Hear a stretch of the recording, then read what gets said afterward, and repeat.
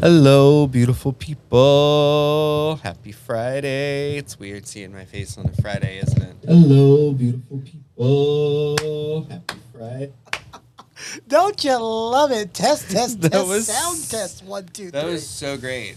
Hey, Oh, I can't. Oh, I can't hear you. You can't hear who? I can't hear you Why can't you hear me? through You the can hear me headphones. right here, can't you? I can. I can. Well, that could be a problem. That could be a problem. Yeah, because I don't hear That you. could be a problem. Still can't don't hear hear it anything? through my headphones. Nope. Okay, everybody, we're doing sound check. Sound check. This is why we do Let's this. We're see. early. This is why we're That's doing why this. we're in 18 minutes early. I mean, 12 minutes. There's that Florida math coming out The again. child that got left behind. Hey, hey, hey. Florida left a Do it. lot of children behind. Okay, they were like arithmetic. Okay, let's make sure that we can hear you. Let's see. Okay, they were like arithmetic. Yeah. Okay, yeah.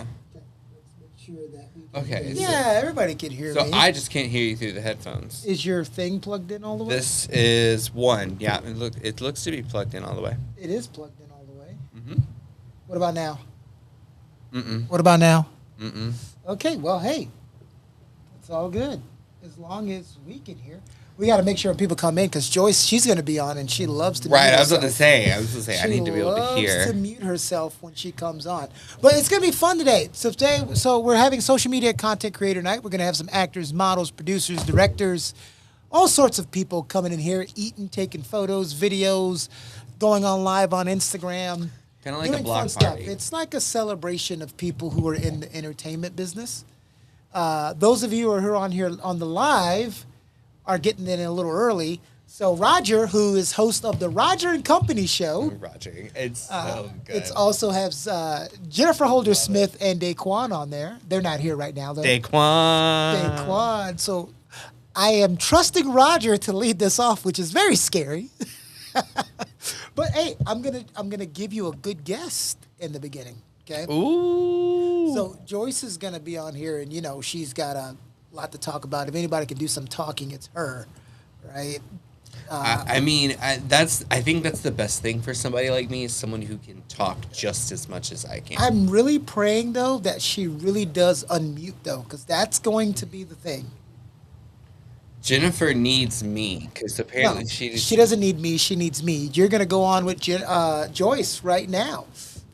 Joyce. Hi, hold on. Oh no, I can't hear Joyce through Can you here. hold on? Heard.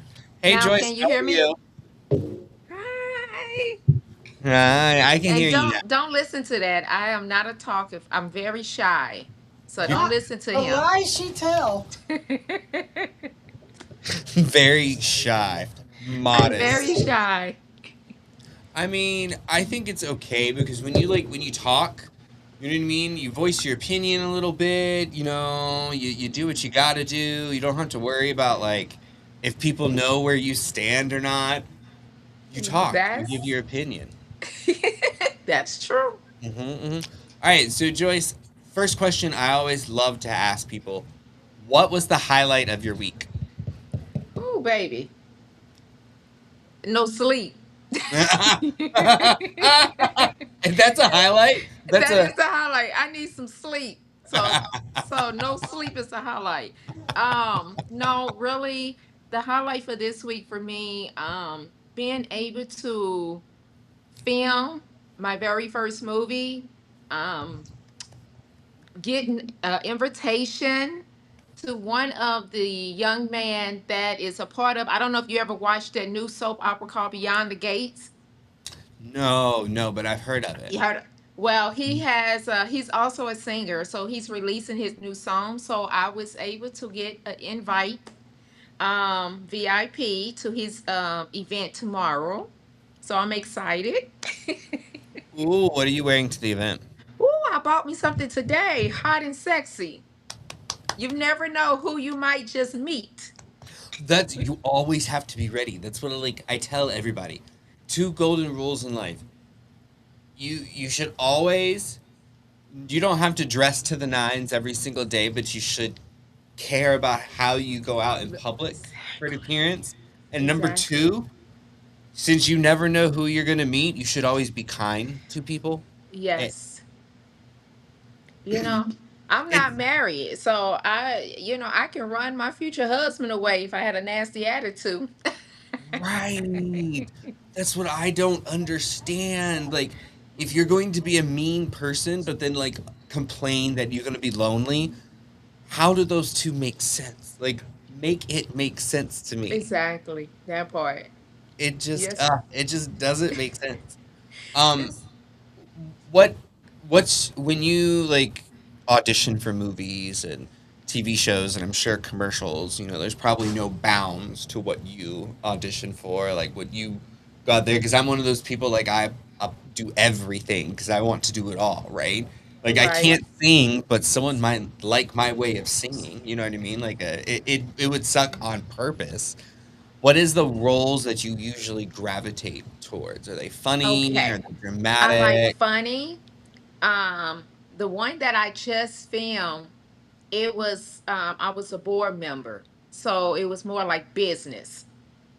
So I like that because people call me bossy anyway, but I'm not bossy. I'm not bossy. But I would love to, I'm a breast cancer survivor. So I would love to do a movie with playing a role with having breast cancer or whatever. Um a wife. Ooh. I would love to play the role, but there are some restrictions. Oh yeah, now there's restrictions. All these open doors and opportunities. You're like, I'll do this, I'll do that. That's it. I'm Restrictions. okay with looking sexy. I'm okay, but Who I'm doesn't not. want to? I don't want to reveal everything. I see, I see. You want to keep it like close. You know what I mean? Exactly. Like there's only certain people that are gonna do that. There you go. Exactly. So Ah, now, and I did film my very first commercial in May. No, was it in June? June of this year, which was in Knoxville, Alabama, ooh, how at is their that? casino, Where are you located at, Joyce? Where is St. Louis, home? Missouri. Well, right now I just moved to Atlanta June the 12th of this year, but I'm original from St. Louis, Missouri. I love Atlanta. Where are you from? So I'm located here in Raleigh. I'm originally from Greenville, South Carolina. Okay. So yeah, so I love Atlanta. Like I was just in Atlanta back at the beginning of March.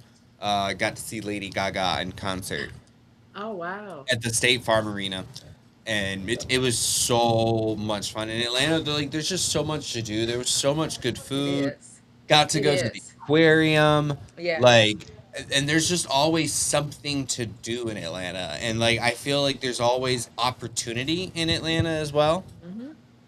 It Like is. for anyone's career, doing Hmm. almost anything. I always say Atlanta is another Hollywood. It's another Hollywood.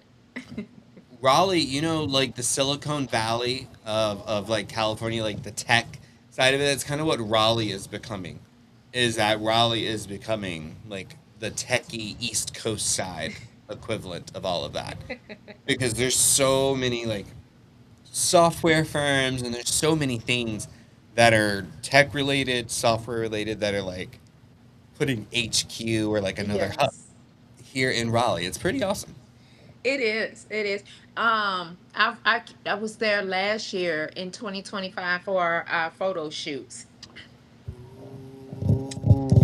and Ooh. so I don't think you was there. You wasn't there. No. Maybe. I mean, it's funny because this time last year I had like long brown hair and it was it's all gone now, so like I looked slightly different. So I could have been. It either would have been in like April or October, right? It was in May of May. last year. Yeah, so maybe it's like two ships in the night. I came right before you or either right after you, one of the two. So you said your hair was brown? Mm-hmm. Mm-hmm. Okay. Mm-hmm. Yeah, it was long brown pompadour style. Is there any juice? I'm thirsty. I will get you some juice. You don't have to tell the public that I'm dehydrated here. I mean, Okay. it's nice to know, let somebody know just in case something happens to me, they might be concerned. Nothing can Okay. happen to you today. You're not allowed. You're not allowed to be sick. Okay. Wild. Oh man. Wild. Aaliyah, and forgive me if I mispronounce your name. She says, "Hey guys, we also have these are." That is a very long name, but her name is with beauty. She says, "Hello, fam." Hello, fam. Hi, Hey, fam. beauty. Hey, Veronica fam. Alejandro Hi. says, "Hello, hey Veronica, what's Veronica. going on here?" Well, Okay, we're about okay. to have fun. So I saw That's what we're having. That's the spot to have I it. saw like the first like 10, 15 minutes of an episode of Love Island. And I was perplexed that the young lady missing a leg's name was Beatrice. And I was like, Why were you perplexed? Oh my God, is there a joke coming? no, no, Oh it my was just God. Beatrice for a 20-something-year-old. Well, parents are doing this thing where they're naming their kids old names. If I meet one more 8-year-old named Alice, I'm going to scream. Alice? Yeah. Why are we naming our child Alice if she's born Well, 5 years I'd ago? rather for them to name them Alice than Shanae or No, well, Shanae is still old because Shanae. that's back in the 90s. That's still Shanae. old, and no one's naming their kid Shanae. Shanae. Stop it. Hey, Stop it. queen. Come have a seat. Who's that? Who just came in? Jennifer just came Jennifer. in. Hi, Hey. Jennifer. What's going on with Hey, you? Hi, not too hello. I'm much. talking to Joyce. Hi, Joyce. Hi, Jennifer. How are you? I'm wonderful in yourself. I'm doing good. Awesome. You got the double J's here. You got Joyce and Jennifer. Joyce How are I you, and how are you know. Jennifer. gonna We how are are you gonna special. contain yourself there, Roger? It reminds me of an anime. Their name is Jujutsu Kaisen, and Mhm. their initials are JJK, but instead of JJK, it's JJR because it's Joyce Jennifer Roger. If you've ever Oh, met Joyce before, her and Jennifer, that would be a good little singing duo. A little Me and singing Joyce group. were oh, just discussing if we met each other last year when No, she was. he wasn't at the photo shoot, right? Last year in May. I don't know what goes on in Roger's life. And I'm talking about at our photo shoot that I we don't had know. last year. I don't I think he don't was know. there So last year. you know how We you count the do. years as BC and AD? You I don't count keep up. Roger's life as before that crap he had on his head called hair and after. So he had this really terrible toupee looking That's thing so wild.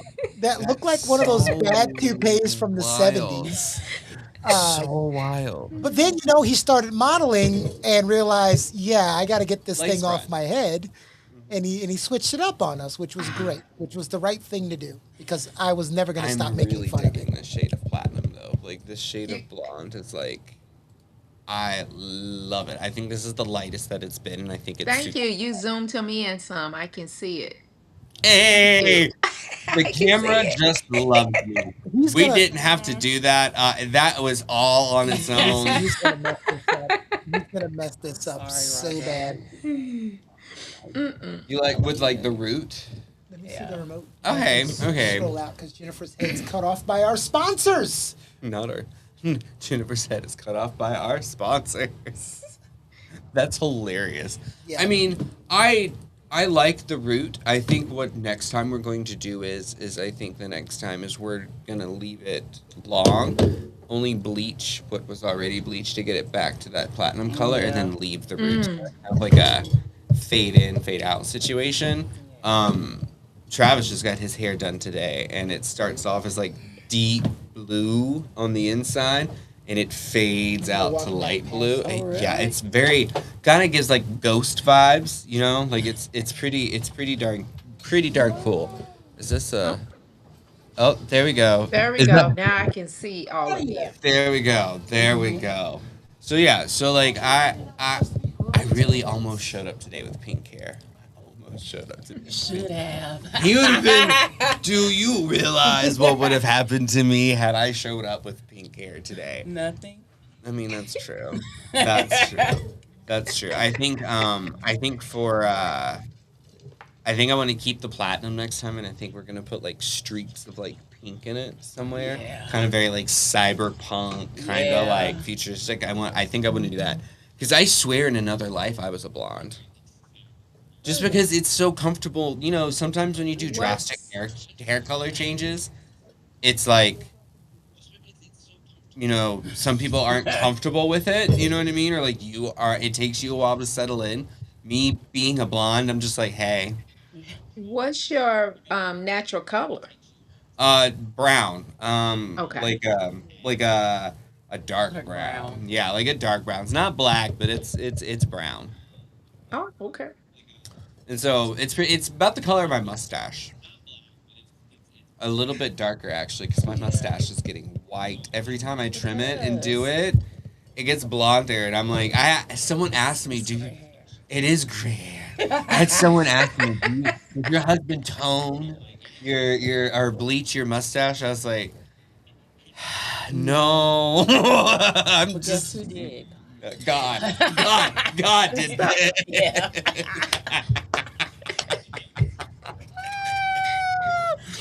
Oh God. Jennifer, He gives his lucky toughest battles you. to the strongest Warriors, warrior. yes. You. So, how is everything going?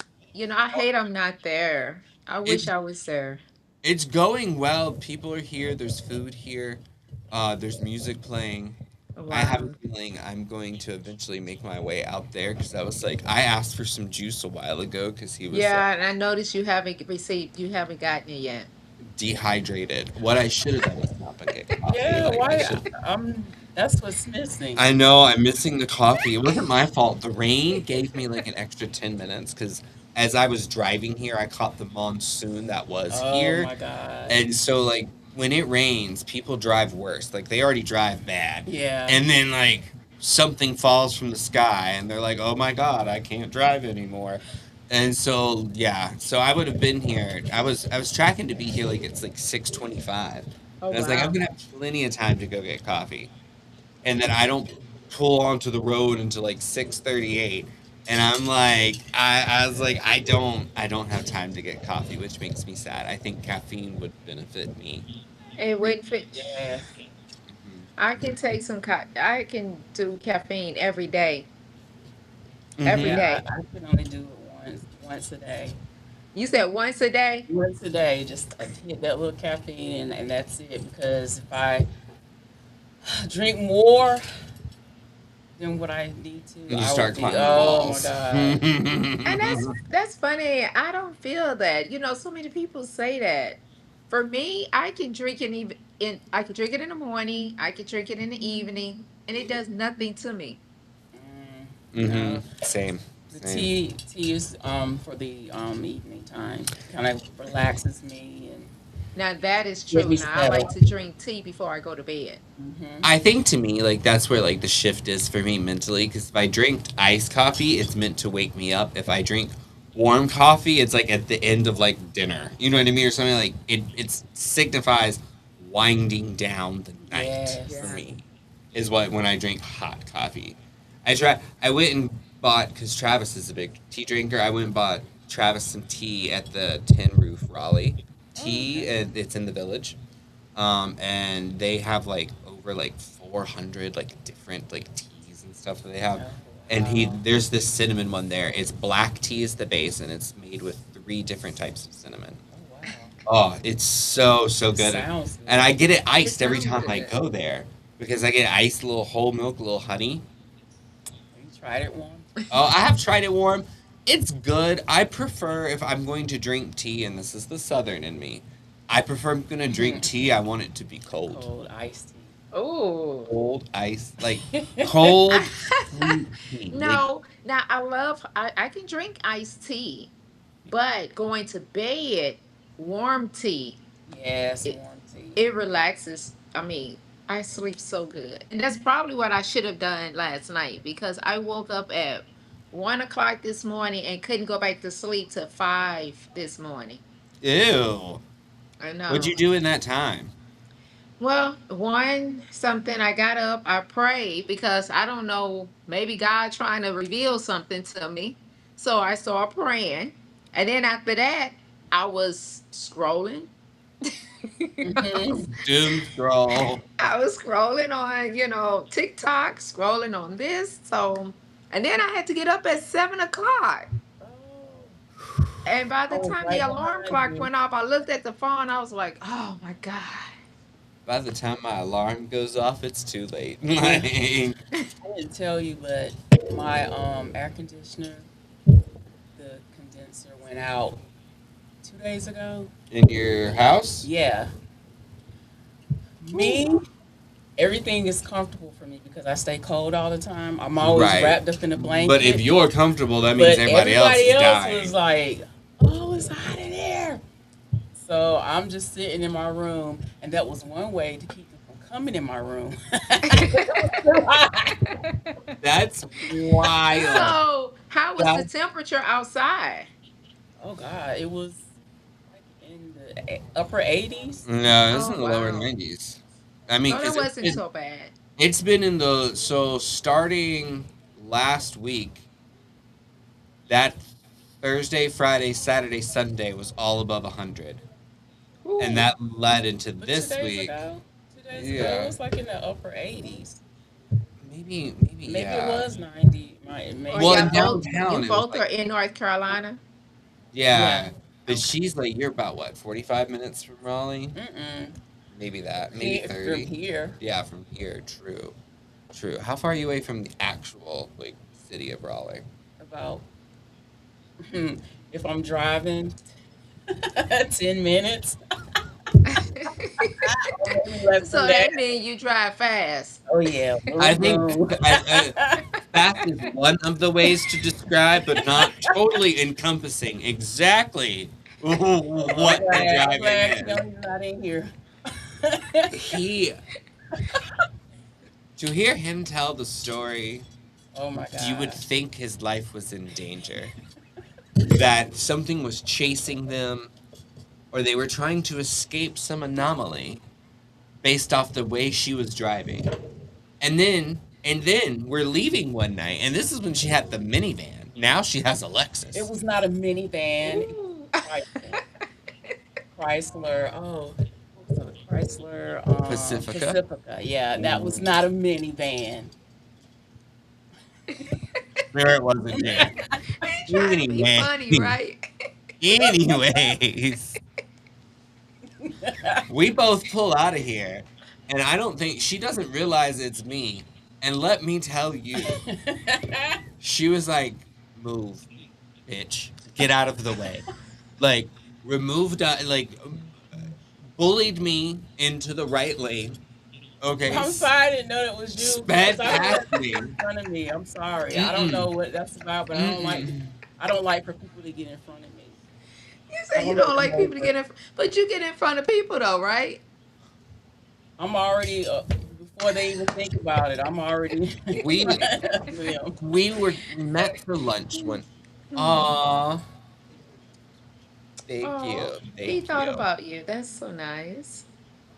Yeah, so like we were first time meeting for lunch at Cheesecake Factory. We agreed on 12:15, 12:30, Maybe. maybe. It was irrelevant regardless. Cuz I text her at 11:45 and tell her I'll probably be there a little bit early because I'm about to leave and it takes me about 15, 20 minutes to get there. Right. And she goes, "I've been here for 15 minutes." See, you like me, just you like me. I'm Mhm. early. Mhm. I'm early. There's a difference between being early and then, I No, want to no, I get my don't know. parking space, and then I want to be able I to don't do know. other things before it's time to get down to See, business. I was early even when I logged on here. I'm early. When I Yeah, used to yeah, do because I heard you when I the was whole doing time the talking. going to John Casablanca to school, even Steve, he could tell you I was always at least 10 minutes early logging See, in. Yes, I did. I did that too. See, 10 minutes is great because that's how I was also taught in the service industry. You show up 15 minutes before your shift actually starts so you can take over if there's a table there.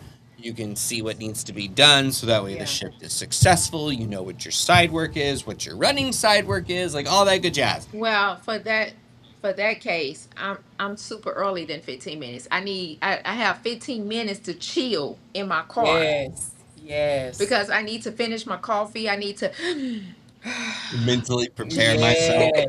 Especially for and work. then the other 15 minutes early is going in and doing whatever needs to be done. Yes, exactly. See, I'm grateful that I work remote. So, like, I wake up 30 minutes before I need to log on, I can believe that. feed Well, I the do both. animals. You do, you do, you So do. I work from home for 3 days and I work in the office 2 days. So I'm up at 5. I get to the office about 6:30. I don't start working till 7, but I just need that See, that's that me. Now, time. let me Hmm. ask you this. Even working from home, because I have worked from home, but right now I work in the medical field, so I do a Uh-huh. lot of house visits and hospice cases and etc. But when I used to work from home, I still would get up early. Yes, I still do. You see, See, for me, it's like because the first hour of my day is like I call it my focus time. So Hmm. the first hour of my day is just me chilling, like me like reading my emails, catching up on like whatever missed messages or communication that I need to have or like read. Because I am grateful the company I work for is like half European, so like there's work is constantly happening. Right. So like I have updates as soon as I wake up. But in that times when I take the time to make my coffee, which is some iced coffee with some cream in it. Not a big deal. Shake it up. It's so great. Or I have a frother to make like cold foam. Perfect. Um, I'm gonna get an ice maker to make coffee ice cubes. Hmm. Really. I mean, I have the experience. I work from home. Might as well just enjoy myself, right? Okay. It's the small things. I don't want to be a millionaire. Just give me my iced coffee cube. so do Good. you still leave your PJs on? No, I do because we're on camera a lot. Yeah. So like Oh, I do, like I wake up, brush my teeth, wash my face, you know what I mean, moisturize, put on a presentable shirt. Usually it is basketball shorts or like sweatpants as the bottom, but like they usually only see from like waist up. right. So Because our my boss, well, management, they expect us to turn on our cameras because a lot of people when they do Zoom, they don't turn their cameras on. But now it's like, no, you have to turn your cameras on. So and me Well, being the extrovert that I am, I really don't care. Like the worst you're gonna see is like me, like I have it's made by Free the Sheep. It's called like a wizard's hoodie. And what hmm. it is it's like a big old snuggie and it has a wizard's hood to it. So like during the winter, they're gonna be seeing a lot of that because it's so comfy and it's weighted, so it's like great for the anxiety. But like I don't mind it. I used to be against the whole like on camera thing, but now I'm like meh, meh, man. we have someone else new on here. Hi. Hi, Oh how hi, are you? hello. What's your name? I'm Stacy, the Black Feather Intuitive. How you guys Hi, doing? Stacy. Oh hi, Hi, Stacy. Stacy. What's going on in here? Oh, shenanigans and whatnot. Hmm. Here you talking about your morning routine and the extroversion and being on camera and all that fun stuff. I can relate. I'm always on camera because I do all of my stuff remotely. So if I'm not creating content, I'm on camera with clients and it stresses me right the fark out. Thank God for I have to say about that. I mean, I that's the thing. Like, I don't. I it remote work is one of those things where I'm like, being able to collaborate and being able to just like see each other, Yeah. like the same things happen that if you were to do it all in person or like be in the office. I'm like, if you can remote work, I highly like suggest like I'm like I don't understand why most people who if it's a job that can be done remotely, why don't you do it remotely? Like you don't have to pay for an Well, you office. know Like what? AI is going to take over everything in a minute. I don't want to speak it, but I saw on the news where the AI is operating an airplane. Yeah, I and wouldn't the trust that. trucks too. Yeah. And he said, and it was, they had one of the news reporter on there with one of the workers. And I said, they said the only problem is trying to get a lot of people to get on that flight. They Yeah. Mm-hmm. haven't made it, permanent. It's just something they trying out. Well, and that's They the would, thing. I wouldn't have to fly. I won't fly. Would you exactly? I wouldn't either. I wouldn't. I don't No, even trust the Waymo, like like the Uber the that. Uber, the Oh my driverless God. Ubers. Yeah, I saw Yes. those when I went Yes. when I was in Not even California. just the Uber. You got the cars. My cousin was in Dallas and she took a picture of a car driving and with no one in it. Mm-hmm. Yeah, that's the Waymos. I'm out in Arizona, and we have them all over the place here in Phoenix. And I have yet to take one. I'm all about like early adapting and technology and all the rest of it, but there are still major problems that they haven't worked out. Yeah. But they, Yeah. like where they all start to congregate in one area and then they lock you in and you can't get out of the car and stuff. Like, who knows what the hell Yeah. AI is going to do because it's Yeah. programming people. But So then thinking about the insurance, because they claim it's safe, but what if something did happen? yeah, Would Yes. my insurance pay me? Would I have to be responsible for it? that's a good point. I don't Yeah. You Yeah. know? see that. I think Yeah, you and like the company itself. to me, like I think is coming from somebody whose job like uses AI to make their job like easier to do, so that way it's scalable. It's different when it comes to a job that should not be done by a computer that a human should still do. Sure, give them the AI tools to make the job easier to do or to be better at it because that's what it's supposed to do. It's supposed to be like a proactive versus a reactive situation. So that way it can improve that. But we're leaning too heavily on it taking place of things versus being a tool in the tool belt. Yeah. Yeah. Like Pizza Hut Corp enforced all their Pizza Hut franchisees to like pay for and train themselves and adapt or implement rather Mm-hmm. this AI program that was supposed to like streamline a bunch of things, inventory, deliveries, pickup times. It was supposed to be reactive, all that. Now it's cost them over like $500 million. So the Wow. Pizza Hut franchisees are suing Pizza Hut Corp for making them do that because Wow. they didn't believe in it to begin with. Oh So I wow. think there is starting to be a lot of pushback that we don't know about because we're just now seeing the fallout of people being the early adopters of going too far Yeah. with it Right. and it taking place of things versus being a tool to be Yeah. used. No, I Wow. agree with that fully. I was actually I use AI all the time in my business for like research and things like that, so that I have a little bit of information. I do a lot of true crime readings and things like that. And so what I'll do is get ChatGPT basically to gather the information on the case so that I know what questions I need to read on. And just the other day, I was asking them to get me some information on the Nolan Wells case that is happening right now in Mississippi, and I wanted to know about it. Well, I heard his name as Noah, and I put in Noah Xavier Wells because I thought that was what his name was, and his name is Nolan Wells. And ChatGPT didn't correct it, and so all of the work that I did was connected to this other person, and I was like, thank goodness I know enough to actually double check. And that's like the idea of it is again is like even with like a very simple misunderstanding that was because that happens a lot. Mm-hmm. Like a very simple misunderstanding. If a human would have not been involved, that would have made no sense. The story would have been, not credible. It Mm-hmm. would have hurt you as a source of truth, right? Yes. Yeah. Right. As someone who is like who is known for like the honesty and like being transparent, it would not have done well. And it's things Correct. like that that make you like step back and be like, okay, Yeah. again, this is why AI is a tool, not a Yeah. replacement. Cool. Replacement. That's Right. that's it. And I don't know why, because I even going to the restaurant and I was pulling up to Wendy's and I was talking to an AI. And so to Damn. place my order, and I said, no, no, I changed my mind. Well, that's the problem. AI can't comprehend when I say I changed my mind. Ah, So, Right.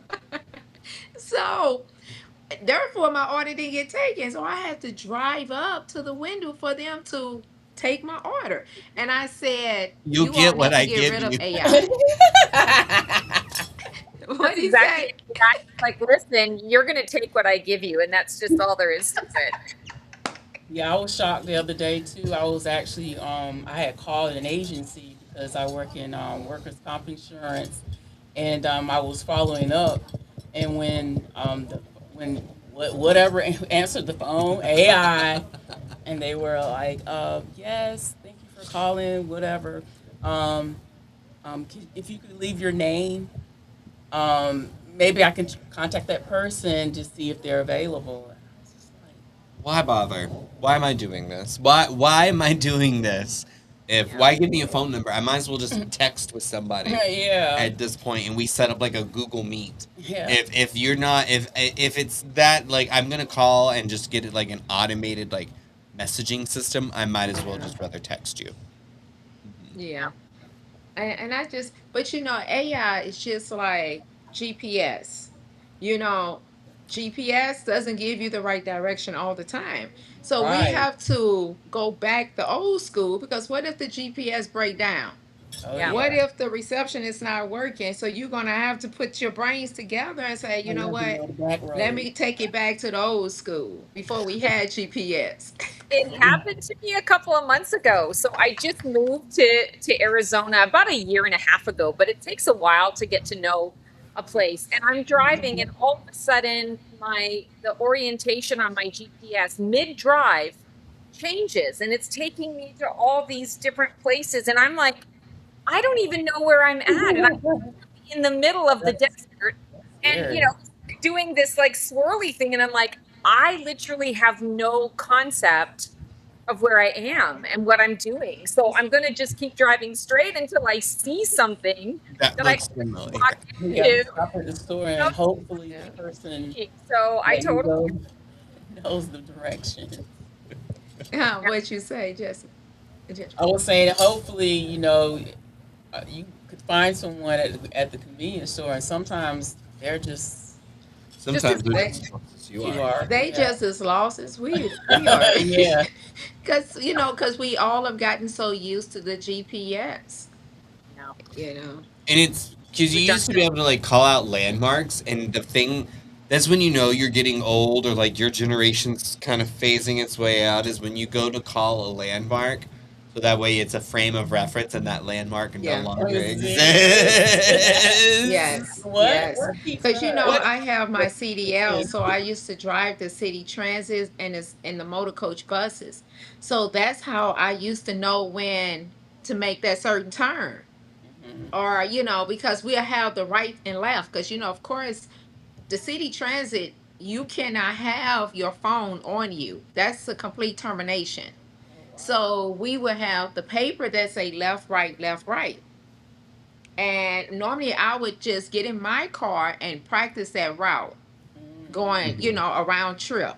And then that way when I get in the bus, and then if I know it's a McDonald's, I'll put on my paper, right turn where the McDonald's at. Now, if that McDonald's is not there anymore, but by then I would know the route, so it wouldn't Yeah. matter. That's a good thing. It's Yeah. it's a Long John You never Silver's know. Yeah. now. So, Or a coffee Joyce, I shop. have a dumb question. When you say that you were taking the city, what do you mean they wouldn't allow you to have a phone? Oh no! See, the city transit, that's all over, even where you are. I'm from St. Louis, Missouri, so I drove the city transit for 13 years, and one of our main boss, matter of fact, moved to Arizona, and she Mm. worked for the city transit. Well, the state, we cannot have a cell phone, an Apple Watch, a smartwatch, a Bluetooth, or nothing in your ear while you sitting at that driver's seat. Oh, I see. Okay, I thought you meant like no one was allowed to go on there with a phone. Oh I'm no, like, it was the drivers. So, and we had drivers, we had passengers that know the job better than the drivers. And if right, they would tell, they can tell if a driver was talking and they reported a driver talking on his Apple Watch, they'll pull the camera, they saw it, and that was a termination. Snitches. wow. Oh And that's the no. union job. So they'll Snitches. fight for everything Snitches. except Hi, we're in here talking. the What are you phone. Hi. talking Hello. about? Great Uh, Yeah. voice. we're talking about Joyce and how when she used to drive for the public Joyce is transportation, still here? Joyce is Yes. still here. Stacy's here now too. Yes. Stacy, oh, Um, Stacy's here. I gotta come in here. Stacy's here. And mhm. oh, Yeah. look, that's a beautiful backdrop, guys. It Yeah, Oh, is. is bring Stacy in. Yeah, great. I'm gonna bring We her in. Well, talking they to can't do Stacy. that from their seats. They need the producer to do it. So I will be back in a hot flash.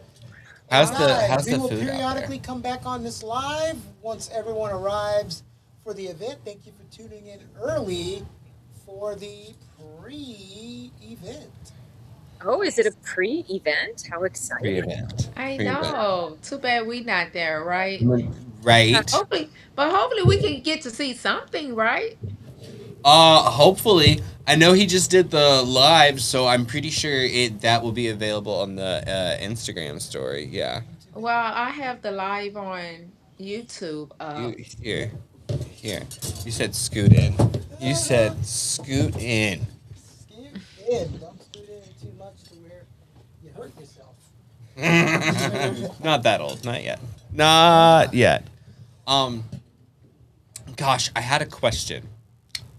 I had a question and now it's gone. So you were You the one talking that won that $6 million in Orlando. I mean, Fort Lauderdale. Let's catch up on the crazy. comments that we've That would be missed. Aliyah says, I'm out here. All right. Is she in the parking lot? Because I wonder if she's looking I'm out for. here. She said she's Is out of it Tony Hinchcliffe? Oh, who is that in a reference to? I don't know. I That's hope a it's not. that's a strong name you got there, Tony. A strong name. We've got Ludacris has it. I haven't been in the room, so I don't know what Ludicrous. some of these are for. Jay Williams says, I'll be number one. That was 18 minutes ago, so I don't know what he was referring to. Uh, oh, I get it. You got to pay to be one. You got to pay to be one what? What's he? I missed that part of the Scott. What are we paying for? I don't know. I don't know. There was nothing being offered. There was no services being offered on this good episode. Well, here is a good. I'm going to go to single screen for a second. We're going to talk because we got to also plug our sponsors out here real quick. So, the Casting Depot, Sip and Spice, who provided the majority of the food, the Black Feather Intuitive, and Rock Groove and Jam. Speaking of the Black Feather Intuitive, she's here, as you guys told me, and I should have known that because I've been picking up a little bit on her psychic vibes. Not her So, psychic vibes. I've I picked love up a that. little bit. And you know what? Since Joyce is in here, do you think we can talk the Black Feather Intuitive into giving her a reading? Do you like readings, Joyce? Well, no. It's not a reading for me. I'm not gonna read you because There's reading and there's that's a reading. different type of read. And Stacy, I'm gonna just to let you know, I'm gonna introduce you, but I'm gonna remove your name because we're gonna make these smaller. Your name's gonna take up most of your face, so I will put the names back up in a second. But let's find her favorite color first, which is Roger. Do you know what Stacy's favorite color is? Blue. No, it's not. What blue? How Ah, did Joyce? Joyce got it. Joyce, how did you know that? Maybe she's the psychic. Good, I'm good. I was Let's thinking hear. the same thing. It's it's All all it's always right. like within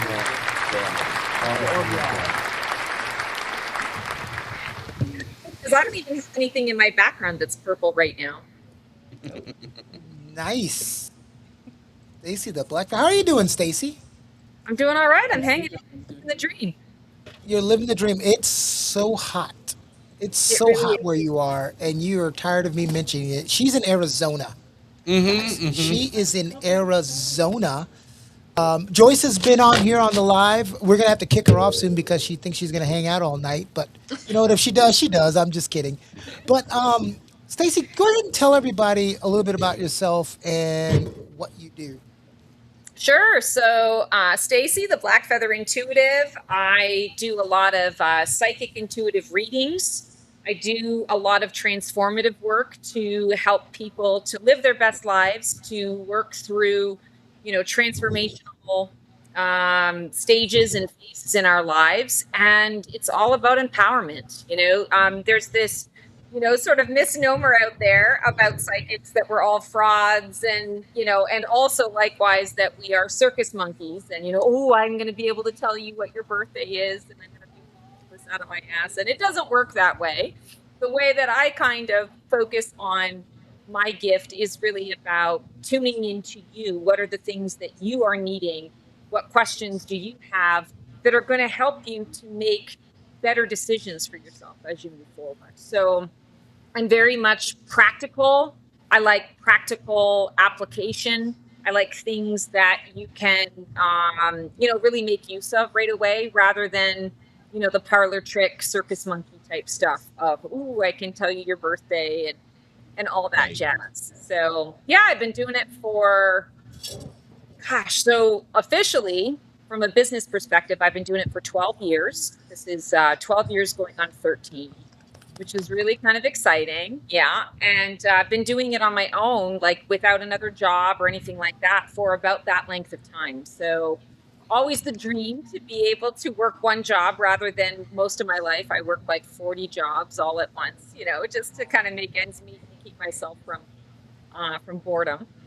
And I'm highly creative as well. So I'm always, creating things and getting my hands in the pie and love food and I love wine. I have a show called Day Drinking and Tarot. It is really fun. And it really talks about, the transformative journey that we are all on because we're always in some kind of, Phoenix journey phase, transformative phase. And yeah, I Well, do content stuff with Keone. So Black Feather Crime stuff. Gosh, what else do we do? Black Feather Reacts, where he pulls up different things and has me react to them because I live under a rock, so I never pop culture. I have a Dear Democracy channel. I'm very, very involved in political things and pretty upset about what's going on right now. So using my voice to kind of help out there, and yeah, so that's me. That was a pretty good. I like the elevator pitch. Like it was very very good. I think two things. One, what made you realize that you knew that you could do this for, I say a living, but it's one of those things when people tell you that you love what you do, you don't work a day in your life type of situation. Yeah. So like my thought process is how when did you know and how did you like come to that conclusion?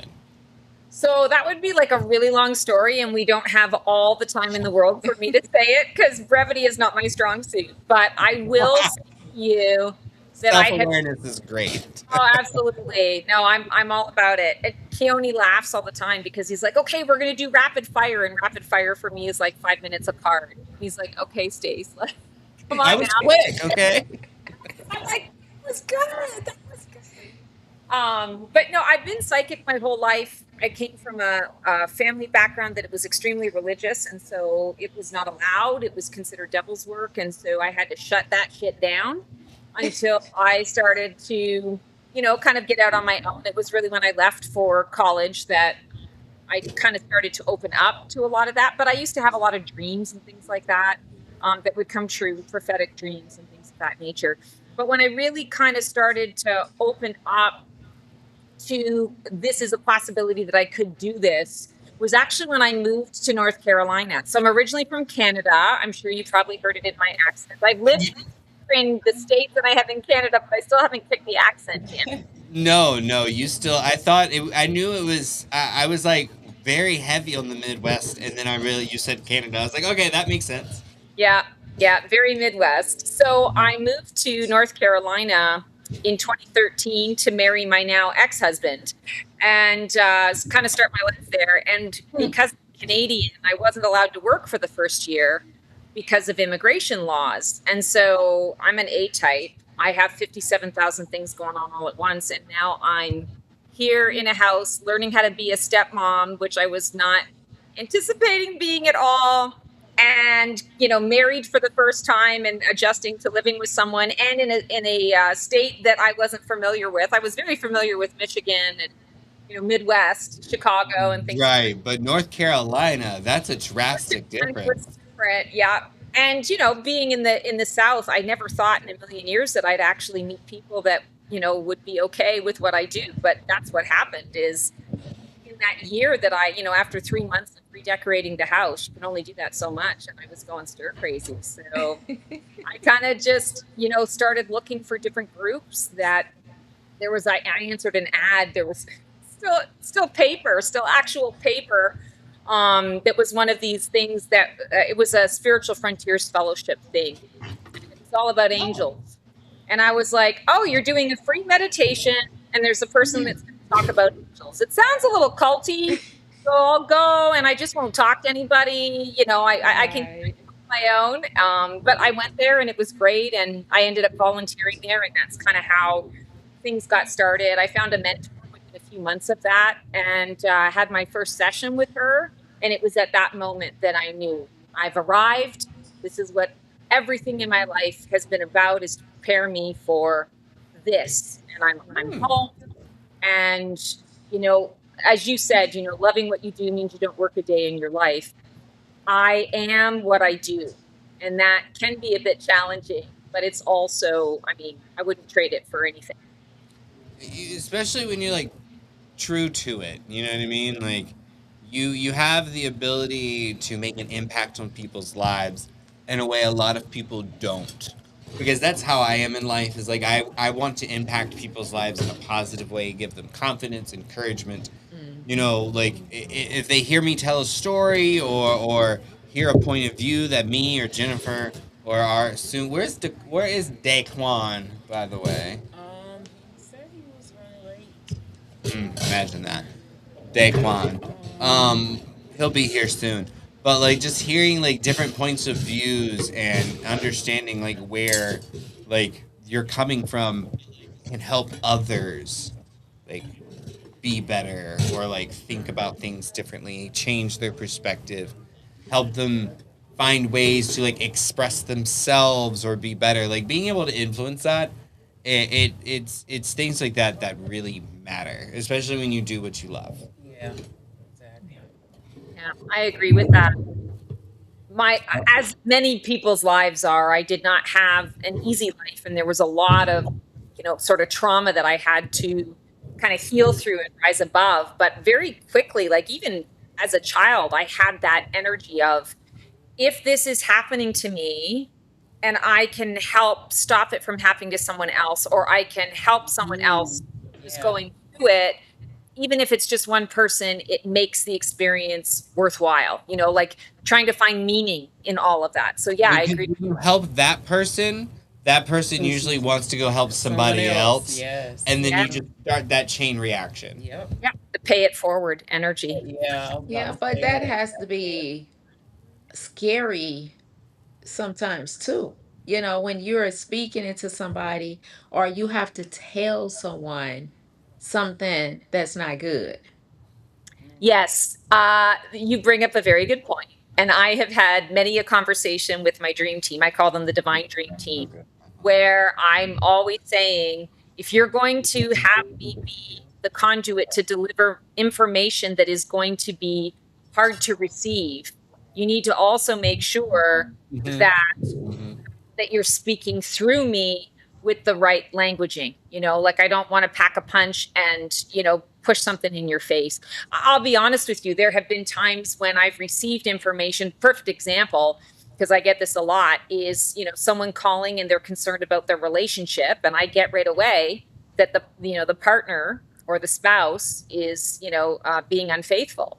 And sometimes they're calling because they want to know that, And I get that sense right away that, okay, I'm going to ease into this, but I'm going to let them know that this is kind of what I'm seeing.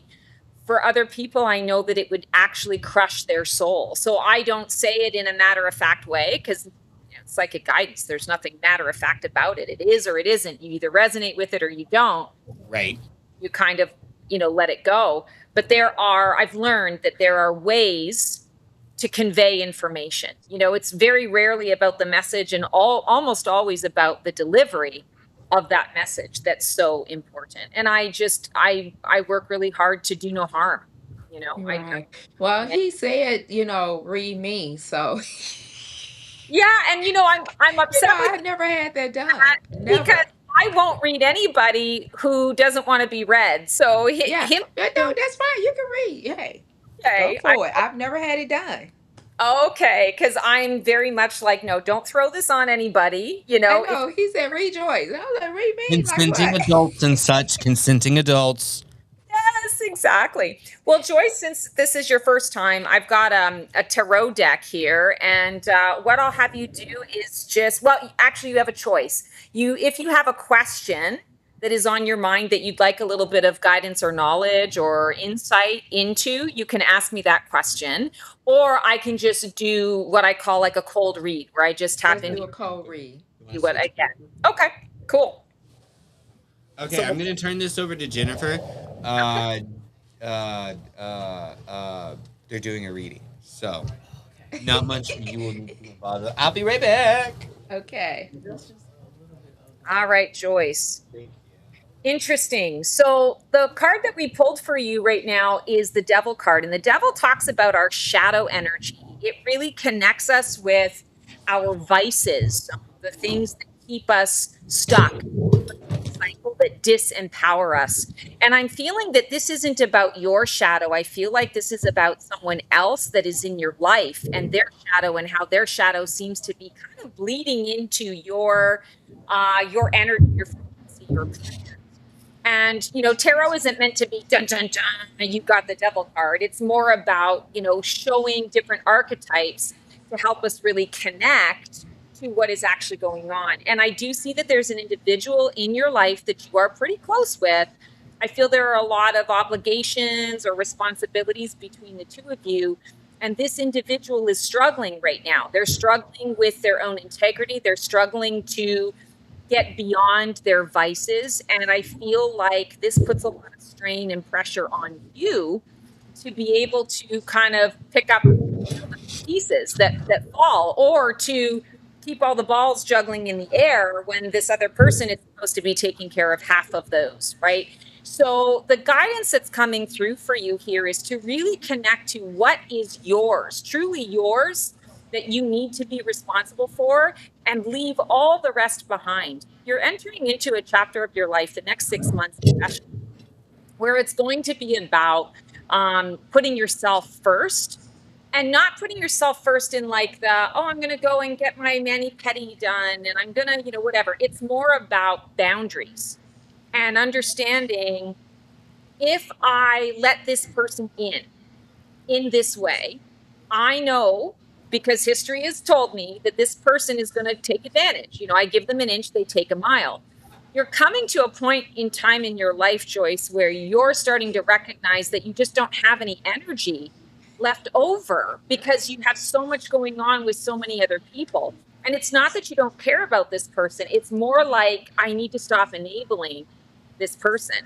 This person now needs to take responsibility and accountability for their own actions and their own choices. You can still be there to hold their hand as they're going through the process, but it's not something that you're supposed to continue to do for them. And I'm seeing that the next 6 months, you're going to have a number of different people, strangers and friends alike, where you're going to have these just random moments, and you're going to feel like, whatever your version of source is, you're just going to have that moment where you realize this was synchronistic. Like, I was meant to have this conversation with this stranger in the grocery store, and I can feel that it made a difference. And I was meant to run into the old friend and have to have an uncomfortable conversation, because it's all about practicing your boundaries and shaking this person out of their stupor by not enabling their behavior. So I don't know if that resonates or makes any sense at all, but that's what I'm kind of getting just as a cold read for you. Yeah, yeah. That Can I go um next? that has been something I've been working on. But one of the person, it was my son, and he lived in Orlando. And I left Orlando in March of this year to go to St. Louis to help out with my granddaughter. But I said I need to let him grow up because he's Mhm. 26, and I need to let his hands go because it has been so overwhelming and stressful. Mhm. Yeah. Oh, yeah. And so, and I felt more at peace. And when I left St. Louis from helping my daughter, I'm in Atlanta now, so that's where I live at. But that was the intention, to leave Orlando to move here. Mhm. And that is exactly what I had. And then it was so funny because I sent him a message like a few months ago saying, "Look, I have to let your hands go. It's Yeah. time for you to get it, to grip it, Yeah. and that is true. And now it's about me because I've been doing acting. I filmed my first commercial. I did my first movie. I've been doing a lot of audition for other movies, so it's about me now. Yeah. Yeah. So you're right. Yeah. No, that's amazing. And this is an important message for you to to understand that your son is still going to step into his devil side, his shadow side. And when he makes choices that he's having a difficult time owning, he's always going to run back home to mama.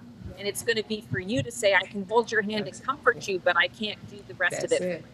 That's Right. it. Thank you. Yeah, absolutely. Well, now you've had your first reading. Yes, I did. Look, Is it she ready. is She's it ready for Jennifer? hers. Mhm. Is your name Jennifer? It is. Great. So you have two choices, Jennifer. If you have a specific question or something that you'd like some guidance or insight on, you can ask me the question directly, or I can just tune in and just kind of give what I call a cold reading. So I just kind of tap your energy and give you whatever comes through. I'm going to go with option number two. Okay. Sounds good. Okay. So I'll pull a card here and see what's coming through for you. You're struggling to find a semblance of peace and order that feels right and normal for you. You've gone through quite a bit of a shakeup, I feel, in the last 3 to 4 months. Hmm. And I'm feeling like your challenge is that you keep applying old ways of trying to get your peace to this new version of you. It's like you're still kind of clinging to a bit of the past.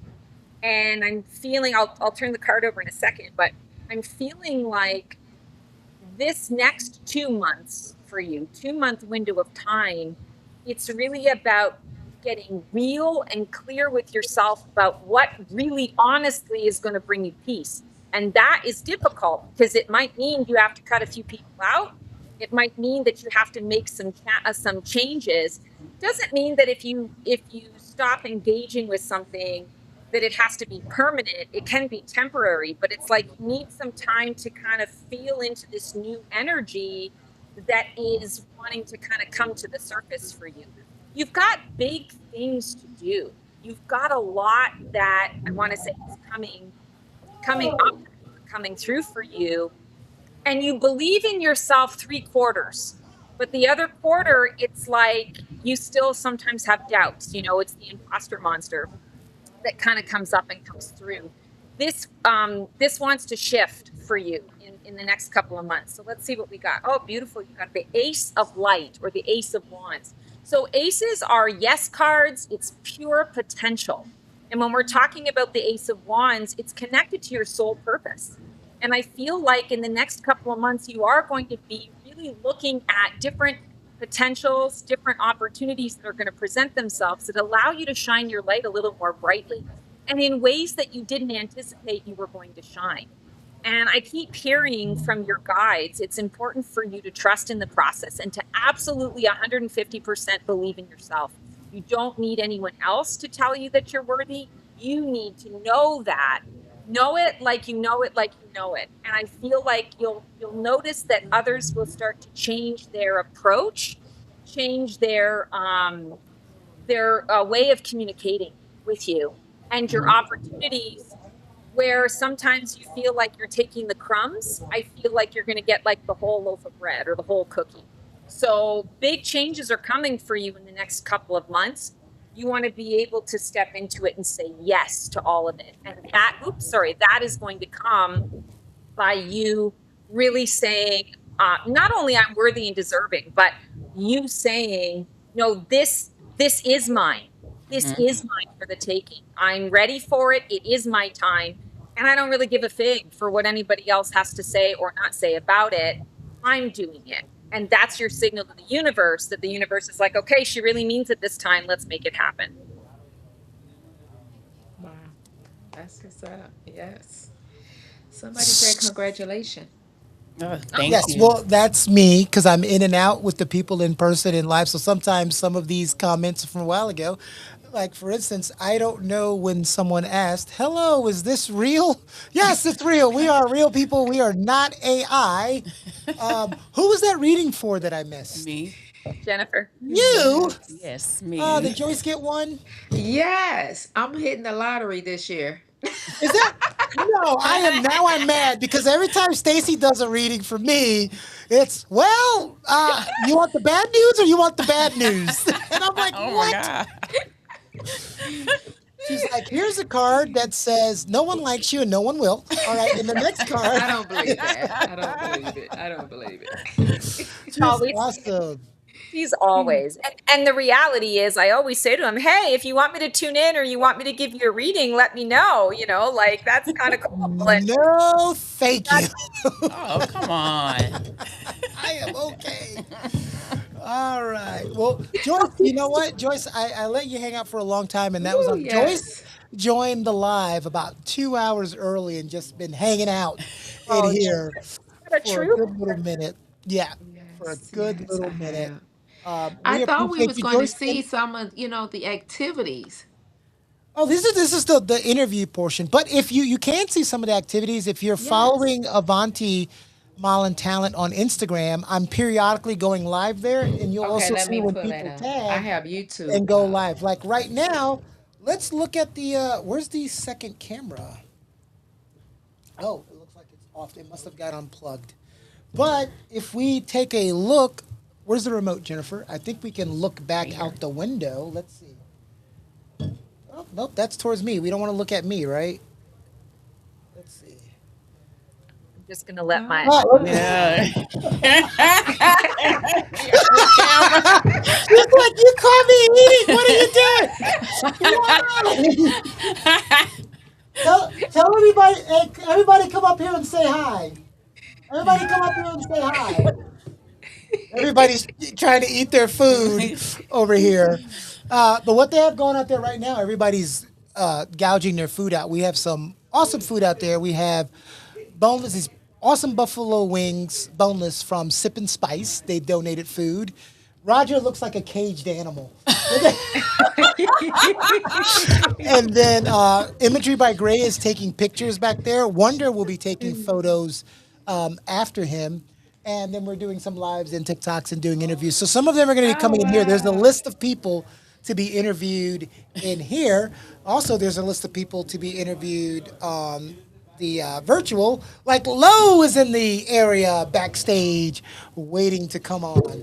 And I know. I want to see some of the Well, interviews so well, I don't have to hello, hello, talk. I just Daquan. want to everyone. How are you listen. doing? We're Ooh, not I in the love middle your of drink. anything. Thank Oh, okay, okay. you. I didn't know. I Then was not Lou's looking taking a again. picture. She doesn't even, she thinks it's not see through.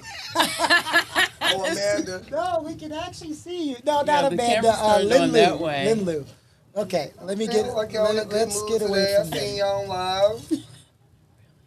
Now let's go back this way. It's always hard to turn the camera when you're facing the opposite direction. How are you, Daquan? I'm doing great. How about y'all? I got hemmed We're up at work, doing but I'm awesome. That's better. okay. That's okay. Being hemmed up at work is not a bad thing. At least you're out there doing something, right? Yes, And not borrowing yes. money from me. So that's always good. It's always a good thing. Daquan is good that he's here with Jennifer because he's going to be joining the Roger Pack Show. So the Roger Pack Show is changing from the Roger Pack Show with Jennifer Holder Smith to Roger and Company because it's going to have now Jennifer and Daquan. So he'll have melanin on both his sides. I don't know what he's gonna do. Oh my Yes, God. Oreo. Oreo. Oreo. The You know what Oreo. he's messed up like? What? Like he's in like an Old Navy like catalog. He's doing an Old Navy commercial. I Yeah. didn't know, I didn't know Hey, what the vibes he's were. learning. He's learning. He's learning. I was gonna dress, down, but I was But like, let me but try. Joyce on the way out, and Joyce, you can join back at any time, of course. Yeah, just put That me you on the want. side. Get me off But of it. Let me just okay, we'll do watch. that. So that way, when there's a low here, we'll bring you back on. But right now, we're gonna bring Yes. on low here and do some chatting with him and the Yes. Black Feather, and we'll see you in a little bit. Sounds good. Bye, Joyce. It was nice meeting It's you. not Bye. bye. She's not gone Likewise. forever. See you Okay. I'll soon. see you in a few minutes. There we go. Now we've got Mr. Low. Hey, Low, how are you doing?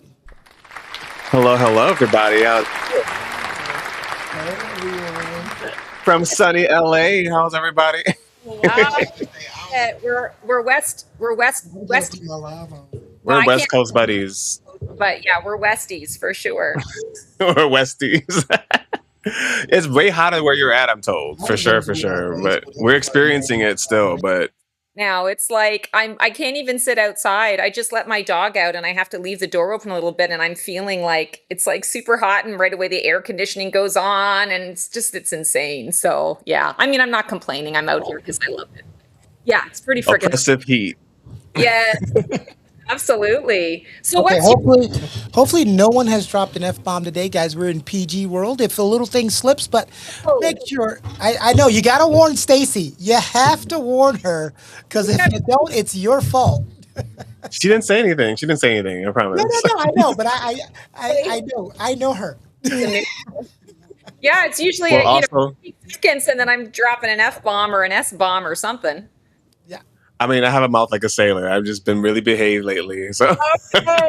Well, you and me both. I feel you on that. 100%. Hello.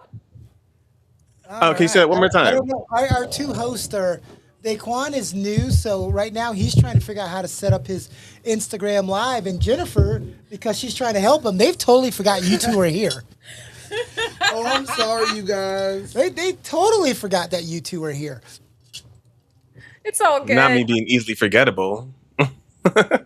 No, y'all not. No, y'all not. The West Coast versus the East Coast. I'm jealous because y'all got all the perfect weather right now. Right, I want to be out there with the palm trees. Yes, that's my favorite tree is a palm tree. That's what I need. Yeah, absolutely. So, Lo, I was asking, what's your story? Okay, what makes low low, huh? Okay. So, I've always wanted to be an entertainer since I can remember. Let's say like 10 years old, 11 years old. And I was very conflicted because I felt like the things that I wanted to do during my time of growing up, I didn't want it to be associated with like my sexual orientation. So I was very what's the word I'm looking for? Um conserved. I didn't want to like be too loud. I didn't want to be too, boisterous or dance or sing or anything, but these are things I wanted to do. But I realized in order for you to do these things, people have to know you do these things. You were So, gatekeeping yourself. You was keeping it low key. that's a good way to think about it, right? Yeah. Very good way to think about it. I then I found a way to record my vocals over tracks I may have heard or instrumentals I grabbed from like famous people, and I was able to record like me singing over them and kind of like just keep them in my computer, and just like listening to it and see how my voice sounds and try to learn that way. I couldn't even dance. I've learned how to do certain dances on YouTube, and I was horrible at it. But I wanted to do these things so much, so I just kept at it, and I think my first real win was when I joined my school's show choir, and they're a competitive show choir, so they travel to different states and challenge other schools for rewards and everything. And it was my first year in there, and I got the best performer award. Yeah, No, because I that think was good, you've been my right? coach before. It was nice. I think I still have. Hold on, actually, I still have the trophy. This is your practice. Get it right. Can't wait Do to you see that. coach, Flo? I definitely lied. This trophy is at my mom's. I have another trophy. Oh, that's That was from something else. But yeah, my mom has it. She ain't letting it go. proud mama. Um, isn't she?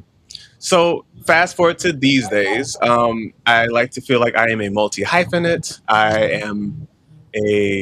I dance, I sing, I have a bunch of music on Apple Music and Spotify. A Okay. couple music videos, even though I don't really care for music videos. I'm the artist who's like, you're just gonna listen to my songs and feel what you gotta feel as opposed to watching me act a fool in front of a camera. Because I don't have a budget. um, Yeah. but and then I also will make video game content. So I enjoy playing video games of different varieties. So I like to see myself as a variety gamer, streamer. So I do a bunch of those. And yeah, What's that's your me. favorite thing you're playing right now? Favorite game I like is it's a new free game called 2XKO. If anybody's like not seen or heard of it, it's a fighting game. I'm not into the League of Legends characters or fan base, but they put them into a fighting game, and it's pretty interesting. If you've seen the show Arcane on Netflix, a lot of them are in it. Oh, it's a good So, show. Great show. isn't it? Great show. Cool. Animations go hard on that. It does. Quick question: do you coach with Avanti? I do, but I'm a missing teacher because I'm always packed and busy. I'm currently No, like you were my choreographing teacher for somebody's before, though. wedding. You was my teacher before. Yes, that's me. I know the glasses make me look different, but that's me. It's That's just me. flappers. I'm like Clark Kent up in here, okay? Okay. I was like, I think that's him. Lo says that's what the difference is. You know, Lo got a little something on the chin now too. Like Lo trying to play. Like there hasn't been a little bit of a transformation. Okay. You see the hair shorter and everything. Like, come on now, Well, yes. got to change it up. Yes, I have. I love it. I Yeah. this turn play game called Divinity. Divinity, what's it called? Eternity, Pillars of Eternity, or something like that. I play it with my Mhm. all the time, and it's just a great opportunity for me to be a witchy elf. My weaponry and my armor, and I love to loot. So I drive my ex nuts when we're playing because he's like, "Do you really have to like everything?" And You I'm have the to loot. Be a loot king. I am such a loot king. Like I love it. It's I mean, because that's why it's what there. in real life, but in the game, I get so excited to like pick up all the gold coins. I'm like the freaking Don't get me started on the game Diablo 4 because that's all I do in that game is loot. And Love Diablo. Love Diablo. I once played it for 16 hours straight. Like I didn't don't even blame you. It is addicting. I streamed it live the other day, just like me. Just yes. And they're doing a really good job of making Diablo 4 more like Diablo 3. And I'm like, good, because Diablo 3 was great. Like, Yes. to slowly incorporating things, but they should have done season 1. But I guess it's better late than never. Yes. you know, Exactly. we can only get what we ask for, and we should only take what we need. And Blizzard was like, "You'll wait, Blizzard, you'll wait." I can't be un-PG, so I'm gonna keep my mouth closed on Blizzard because they pissing me off currently. But we're fine. My very first turn-based game was Divinity, and then I played Divinity Divinity 2 Original Sin. That's the one I'm playing. Original Sin. Yes. Yeah, it's Nice. pretty good. And then I got into Baldur's Gate 3. Ooh. Oh, nice. Really Yeah. good one. Lots of hours lost to that. Like I have about like I'm about 700, 800 hours into Divinity. I mean, into Baldur's Gate 3, because there's just so many storylines and there's so much to do. And it's my favorite thing. I think the longest I've ever played a video game was probably either Elden Ring or Baldur's Gate 3. And I Wow. just played it for like a solid like 12 hours straight, which that may change soon because I've been playing an MMO, which, as we all know, MMOs Which kind of one? Final Fantasy 14. I knew you were gonna say that. I had a feeling. Gave it away. I just kind of know. I'm a Final Fantasy head myself, so I kind of know when somebody's talking about a particular MMO. Love. I main a black mage and a sage, so I'm a DPS and a healer. Mm. And for all for everyone out there that doesn't know what that means, because they're gonna know what DPS means. But yeah, I have. It's been taking over my life a lot because I tried it, didn't like it, but it was like back in like 2021. Yeah. You down. Yeah, because we want you in the middle. Yeah, Oreo. Hey, I know what I was walking in on Not an earlier. Oreo. I was aware. I know my place. That's crazy. I know my place. Are we all in frame? How is that going? Yeah, you guys are in frame We are. from what I see. Ready. Beautiful, but like I didn't like it when I first played it, and then since 2021 they've made a lot of changes to it, and so since then it's just been great. I have thoroughly enjoyed my time playing it, so that's been kind of. I'm happy somebody gets to enjoy it. I have a horror story. Like, No. so me and my partner, we used to play it. We had like a group of friends we would play it with as well. But at one point, money was getting too tight, and my partner couldn't pay for the subscription because it's a subscription-based game. You have to pay a certain thing, I think, every month or something to be able to play. It is. And money was tight and he couldn't afford it, but they had already snatched the money. So he calls them or like communicates with them like, hey, I'm gonna need that back. I didn't approve this Transaction. transaction, or I didn't even get a warning that you guys were gonna be taking it, so I could have like done it ahead of time, but it just got snatched. So they're like, fine, we'll refund you. And they refunded him, and then he goes back to like at one point to see if he can play the game. His entire character is gone. Oh yeah, because they were like, we're gonna. They said if you ain't paying, we about to be taken. I was like, Oh, that's so he had to devastating. start all the way over, and so he was like, I'm not doing it, and so we just fell out the game. I'm happy people are still enjoying it. I mean, it's pretty good. Like there's a lot more players actively playing it because I had to change worlds and stuff. So the world I originated in, like when I first played it back in 2021, was not the world that I picked in 2026. And so it's a lot different because it's a lot more active of a world. So there's a lot more Good. players and there's a lot more like things that You are should being- join the Discord. I had joined a Discord full of my fellow LGBT crew who be playing Final Fantasy 14, and we all took down Odin together one day, and it was really fun. One of my favorite fights. People like it's so crazy how quickly I can nerd out on talking about video games and boss fights because there's something so satisfying about accomplishing it Yeah. and getting like doing the mechanic and like being able to like execute it and like it's so good. Like it's so satisfying. And then you get the You're loot. leaving out the part. You're leaving out the part in which you die like 10 times trying to learn the mechanics. But You're not wrong, okay? But isn't that the learning curve? Isn't that once what- once you get that curve down, you're like, I did it. Let's go. That's Yeah, how it is I too. love that. I almost swore. I lose my stuff when I'm not able to get into the, and I have to, it's like Groundhog Day all the time. Sorry, here I am editing and I can't edit myself. It's Groundhog Day all over the map. And I get frustrated and I kind of toss it away and I don't whatever. And then like I'll pick it up 2 weeks later and there it is. Right. Then it just, I'm like, oh. Mm-hmm. Yeah, you're right. It's very satisfying. mean, Souls games are a little unforgiving. Like usually a lot more unforgiving because, you know, you die to the boss and then you have to run and pick your stuff up. But if you die If you get before hit before you get it, it's done for you. It's it's wraps. done and you've lost all that stuff. Yeah. And there is nothing. You know they can. They hear you. They can hear you. They can hear you. Crazy. She's like, But this is. those games taught me how to let go. Sometimes they teach you a good lesson on how to just let go. All that Oh, yeah. stuff could have been yours, but it's gone, and you won't get it back. Let it go. Yeah, Breathe.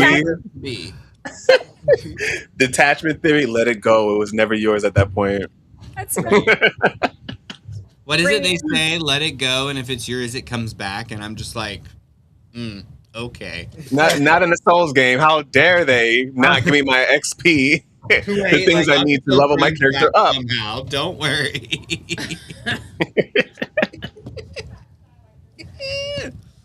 Yeah, all things equal, the let it go philosophy is really great until you're the one who's like, I worked so hard for all of that. I can't believe I have to go back to the beginning. Yeah, that's not Exactly fun. that. Not pleasant. I think you're allowed to like feel it, but at some point, as long as you are feeling it and accepting it, that's okay. But feeling it and then keep thinking that it's not real, like that it's not happening, or like that it's not like this is you got to learn to let go. You can have feelings about letting go, but you have to accept the fact. You have to accept the fact that you have to let go. There's truth to that. To that. It causes me to learn surrender. And that's like a dirty word for me is surrender because I'm such a control freak, A type.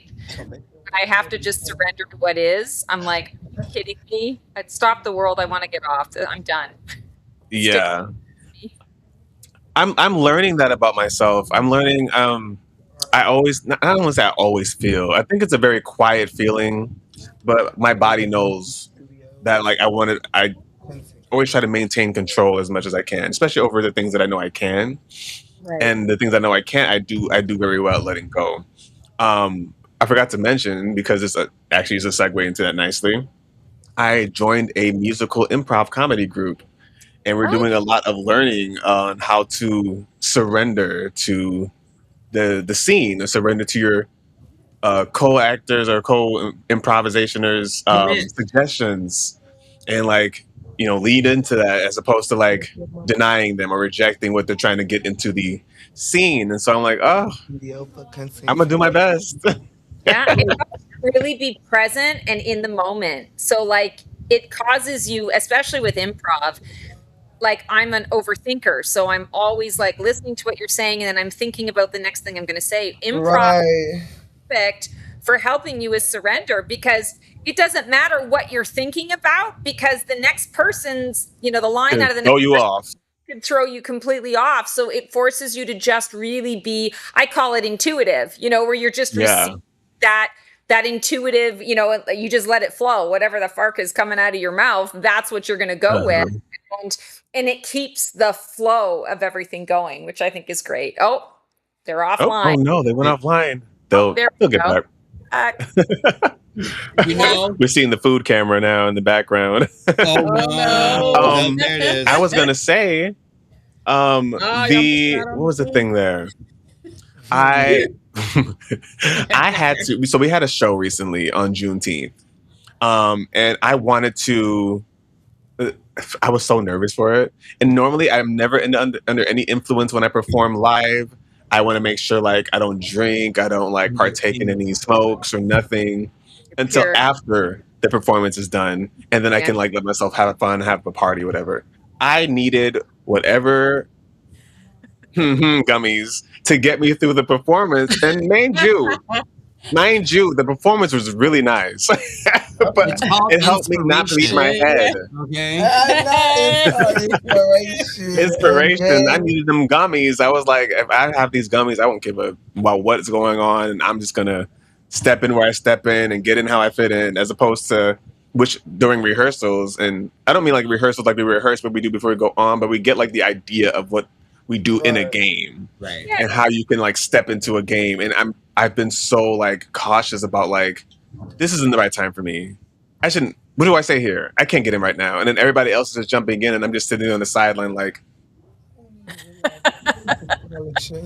this wasn't meant for me. So I'll wait till the next game. I mean, So, You yeah, like, no, we're getting much better now, so it's nice. but No, see, you know that though, and you know, like you like, okay, in order for me to perform the way I need to perform, I need to like let that little like mental blockade go. Like, Turn them off. I hey, gotta turn them off somehow. little gummy friend, help me, Yeah. help me use the 10% of my brain I have. Thanks. A little gummy sometimes friend. you gotta do what you gotta. Yeah, at least it's not, the sniffers. Nobody wants a sniffer, all right? Listen. Everyone has to have a vice, and this is the golden rule. As long Right. as you are not harming yourself or others, and it's not like crack or heroin, you're good. Meth, you're good. Like Everything in don't moderation. right. Yes. As long as it's none of those hardcore things, crazy. But everyone has to have a vice. Everyone has to have something that they do, like exercise, like anything, ingest, Church. whatever, to relax, to let go. They just have to. That's Oh just yeah. how they Yeah. work. Yeah. Keeps us Like all. it really is. Like it keeps us some.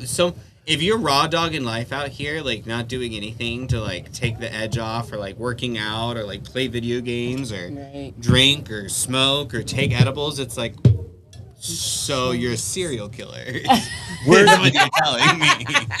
Oh my God. I was like, let's not push biases on people, but also, just, There's no lie. I'm not lying. Like it just, like think about, just think about it. If you meet someone who's like, yeah, I don't drink, I don't smoke, I don't work out, I don't have I any mean, hobbies. I don't have any hobbies. funny thing is, I talk to a lot of What do you do people. in your free time? Ted, what were you saying, Lo? I was gonna say I talk to a lot of people for my day job, and one of the questions I have to ask them is, within the last year, how many times have you used tobacco, or how many times have you used or drink products containing alcohol? And you know how many people are like, no, no, no, I don't ever drink, I never smoked, I never. I was like, I'm not your doctor. You don't have to lie to me. This is for your health. This is your health survey. And if you lie to me now, they're gonna find out. Yeah. They're gonna find out. Too. I'm like, listen, no judgment. Just say what you need to say. Like whatever you got going on, I'm here to help you. So like, All 10 toes. Okay. All God stand forbid up, if all something 10 happens and they have to be on a gurney and they open up your chest and see your black lungs, they're gonna be like, they said they never smoked. Yeah, Liar. exactly. So like they can't help you now. I started yesterday, doctor. Yeah. What was it? 3 Macanudos? Just chain smoke Newports. That's exactly like 3 packs of Newports. Just chain smoke. It's your girl Jennifer. just Just Solomon. Just going live on Oh my god. podcast show. Yeah. So okay, Lo, where are you at? Where are you located? So I am located in Los Angeles, California. Yes, West Coast. Mhm.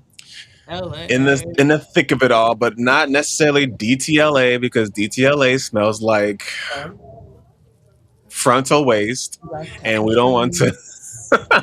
We don't like to travel around there. But they do have really nice areas where you can perform at, so that's always nice. I mean, LA is one of those Right. places where I'm like, I would love to visit. I would love to vacation there. Don't know that I could live there.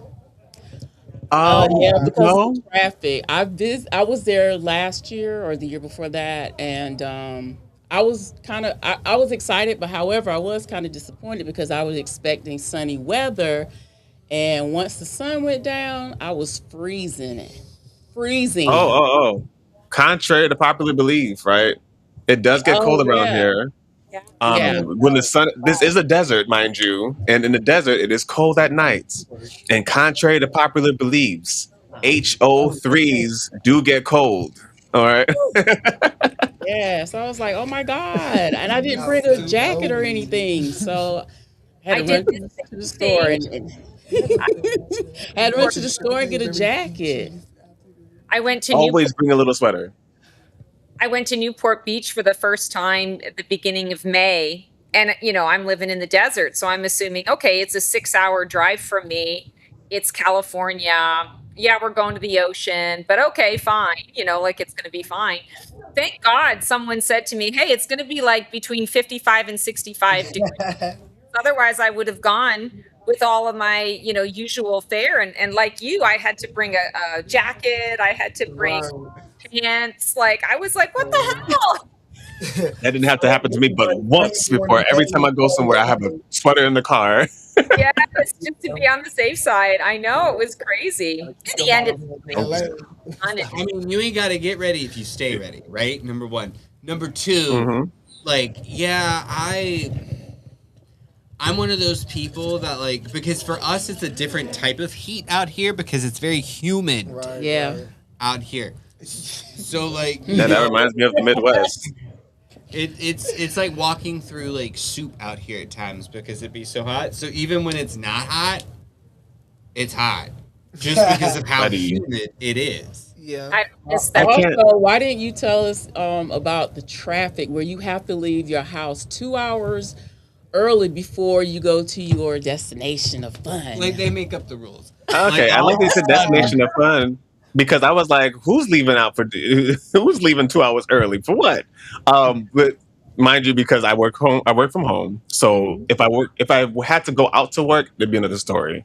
But I always like to plan my things either before 6 or 7 a.m.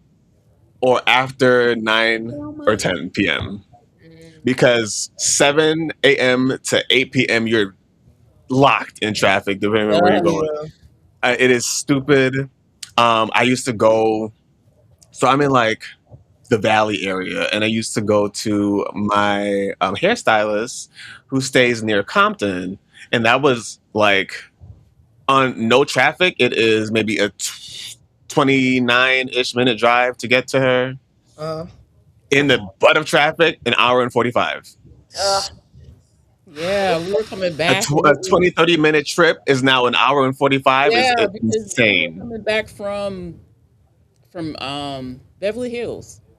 Hmm. It was Yeah. 12:30, maybe 1 o'clock in the morning, and we were in bumper to bumper traffic. Really? It must have been a Yes. special. This must have been a special day because that's like prime time to be driving on these roads. No, bumper to 12 bumper a.m., 1 a.m. traffic. I'm in there, baby.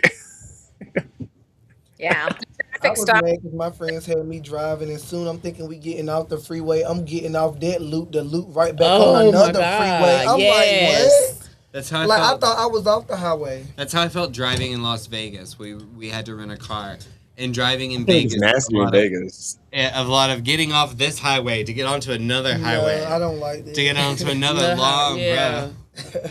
And that was I was like, so when are we gonna get to where we're supposed to be going? That Right. would be great.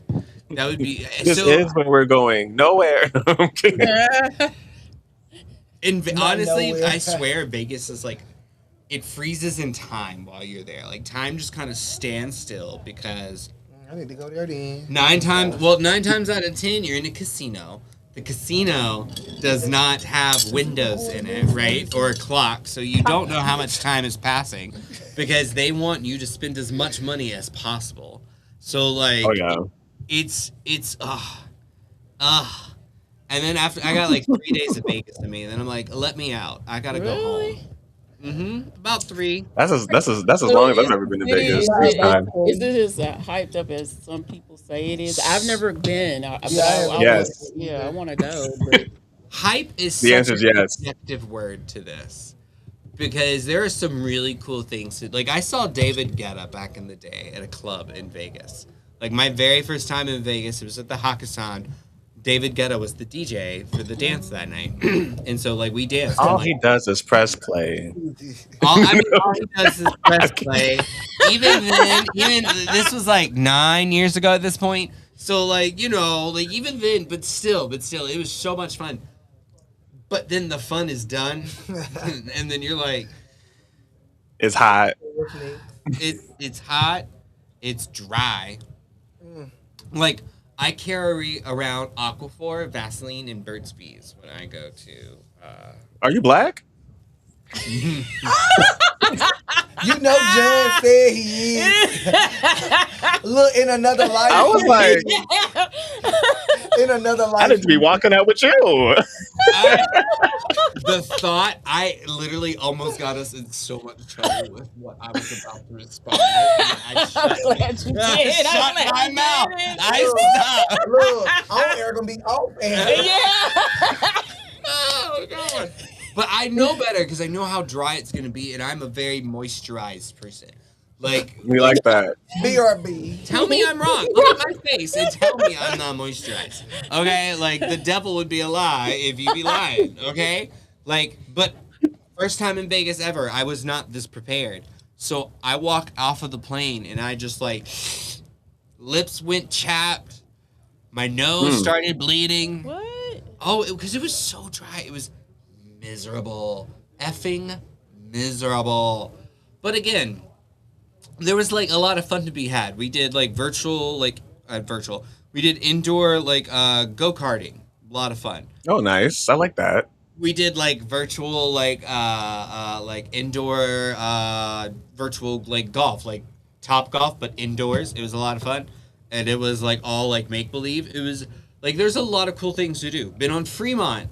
Did the skyline thing to make it from one end to the other. That's a lot. Oh of my. fun. I saw the. I'm scared that would snap on me, even though I don't weigh nothing. It's like I said, it's a lot of fun. Oh, So look at the hype kitty. is subjective, right? Hype is subjective to like what to describe Kim. Vegas is, but I love how she's living in her own world in this live over here. Like she has just been literally like, hi, and meanwhile me, Stacy, Lo, and the cat had just been over here chilling. Okay. Hey, Let me see if my little boy will come over here. Hold on. How you doing, baby? How's it going? Oh, Oh, so you just put on your erotic? I I had you in my life. This is the iPhone. You guys have like extra. That's good. I think that's good. That What suffices. are we talking about? So we were actually just talking about how being in Vegas is fun and like it's dry, It's very dry. so dry. I went. He's trying to escape. I went. Look at him. I went. His name is Apollo. Oh, Oh, look at the it's baby. so. Oh. I went parachuting for the first time in Vegas. Really? That was really fun. I bet that was fun. It's not as it's not as dramatic as it looks, to be honest with you. It's so quick. The scariest part Yeah. He escaped. the scariest part is the plane ride up. He's done with me.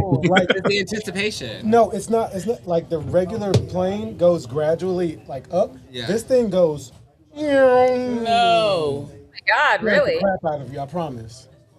That would make me so nauseous. It's Yeah. making me nauseous thinking about it. Yeah, but when you're out, it's seamless. It's so seamless. You say that. Is he behaving on this network? Never. Me behaving? This one? Yes, he just Oh, started, he just so started. we really don't know. That's good. That means he hasn't gotten too far in. Uh-oh. And since we He hasn't have got far in. Okay. regular, Jennifer, can you do me a Pause. favor? I'm gonna mute myself for a second. All right. Oh, now I can hear you, Lo. Without all Yes? the up. So I love Apollo. I'm such an animal lover, and I have Merlin is my dog, and Neo and Morpheus are my cats. So That I'm is cute names.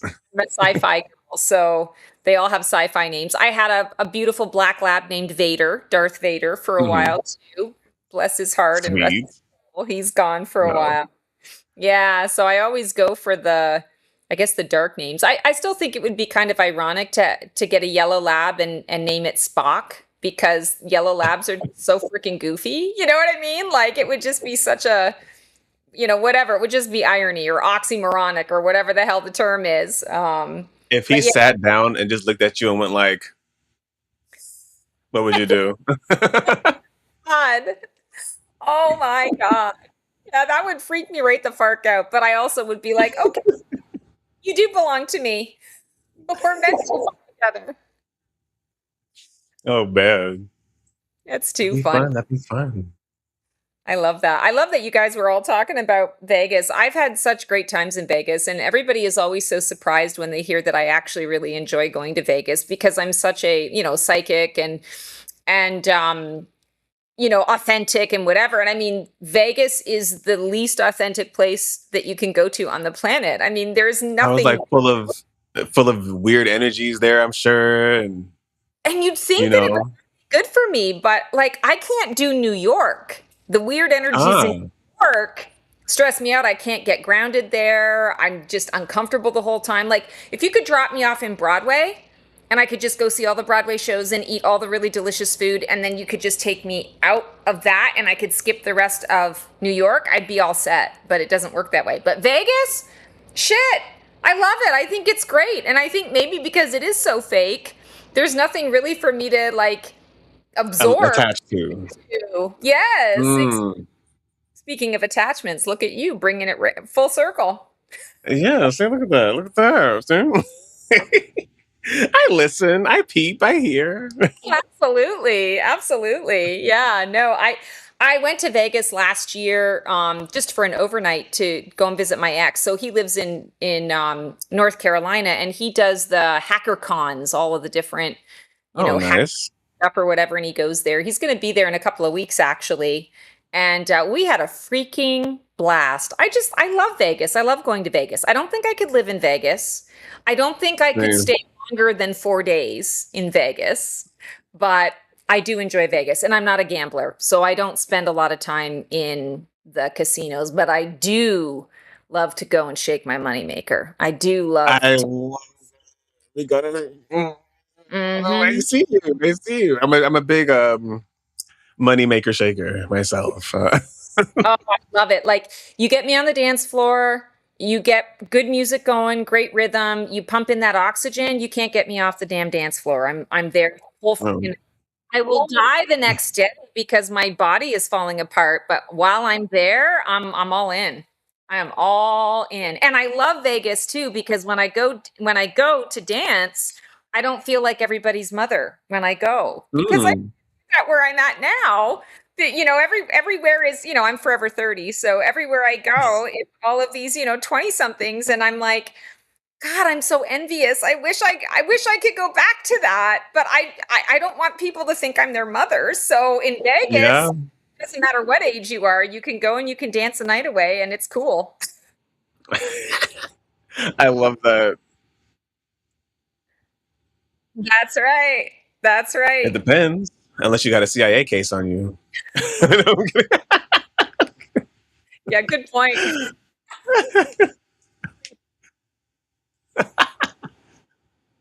I hope.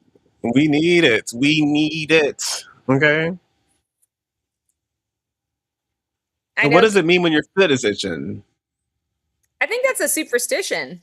I think it's a superstition that indicates that you're going to receive money or whatever. I mean, Keone is always saying, what kind of psychic are you that you haven't, won the lottery yet? And I'm like, if it worked that way, I wish it worked that way. Like, shit, I would have so much money. I would be Mackenzie Scott, with my billion donating all of the money all the time, saving the animals, saving the whales.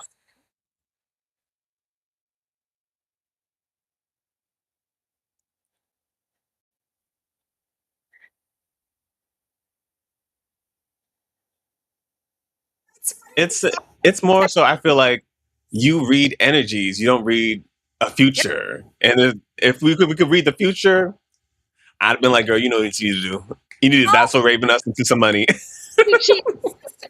You cheat in the system, left, right, and center. Oh my God. Not using your powers for evil. No, I'm You know, at this point, with all the evil going on in the world, I think maybe I would be okay to not shift over to the dark side, but use a little right. evil back at the mofos that are, doing their thing. I Level the wish playing field. wish I could level the playing field. That's how I You would use know, powers for sure. definitely. Well, yeah. I love you too. Thank you guys for filling in while me and Roger were getting the next guest on. Stacy, it has been amazing as always. And you sound like you've had a good time. Yeah, it was a lot of fun. Well, it's always fun to shoot the shit with people. I mean, this is I great. told you, I knew it. I knew she'd get one out. I knew it. I was Now like, she cussed before you came back. You didn't hear it though. I didn't say I didn't make a big deal out of it. got her. Stacy, I can't take her anywhere. But I literally We're was adults. getting ready to bring the next person in, Stacy, and I was like, Stacy's not still there, right? They're like, yeah, she is. I said, she must be having fun. I expected Joyce to still be here. That's what I expected to be here. Joyce is still here. She just said what? Oh, there she is. Oh my God! Look at Roger already. Joyce has been here for 4 hours. Joyce, what Love are you. you still doing here? Because I love you. I She love was you like Black guys. Friday shopping. You know, back in the day, you used to show up like 3 or 4 Okay, hours. hold on. I don't know now. when the Hold, next time hold I'm on gonna get now. invited Hold to on now. something else. You need to make sure you get that sentence out a lot faster. You can't just say because sometimes the audio cuts out. And what if people only heard you said she sounds like black and then it cuts out? Then no one knows what you said after that. So you got to get that sentence out fast, Roger. Yeah. God. The new we canceled. New media. You know how Okay. people. Hey, Stacy will tell you. You know how people do shorts? They will clip you and use just that part of the clip and put it out there. You will become a meme and live on Yes. forever in infamy. Yeah, then you're in trouble. Well, it was great to connect with you guys today. Thank you so much for shooting the. I can't even swear that. Uh-huh. For shooting the breeze. God. There we go. Breeze with you, shooting the breeze. I With feel like we should be Oh. sitting in like a golf course. I feel watching. like Joyce should be an Big honorary little co-host for the rest of the night. No. No, I actually have some stuff that I do want to do a little later. All right, Stacey, tell everybody how to connect with you, and then we'll see you on out. All right. So, Stacy the Black Feather Intuitive, you can connect with me on basically all the social medias, The Black Feather Intuitive. You'll find me there. I do a lot of my stuff, my content on YouTube. So, check out the Black Feather Intuitive channel. There's stuff being released just about every day these days. And I'm also on Blue Sky. And I do a political show with Keone called Dear Democracy that we're trying to kind of get up and running. And I think we're starting to find our flow now. So if you ever want to check out Keone and I together and watch how he tortures me live, it would be entertaining for you. So yeah, and my website, theblackfeatherintuitive.com. Would love to connect with you guys, and I'm open to collabs as well. I'm always looking for interesting, unique people to collab with. So if you're ever interested in doing some kind of collaboration, look me up. I would love that. Oh, it was a pleasure speaking with you, Stacy. Thank you. It was great to meet you too, and I loved meeting Apollo. That was awesome. Wait, who was Apollo? Lowe's dog, keep up. Bye, Stacy. Which is funny because he's met him in person. He doesn't know who that is. I am so glad I'm not paying you for this event, Roger. All right, Stacy, we'll see you. Oh, God, Joyce is still here. Why I'm on this screen? I'm I trying to don't- meet somebody else. Take He me put off. you there. She said, I want to meet someone else. Take me off. Well, you know who we have in here, along with Lo. Who do we won't have? kick him out too fast. Too We bad. have Claudia. How are you doing, Claudia? Good. How about you? Claudia and Marco. there we go. There we go. The imaginary. Nice. Hold on, I can't resist it. It's so corny, but I have to. What's your name? Marco. Polo. We gotta do it. That's crazy. Hey, here we go. Here we go. Hold on. This deserves a.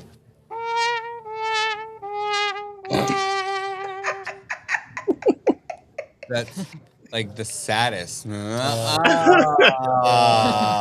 That's one of my favorite. You're gonna make Marco Wait, leave. Why would you do Hold this? on. Wait. Oh, wait. What is that? Hold on, Pedro. Hold it up again. True. Pedro has. What did you bring me? That looks Did you just food. make Your me a lunch. hamburger in brought Greensboro Nice. and bring it all the way back here? And I bet he kept it well taken care of on the way in Ah, here. you gotta love community. That's the whole point of doing this, right? Now, He's let's dressed make- really well.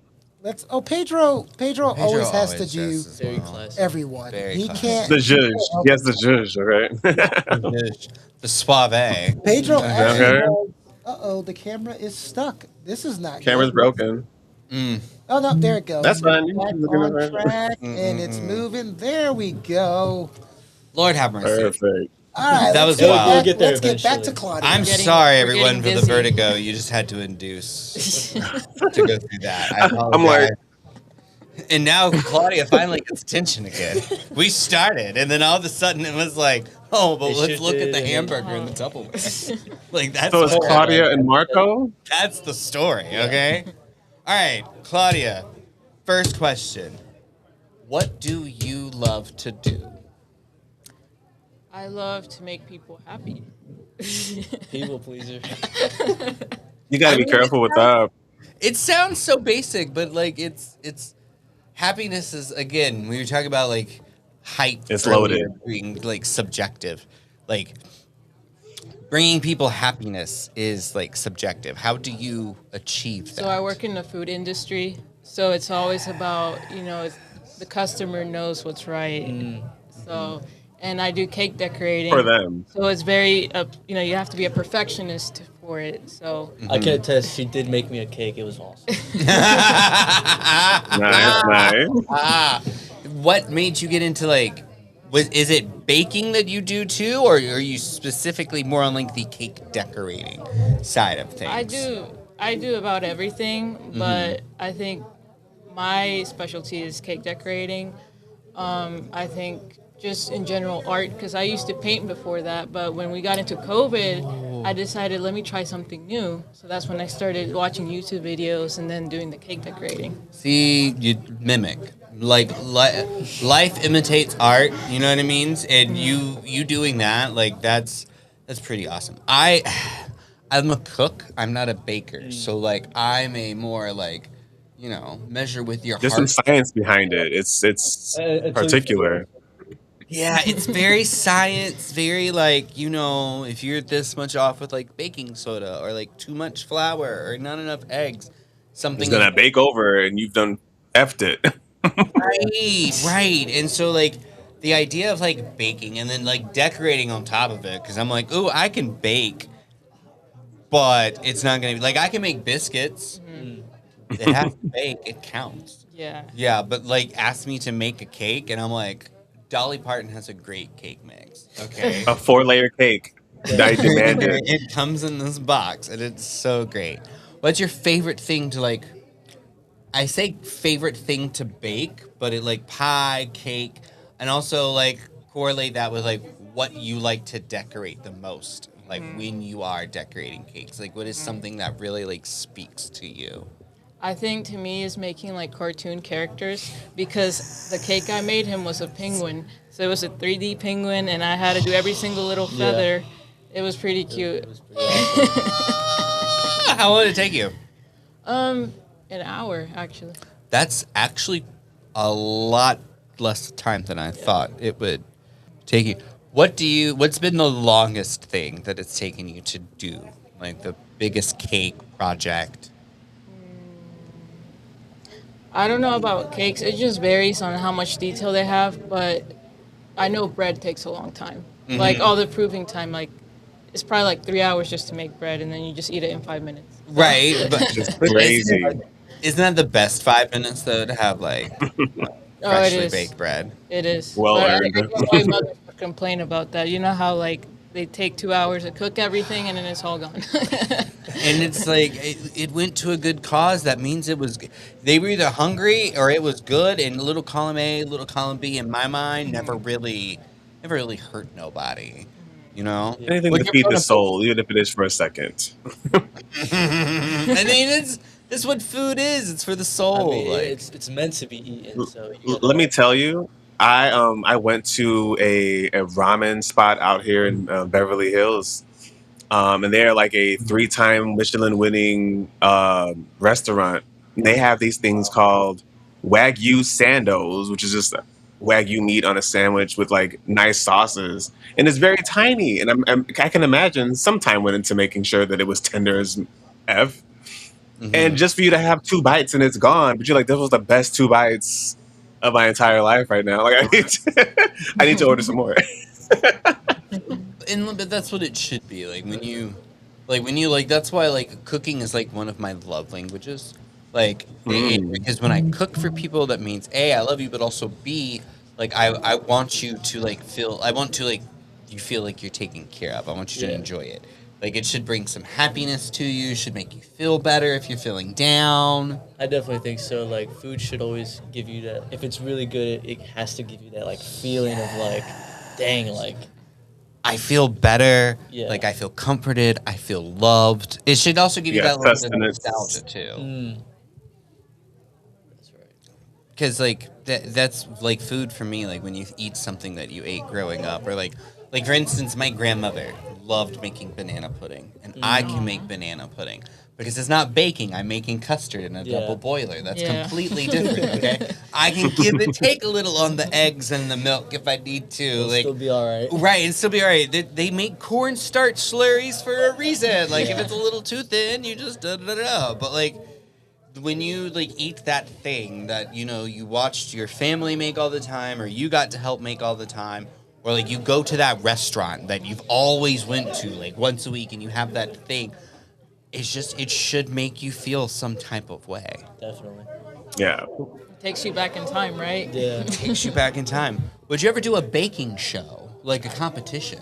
I would. I actually did compete in one, but it wasn't like, recorded or anything. But Yeah. it was for Skills USA while I was in high school. So I did the state competition, and I got first place in commercial baking. And then I went to Oh, nice. Atlanta. I didn't win that one, Congratulations. but But you went to Atlanta. What you went Yeah. there? That's what Yeah. matters. Yeah. Is you got there. yeah. Like Look, that's- they bake down in Atlanta. You gotta be ready. it's like those things you see. It's like, is it cake or is it Is it steak? right? Is it Yeah. cake or is it steak? And like the Atlanta food scene, Mm.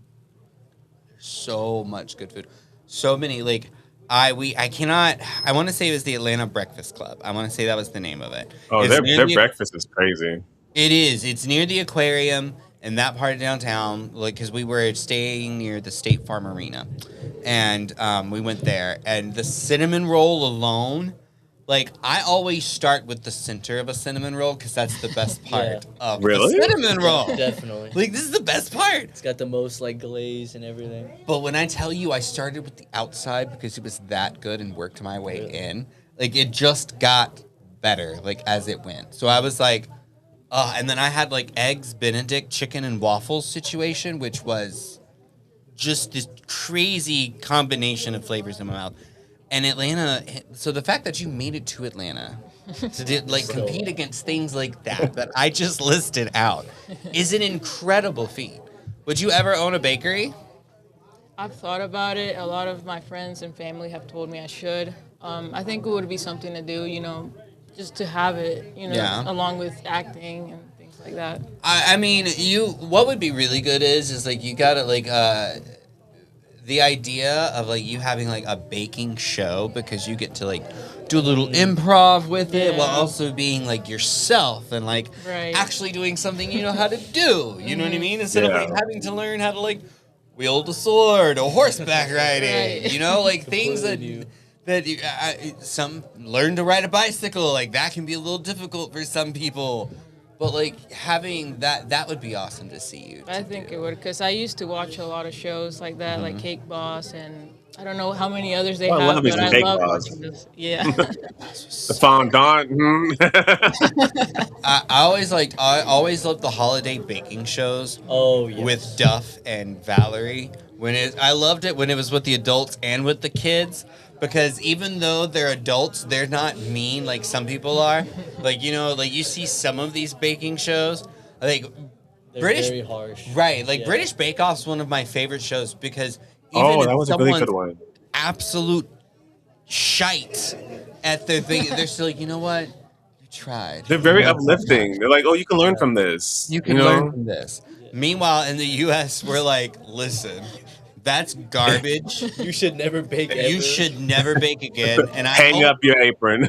I hope you walk by bakeries and realize that could have been you, but you screwed up so badly. Like Every time you show your face in public, we will spit on your foot. every time Everybody will remember. Every time you go buy a croissant, I hope it's flat. like that will be your punishment for the rest of your life.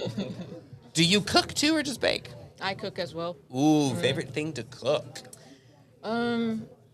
Steak, like on the grill. I like that whole combination. Just steak, mashed Nice. potatoes.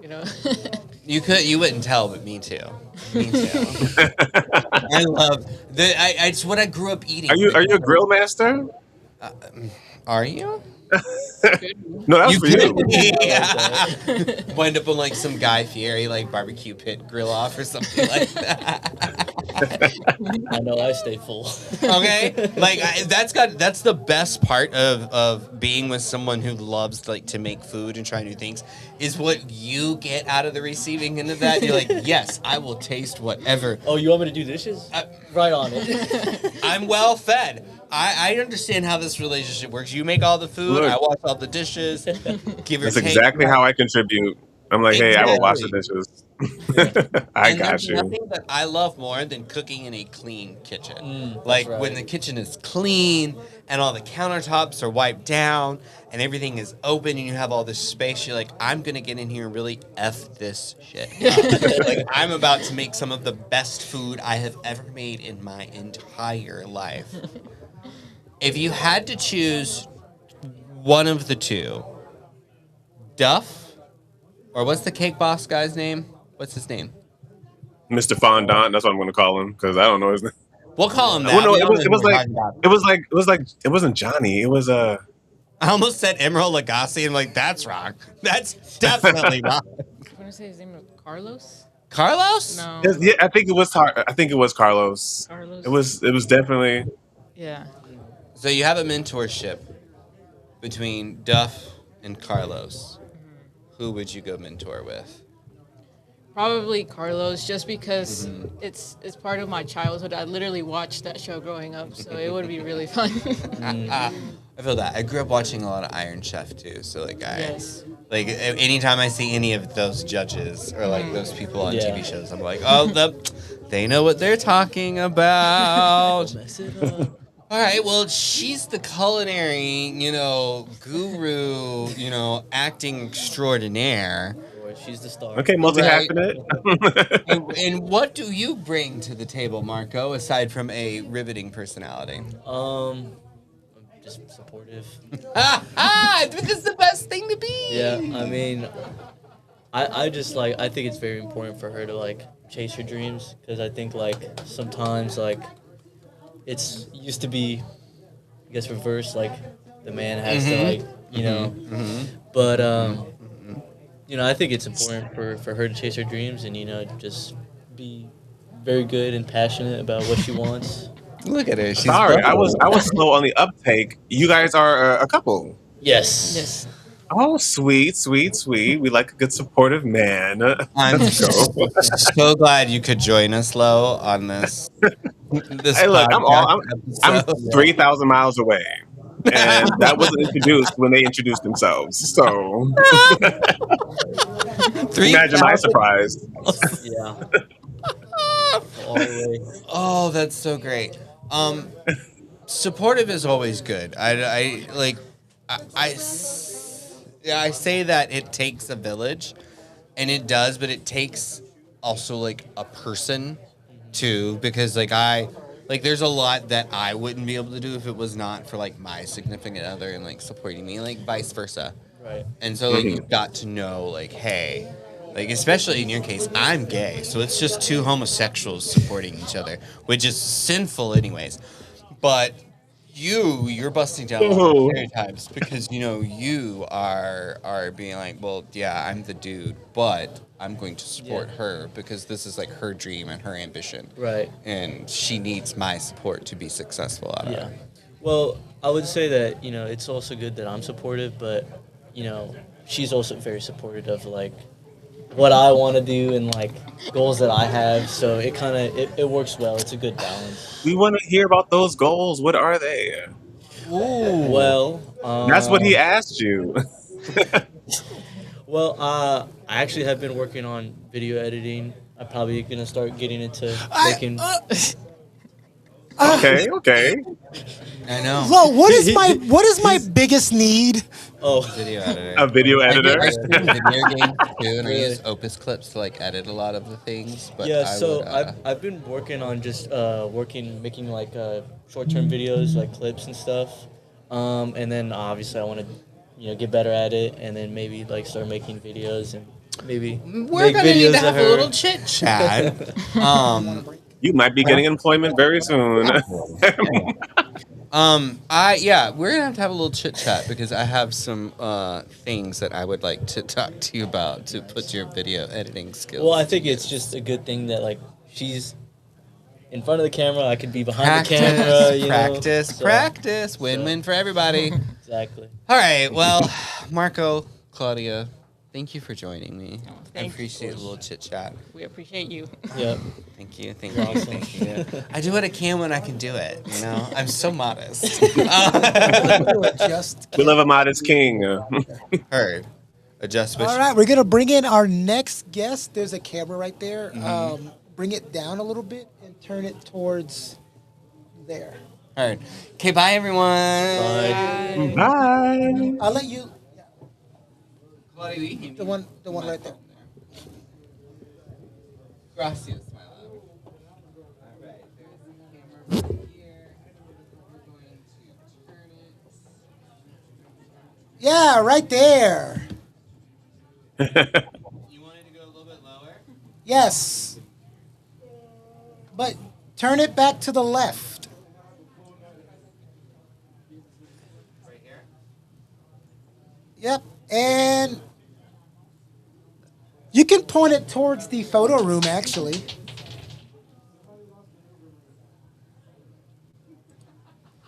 Let me better help direct him. Roger, turn it towards the photo room. Turn it towards where? Just turn the whole thing towards the photo room. There you go. Bring it down a little bit. Hold on, I'm battling. He said, I'm battling. Ready, tidy, lefty. Claudia. Oh, that's what I was. Oh, okay. Yeah, there is Claudia. You are. I'm looking at you. Hey, there's Kyle K. Tell Kyle to wave. Kyle. Wave at the camera. Look, he's Kyle's.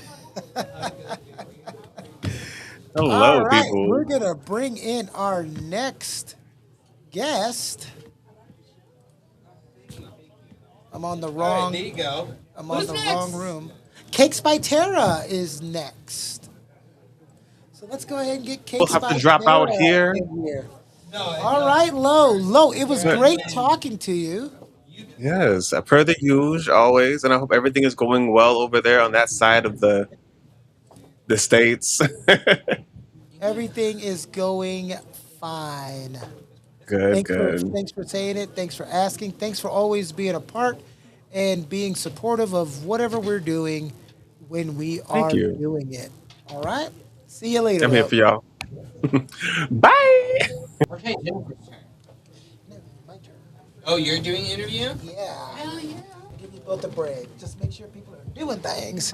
How are we, ladies? Doing well. Lovely. How are you? I am doing pretty awesome. This camera. It was funny when you told him, but it does add, but that's fine. So I've got Cakes by Tara here, and she's gonna kill me because I'm so enamored with a cookie that we're going to talk about that I always keep forgetting. Now, I know she's a radio host. I know she's on 3 different stations, and I'm sure she's going to tell me about it in her perfect radio voice. But Tara, go ahead and tell us a little bit about yourself. Thank you for being one of our sponsors, by the way. Tell us a little about yourself and why you decided to come. Oh, well, thank you for having me. I decided to get out of my comfort zone. I spend a lot of time in the kitchen with flour and sugar and not a whole lot of time with actual people sometimes. So I wanted to try something new. Okay, and how have you liked it so far? Because I met you at an event. So this is the Yes. second place I've met you. So how many events did you go to before that one that I met you at? I met you at the Rock Groove and Jam after party for April Miles' party for Torn Apart that she was after the premiere. We had an after party. That's where I met you. Right, that's where we officially met. Yeah. I'd seen you, and I think maybe we said hello or something at the actual movie premiere the day before. But then we officially met the second day. Are you asking how many events I've been with April or just in general? No, just how many in because you said you're getting out there. And by the way, the after party was during the daytime the next day, so we didn't meet at the 2 a.m. after party. So everybody know that's not what happened. No, not at all. Even though it's a better story though, but that's just It not is. what It is a happened. better That's story. not It is a how better it went. story for a different podcast, though. True. How many events? I don't know. It has been a while since I had. Here's the thing. I retired from doing cakes a few years ago, and so I'm just getting back into it this year. Back into it full swing. So I think that might have been the first event that I attended regarding cakes. Okay. And what type of cakes? Because that bourbon peach cookie, woo, that's my favorite. That's my favorite. She had a couple of other cookies there. They were good, but that was the one that got me. That was the standout. I thank you for your support. The cookie line is actually new. That was brand new. Debuted the cookie at that event where we met. So I'm glad to hear that it went well. That's right, because it's Cakes by Tara, not Cookies by Tara. Exactly. Started Okay. to branch out and do something new. But we do all types of cakes, more like dessert cakes. And we also have this thing that I just started doing where we've had people come and tell me their story, maybe a core childhood memory of a dessert they had. And maybe that person that used to make it is no longer with us. So if you bring me that memory, bring me that taste and idea, I recreate that for you. Or at least I try. Oh, that is amazing. And this wonderful lady over here is your sister. That is my big sister. That is her big sister. Okay. You know, the youngest sister will always remind everyone who the older sister is. Exactly. Oh no, no shade intended at all, at all. It's okay. We have one more, and she does the same thing. But It's like, hey, that's your sister. Yes, my big sister. yeah, I am the sister, and I support her in whatever she does. You know, I'm one of her cheerleaders, and I gotta take care of my baby. You know, Yeah. my mother talks about how I used to carry her around before I really knew how to pick up a baby. Aw. But I have been in marketing and broadcasting for many years now. I was a news reporter once upon a time. I thought that's what I wanted to do, but then I didn't like having to tell all the sad, Yeah. stories. And radio was something that I had an opportunity to get into, and so I've been at it for quite a long time now. I'll tell my age if I tell everybody how long I've been doing it. But I always love how when growing up watching news, it was always death, crime, fear, and we'll end on this. Hey, so love puppies? And then they try to end on the happy note. It's like, wait, no, that didn't work. yeah, on a happy note, on a happy note. So I like doing something on the lighter side. So with radio, I can do that. Of course, it's music format, but I'm Yeah. able to tell my stories and encouragement. I love to give encouragement and Yeah. inform people. And like you talked about helping people with their dreams, I like to be able to help people tell their stories too on my shows. And so I'm on quite a few stations. At this point, I've been on a bunch, but my current situation is I am on the longest one that I've been on, Power 95.5. It's out of Rocky Mountain, Eastern North Carolina. And I'm on Monday through Friday from 10 until 2 for middays. And then on Sunday nights, I have a show called The Long Kiss Goodnight, and that's slow music from 8 p.m. until midnight. And then I'm also on a country station, the Big Dog 98.5. And I'm on, more recently, a gospel station. You're going to be the hardest working woman in radio. Yeah, pretty much. It seems like. And then a host of voiceovers for commercials. I don't even remember sometimes. You remember remember you did that commercial for so and so. Not really, but I'll take your word for it because it's a lot. It runs together, but I love it. So when you have that Cakes by Tara commercial, who's doing your voiceover? She is. I often try to get her to talk for me, but sometimes she just won't do it. She makes No, me it's good that well Fabulous at it. you actually are not a bad talker, so it's good. You know, it's good for you to get out there and do that because it the more you do it, the more natural it becomes. The more one of the things we did, we had a movie premiere and someone was supposed to moderate, and there were 30 questions, but it was going to be 30 minutes. But then they said, "Hey, we only have 7 to 10 minutes."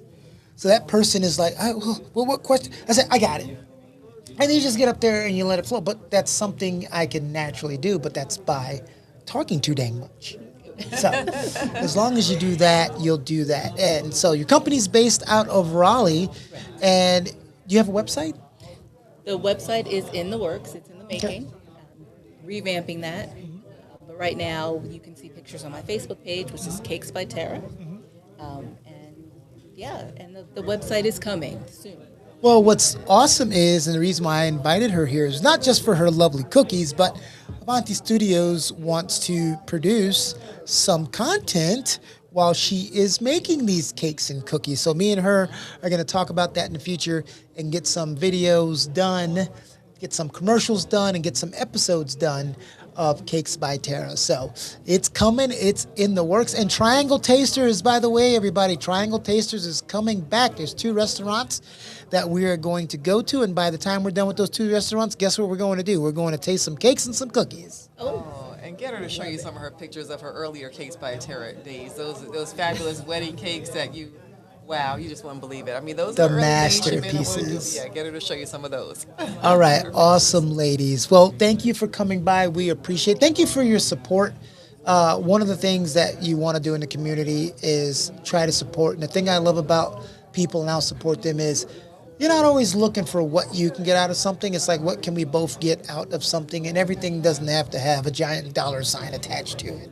You know, to help each other. So I appreciate that, and I'm going to give you a hug because I only met you once, and you didn't have to come down and support and give us cookies for everyone to sample and taste, but you did, and I would try to repay that in full. No repayment necessary. I appreciate your support. You're just, I didn't mean with money. No, I appreciate your confidence in me, and just you don't know what you did for me by making me, get in front of people, and I appreciate. I that. did, and you know what? It wasn't even the cookies. You don't even know why, do you? Because there's only 2 people if you notice at that function, and that's not against anybody else. There's only 2 people I really engaged with. And that's because there's a difference between you sitting there and trying to sell or push your product or have people invest in your product, and there's another thing to engage with the person that's talking to you. When I came up, I didn't even talk about your cookies. I was just talking to you. And then I talked about the cookies. Right. And then you weren't like, oh yeah, hey, my name's. By the way, these are my cookies. And the young woman that was next to you that I did the raffle with, and that's why I gravitated towards you too, because I can tell good spirits. Oh, well, thank you so much. Well, you 2 lovely ladies, enjoy the rest of the time that you're here, and thank you for coming by again. Oh, thank you for having us. All right, we're gonna bring on 2 streamers next. 2 streamers.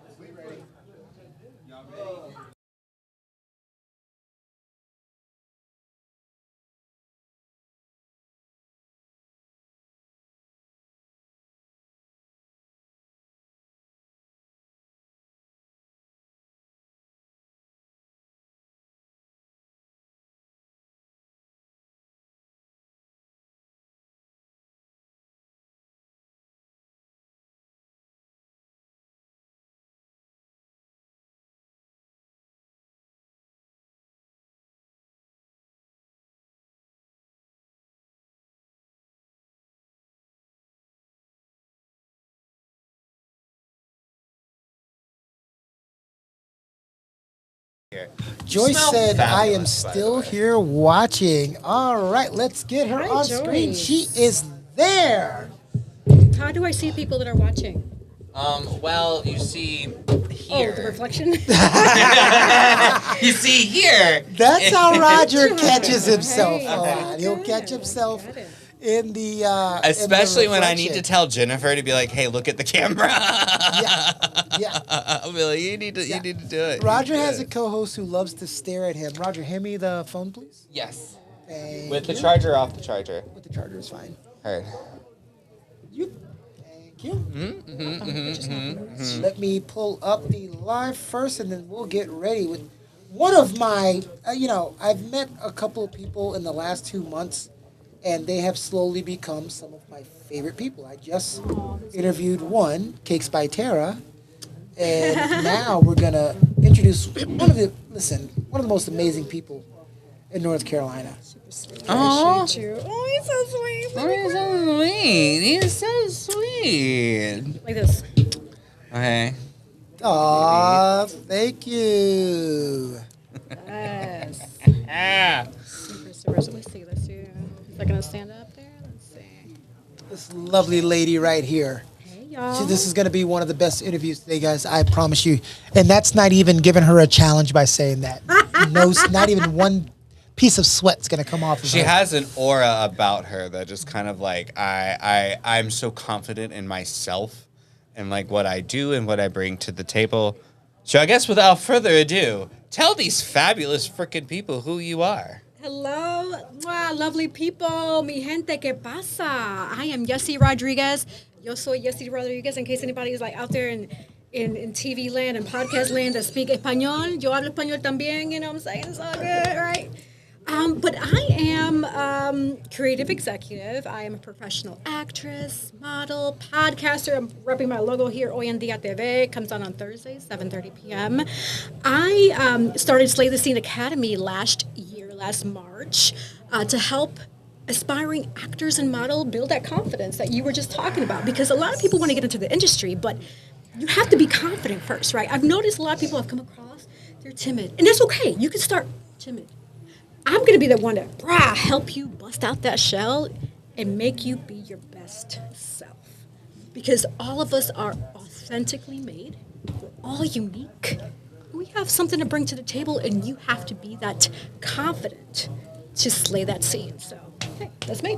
So a lot of people, one of the first things you just said right there was that a lot of people want to get into this industry, and a lot of people are timid. A lot of people that also want to get into this industry and are timid do not realize that being confident in yourself does not just serve you in getting on the big screen or in a TV or in a commercial. It serves you in your day-to-day life to be more authentic to yourself and to the others around you. Absolutely. Like it's to me, that's always been like if I'm confident in one thing, I'm confident in everything that I do. Fake it till you make it. Even if you don't know what the you're doing, you fake it till you make it. Yeah, I love that you said that. But also, I agree with what you're saying, but I also believe in leveraging your resources, right? You have something that I may not have. I may have something that you don't have. Let's work together, right? Let's come together as a community. And I feel like that's the issue that we're dealing with nowadays. When we look at social media, when we look at TV, even the recent example of what we just experienced with, the Nolan Wells situation. Division. We see division. Let's come together, regardless if you're black, you're white, you're pink, you're purple, you're yellow, you're blue, whatever color it is that you are.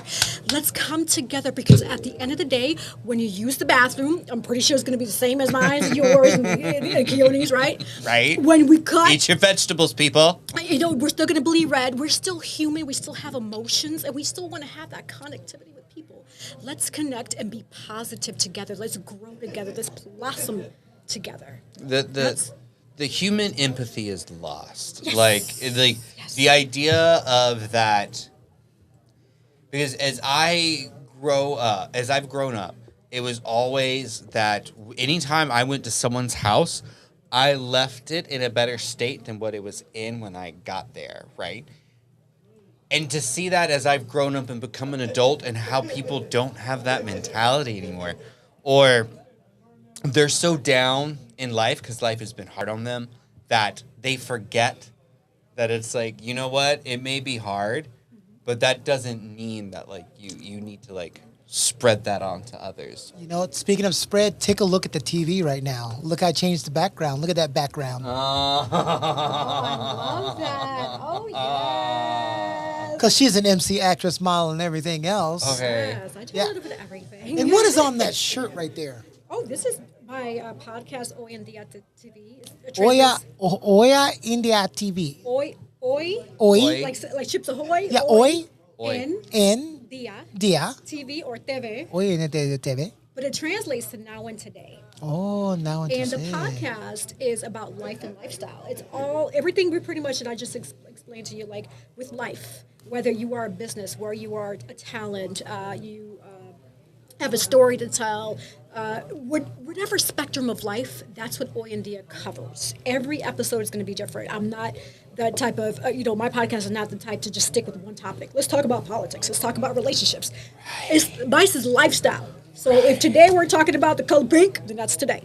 If tomorrow we're talking about baking a cookie, that's, you know what I'm saying? So every topic is different because with life, we're going to encounter all of those situations, right?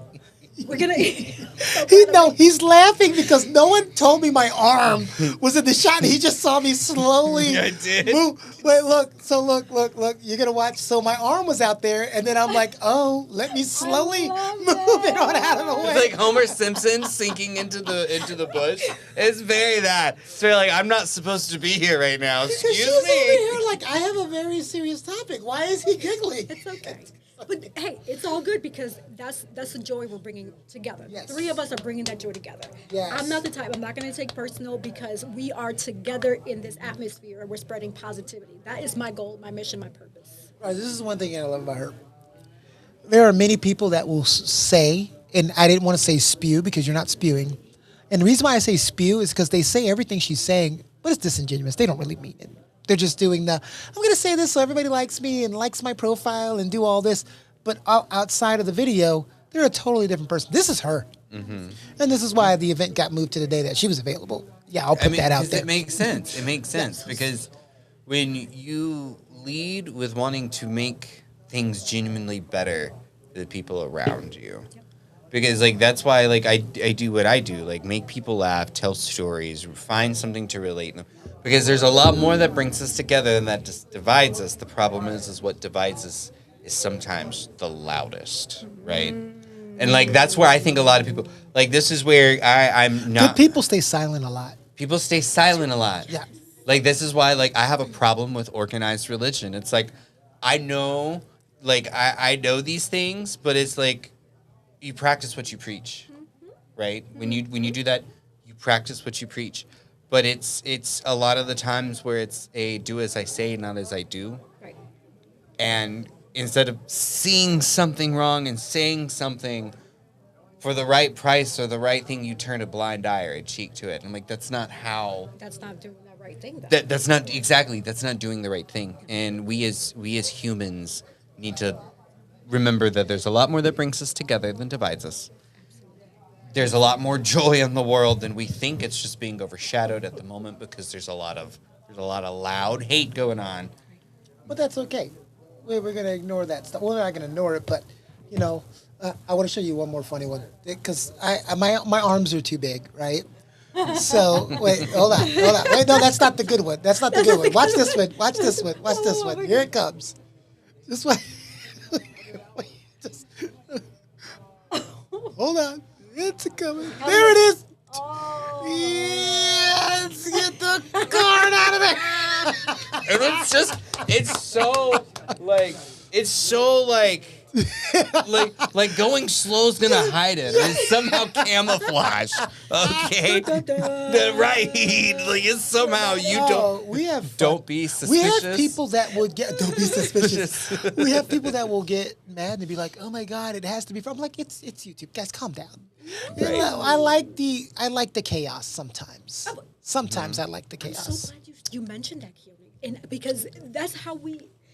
Okay, this is a fun fact, people. For those who want to be serious about getting into the industry, just like Keone said, chaos. You have to like chaos because nothing is ever going to be perfect. What makes you a professional is how you pivot, right? let's say, for example, my hair is like this, right? And all of a sudden, a gust of wind comes and my hair is like this. I'm going to pivot and I'm just going to rock the hair like that. And guess what? It might be the next trend. You know, things happen for a reason. It's about shaping your mentality, getting adjusted to chaos, because nothing is ever going to be perfect. Let's say, for example, if you're on set and you miss a line, don't say, oops, I'm sorry. Nope. You keep going. Thank you. You keep going. Because you know you messed up, but nobody else does. Or even if the script supervisor says, oh, Yessie, it's okay, you could do it over, right? Let them call you out, because that's their job. Don't bring attention to the mistake because they know you've made a mistake. Just keep going. Thank you. That's what makes you a professional. That's what separates a professional from an amateur. Right. Another example, you're on the runway, the shoe comes off. Keep going. Even if you have to walk on your calf muscle, your little heel, keep going, rock it. Pretend like it's part of the show. And guess what? People are gonna be like, wow, you rocked that. You did, because you kept going. People, and this falls in hand with another thing, is that people start things and don't finish them because they hit that a roadblock, a bump. Something doesn't go their way, and those two things happen. One, you stop and you're like, oh, I didn't. I'm sorry, blah, blah, blah, blah. Right. And then you develop you let that inner saboteur kind of take over. And then it's like, oh, now you're just going to stop entirely. Like, you're not going to finish this thing that you start. And I think, like, talking about community, it takes a village. It takes a village in a lot of different ways. You can use that talking about raising kids. You can use that about talking about starting a business. You can use that about talking about getting through college or you know, completing your residency as like a doctor.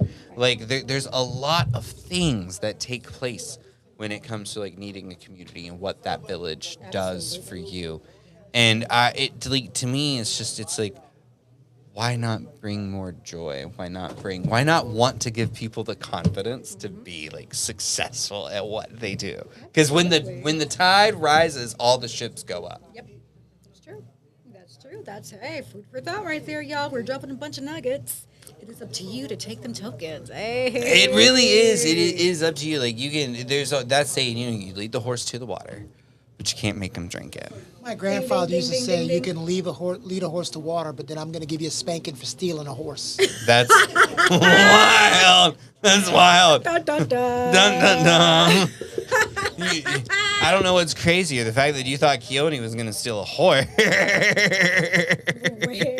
Like, that's crazy. But that's pretty neat, though. Like a horse. I mean, but wait, hold up. What if the horse was like rented? Maybe it's like a rent-a-horse type of situation. A rent-a-horse. Rent-a-horse. Okay, like Rent-A-Center, you don't make the payment, but instead of coming to look for the appliance, they just like chase your horse down. Hey, I may have given somebody a business idea. That's wild. Whoever has a repo horse for ranch, horses. And there you go. It's called Rent-A-Horse. I'm giving you a business idea right there. And now Bam. you've created a demand for repo for horses for people who don't return the rented horse. Oh, gosh, good point. But, I mean, they're going to stick out like a sore thumb, though. Because they're going to be like, down the block and be like, well, hold up. We don't live by a farm. Why is that horse in Tommy's backyard? Like, that's just... I mean, I guess it depends on what part of the country you're doing that in. Because, you know, sometimes some people take lawnmowers to get to where they're going, you know, four-wheelers. If you go onto the Facebook market in, like, West Virginia, the Appalachia, they have some very, very interesting things for sale in there. And one of the things I saw was a jacked up lawnmower that obviously doesn't cut anymore because it sits like 5 feet off the ground. But all that's of the lawnmower is the body of the lawnmower and then these big ass tires. And it goes to like over 80 miles an hour. And I'm like, wow. That's the kind of stuff you see in the Appalachia, folks. Interesting. Well, I know we're getting the flag that we have to start wrapping up the conversation. But I would say thank you for having me. This was amazing. I really enjoyed our conversation. The pleasure was all mine. This is the first time I've met you and the first time we've had conversation the entire evening. So, like, the fact that it went this well is absolutely amazing. And tell the people again where they can find you. I know 7:30 on Thursdays.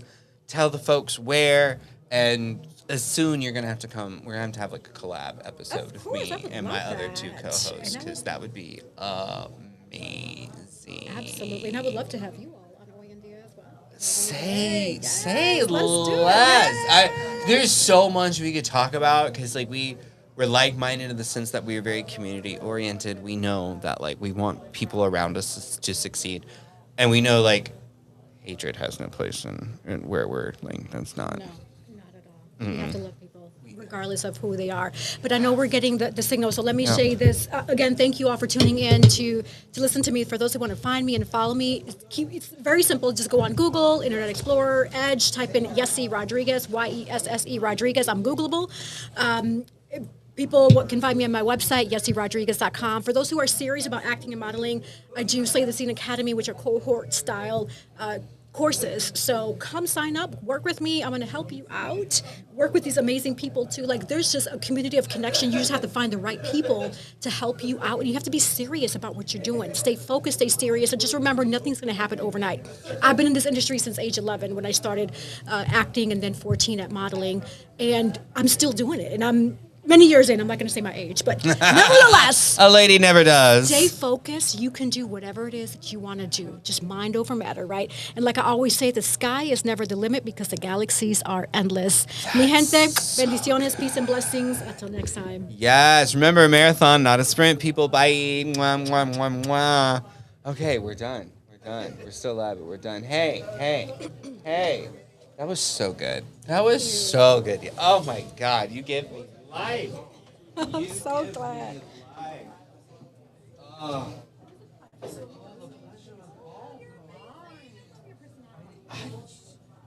Like it's just like we're like people are doing here. We're gonna I love this. It's got so much personality. Okay. It's just more so like it's almost like a backstage for voice acting. It's kind of like a backstage for voice acting. Especially if you like record like a decent little home studio. That's all you need. It's a good quality of life. Home studio probably get you in the face of like 6 days.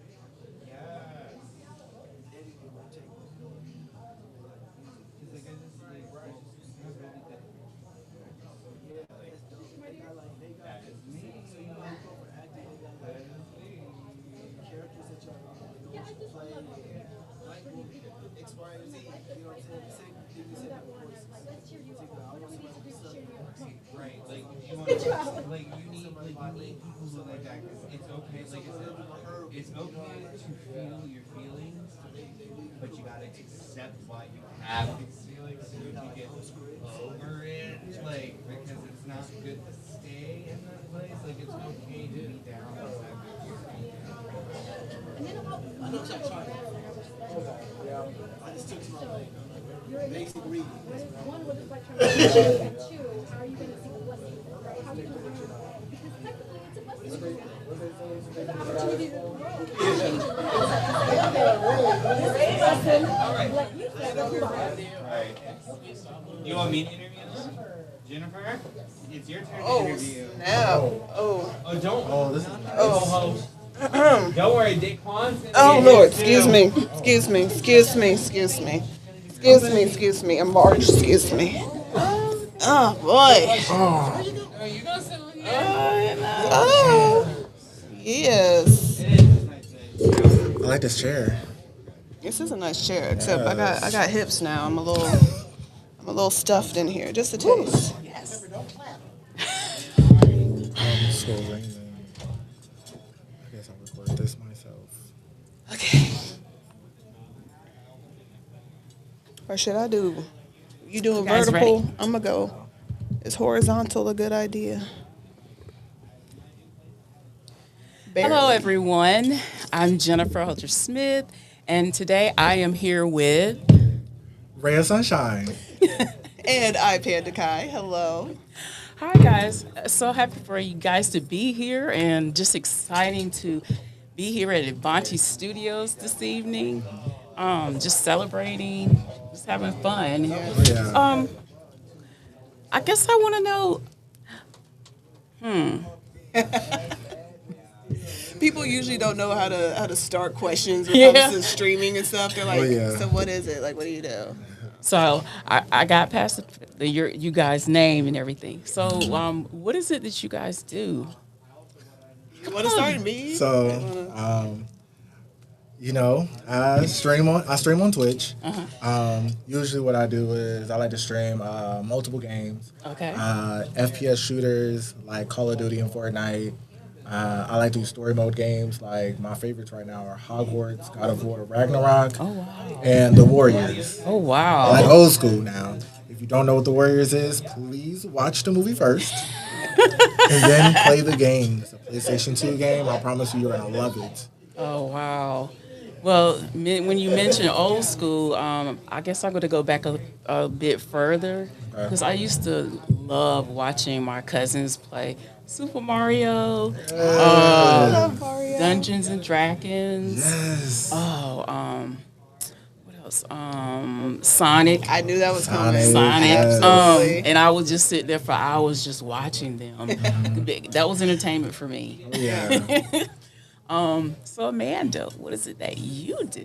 I'm kind of similar. So I do live streaming as well on Twitch. I call myself, well, you know what? Why don't I just do my intro for you guys? So when somebody comes to my stream, raids me with their community, I say, what's up, everybody? My name is Panda Kai. You're more than welcome to call me Panda, Miss Kai, if you're feeling spicy. I'm your self-proclaimed queen of FPS, Overwatch enthusiast, model, and aspiring voice actress. Yes, I say it all.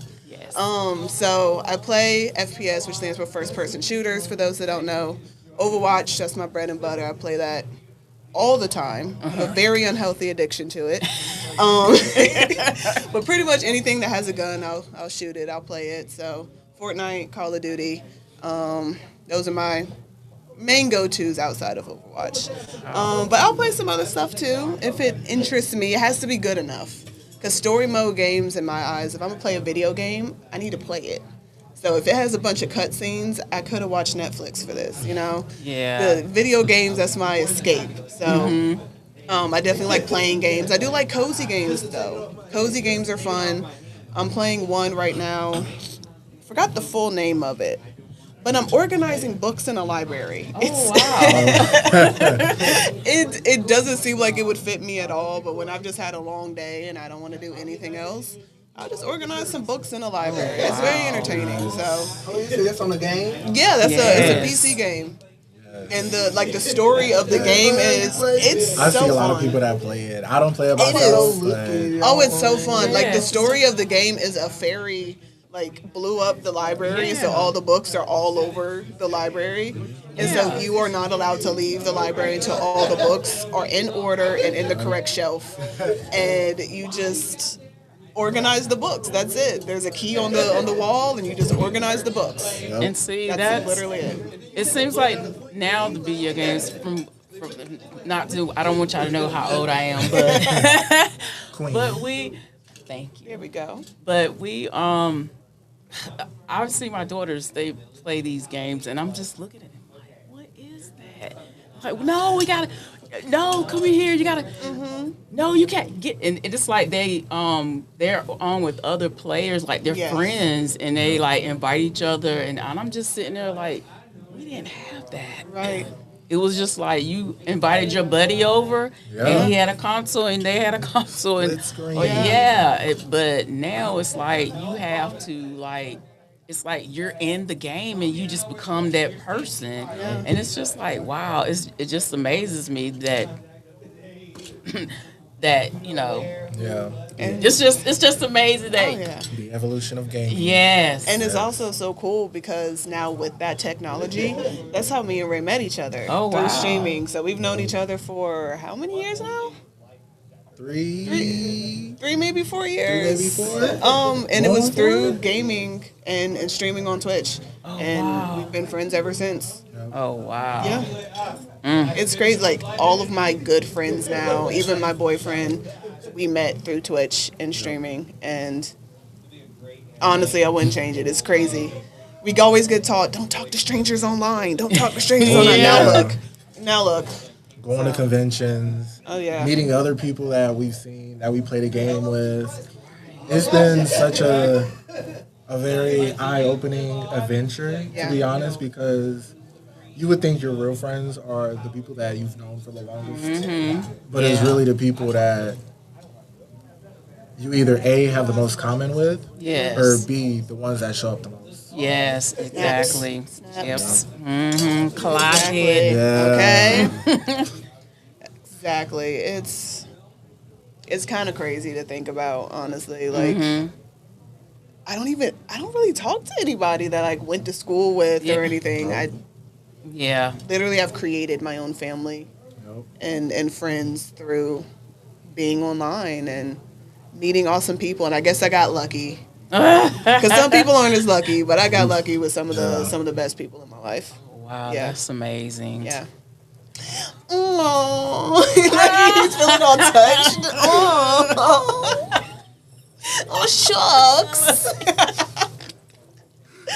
Yes. So what other things do you guys do? Besides I had this conversation. That's fun. I guess I could go first. You went first when we were out there. Yeah. So outside of streaming, obviously, how I know you, getting into modeling and acting. I want to be a voice actor, as well as modeling. I also crochet in my free time. I love crocheting. So if you guys are following me on Instagram, hopefully you'll be seeing more of that. I'm working on it. All right. I suck at editing, so I don't suck. I just don't feel like it. Yeah. There's a big difference. Yes. I'm great at editing. I just don't feel like it. We have crocheting. I draw here and there. Yeah. Sleeping and watching TV. That's the extent of it. I think that probably ticks all the boxes. Yeah. You, sir. So I've actually stepped away from streaming for right now. Any I have particular reason focused. why? Life. Not even. I didn't tell you this. Oh, gosh. So, There's more I don't know, guys. So my 3rd year streaming anniversary came and went, and not a lot of people was there. So it kind of made me feel like You was on there? like the usual amount of people that usually would come wasn't there. So I was just like, it didn't break my heart, but it was just like, dang, like I really be there for a lot of people, and nobody can really say I don't be there because everybody know, one, I love to work. I love my job specifically. I actually just made a year. I work at Spectrum. Congratulations. So, and I just got promoted. So congratulations. I love my job. I'm a work hard. Everybody who knows me know I'm gonna be at work for sure. Yes. Where we at? Probably at work. Probably at work. But it discouraged me a lot, and I took a step back because I wanted to reevaluate why I stream. I have to realize, I'm not streaming for the popularity. I'm not streaming for the money or anything like that. Right. I'm streaming because my main goal is to let kids, young adults, teens know that even if you get in trouble, even if, the world may have turned their back on you, you still have a community that you can come to. Right, exactly. If you put your heart and soul into like video games and streaming as you do out there in the streets, you might make something of yourself. Oh, yeah, most definitely. You might make something of yourself. So I took my step back. I now, not full time, but I help this organization called Athena CLT. Okay. They're an all women's group of gamers. Oh, wow. Gamers, streamers, and I'm actually one of their moderators. Moderators is like people who watch the stream and make sure no idiots come in there and like say anything crazy or anything like The that. digital police. Exactly. That's pretty much what it is. Don't get it. That's the digital police. I like to call myself their bodyguards because at the end of the day, most of them are black women, and the gaming community, they don't really like the women to really be on top. I could tell y'all some stories about things that have been said to me, and because you be going I go online and I can tell y'all some stories. Yeah, go ahead and okay. Don't mean to interrupt. That's right. You sure? Yeah, because I want to. But we'll circle back to the stories. Yeah, okay. You proceed. This was your question. But right now I just pay attention to like help them because they're actually a nonprofit. Oh, okay. They're a nonprofit, and I've been doing my job to make sure that one, they're in a safe community. Two, the nonprofit is being, administered. And three, well, they actually have a convention coming up called Villains Con. And so it's in Beaufort, South Carolina. And it's for Halloween and stuff. So, just I like to it's my first time going to their convention, and I want to like, I want to be a supporter and everything like that. So, and like I've helped out with a few conventions so far. Like I volunteered, and so I think I like that more now. Really? Like I like attending, but being behind the scenes and actually being one of the people to, orchestrate and actually like be a part of creating a fun environment for everybody. I think that's where I'm starting to cultivate more of where I want to put my energy towards. Oh, okay.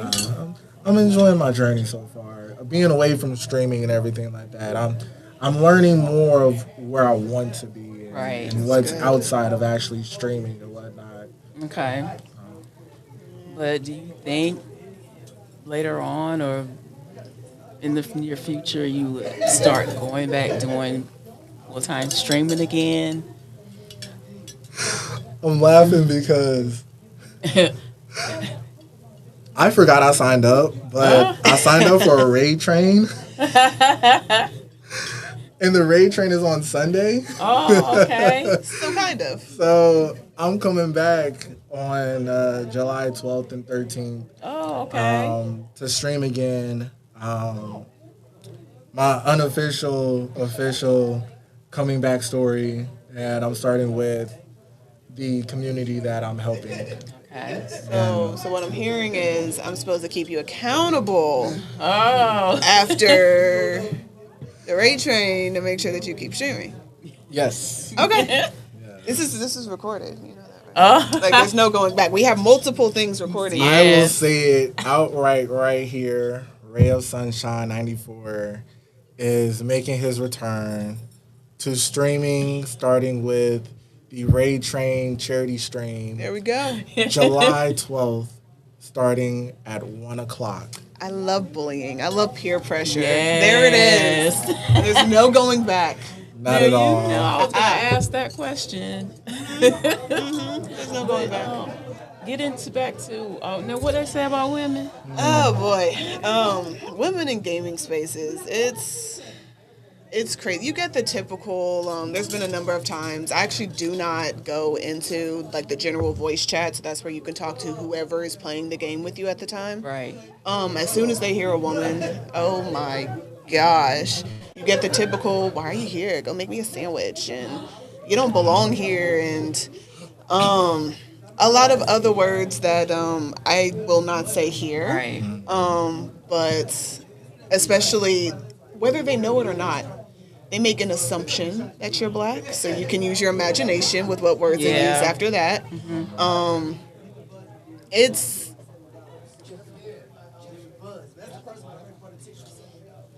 being rushed, guys. But no, they just we get disrespected. And then when they realize that some of us are actually better than them at the game, oh my God, don't get me started. Do not get me started. We never get our props.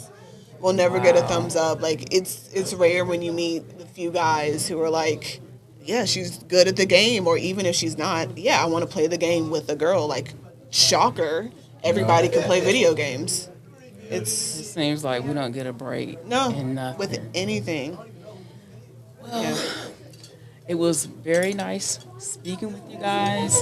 Glad that we were able to do this interview, even though we were rushed. I know. It was getting interesting. Oh, yeah, for sure.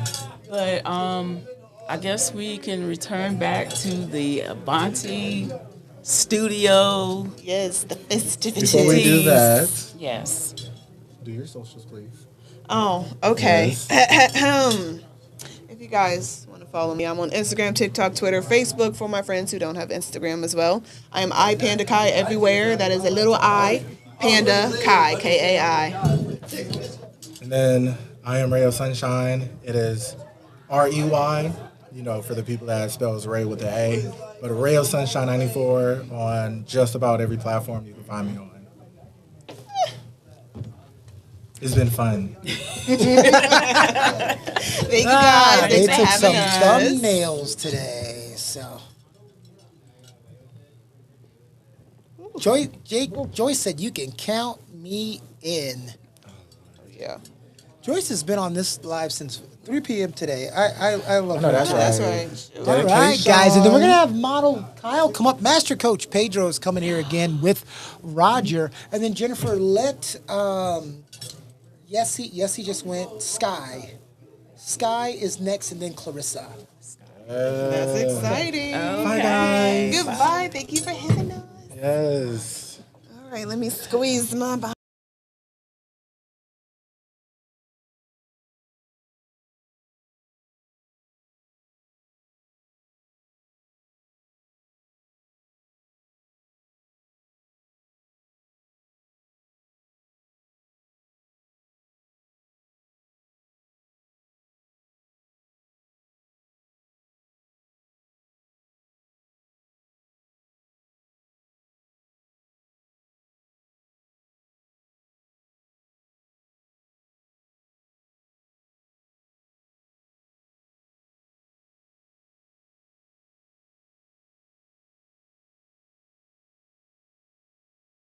First thing we're gonna do. What are these people out here doing? Acting a fool. Let's see. Oh, I'm going the wrong way. I'm looking at me. Again. Shenanigans is what they're up to. Okay. Look, we have someone taking pictures because Kyle's here. And love that. anytime Kyle's here, You're just too cool with the glasses. What's going I on? feel like if it's the vibe, you know what I'm saying? What you got? Where's the Oh, this is Yeah, you gotta put it out. Don't. yeah. Got that in South Korea. It was pretty cool. South Korea. Where were you in South Korea? So I was in there initially for the first 4 months. At, like, hold on. Hold on. save it for the actual. We're gonna catch up. I just wanted to check on Be nominated. the people's out there again. Yeah, my fault. It's all right. It's all right. Content. You know, but good warm up. You had a great start. Oh, of course. Okay, keep that energy. Keep that energy. They're at a zoo. You know, when Kyle comes, the paparazzi just comes out. It's the biggest fans. You know, the biggest fans. All right, now we're back to you three. All right. Hey, beautiful people. Welcome back. It's me, Roger. That's. Who are you? Tell the people your good name. You ain't tell me who I am. Hello, everyone. My name is Pedro Lugo. I'm Coach Pedro. Master. Oh, Yeah, I was Master about to say, Coach. don't sell yourself short You there. earned the title. And who we have here? I'm Kyle. Kyle Sandiford. I'm a model. I've been You doing don't say. Yeah, I've been doing it for not too long, like about a year and a half. Follow me on IG, 0 Black Ice 0. You can see my contact, my work on there. Yeah. It's a very interesting Instagram name. How'd you land on that? That's a good question. I just love the sound of the word kind of thing, because like it sounds like a contradictory statement. You know, black ice. You know, it's not typically black. You know what I'm saying? In theory, you know what I'm saying? It's transparent, so it takes on whatever background it's against. Exactly. Yeah. So it's like very almost like too contradictory, but it sounded like contrast, like in together as one word. And not to make it about race or anything like that, but as a mixed individual. I'm just thinking about Yeah. slippery slope when you say black ice. Falling busts in your ass. but Kyle, what that means is when you get older, your thought process changes. Like, yeah. when you get ready to go on a trip, you're thinking about how fun it is. Pedro's thinking about the weather. So, when you get older, you sit around and me and Pedro will talk about the lawn. Like, hey, that's good. Is that Bermuda grass? Like The lawn. The lawn. That's funny because that was my conversation with my neighbor. Oh man. Yes, but I haven't gotten there yet, and I've been fighting it. And that's why I'm take your thinking time, bro. I'm fighting it. I'm fighting it. Don't rush it. So You'll get your turn. everyone gets their turn. Yes. We don't got a choice, do we, man? No. And that's okay. I've come to accept it. Like it as long as I age gracefully, I'm not hurting anybody. I'm not hurting myself. I'll accept the fact that, I'll turn into that person who's going to talk to their neighbor about their lawn and like what kind of grass and how they're manicuring it and like how they're making it so green. I've accepted that. I don't know. Thinking that I'll own a house with a yard in this era and this timeline and this economy. Yeah, man, I get it, man. It's like maybe that's a bit ambitious in itself. You'd be surprised. I tended to be surprised, but like, I don't know. The idea of like owning a home, I'm like, if something breaks, it's the responsibility of the apartment complex. Right, and I feel you. I feel you because I was living in a rental before we bought the house in 2020, and I liked my rental because it was like very nice. It was 2 floors and it was very open, and I would go to work and I would just listen to it. Oh man, I gotta cut the grass and stuff and do all this, and I'm like, So I came in one morning, I got up one morning, I go outside, I got my cup of coffee in my hand, I just looking around. I said, darn, the grass and the bushes need to be cut. So I went back inside, got my stuff, went back to work, right? Realization. Everybody's talking about it. Come back in the afternoon, oh, the bushes are cut. Grass is cut. Fantastic. I'm just going back inside. Yeah, not your property, not your problem. But now that, you're a homeowner, now the last couple of days, that's all I've been doing is working in the yard. I had a tree fall. I had to fix a fence, got all this stuff. I don't have nobody else to call. I got to fix it myself. So it's a good thing and it's a bad thing because it's your property. You do certain things there. It's your property because you're still paying on it. But, you have you feel some kind of ownership when you have a rental. It's just a rental. It's just a rental. What would you say your guys' concept of home is? Like, what would you categorize that? Ooh, a concept of a home for me is what... It sounds cheesy, but it's where I feel like my heart is, or like where I feel most at peace. Because it's not usually a location all the time. It's a person as well, because like it's kind of that thing of like nomads, right? Like constantly moving, but it's with their people, so they're never alone. So like it always feels like home wherever they stop, set up, take their time getting there. But like for me, it's about the people just as much as it is like having a home base or like a location. I agree with that. What about you? People. People, family, just having a place. I like to cook, so I want to go in the kitchen and do whatever I want to do in the kitchen. Is something that I don't like, I might fix it or change it because it's mine, and I can do a number of things. And home for me is just it's having the family, having those things that you walk outside and you. Like in the mornings, I go outside, sit on the porch, and drink coffee. And, right now that time of year where it's nice and warm. I retired, so what do retired people do? I got plants, I got flowers here growing, I got stuff. living his best retired life. Yeah, I sit down and look whatever I see. I got growing. Oh, that looks great. That's it's time to cut that. It's time to fix this. Let's water. Bob, you see those ivies over there? They're overgrown the wall. Yeah, we gotta go do that. All right, no, that's overgrown. Let's cut that. No, those are like really good answers. I think I kind of agree with what y'all said about like the concept of it being like a community thing. I kind of like came to this conclusion like a little while back. I mean, when you're young, you're kind of you're moving out, you're trying to live that life on your own and just see how things go, kind of thing. And I always, after I came back from, which will be a different conversation, Korea the first time, I like, I gotta do that again, man, I gotta do that again. And so I'm like, I was determined to like, leave home and like, discover this journey of me just, setting up a base and then like hunkering down and creating my community there.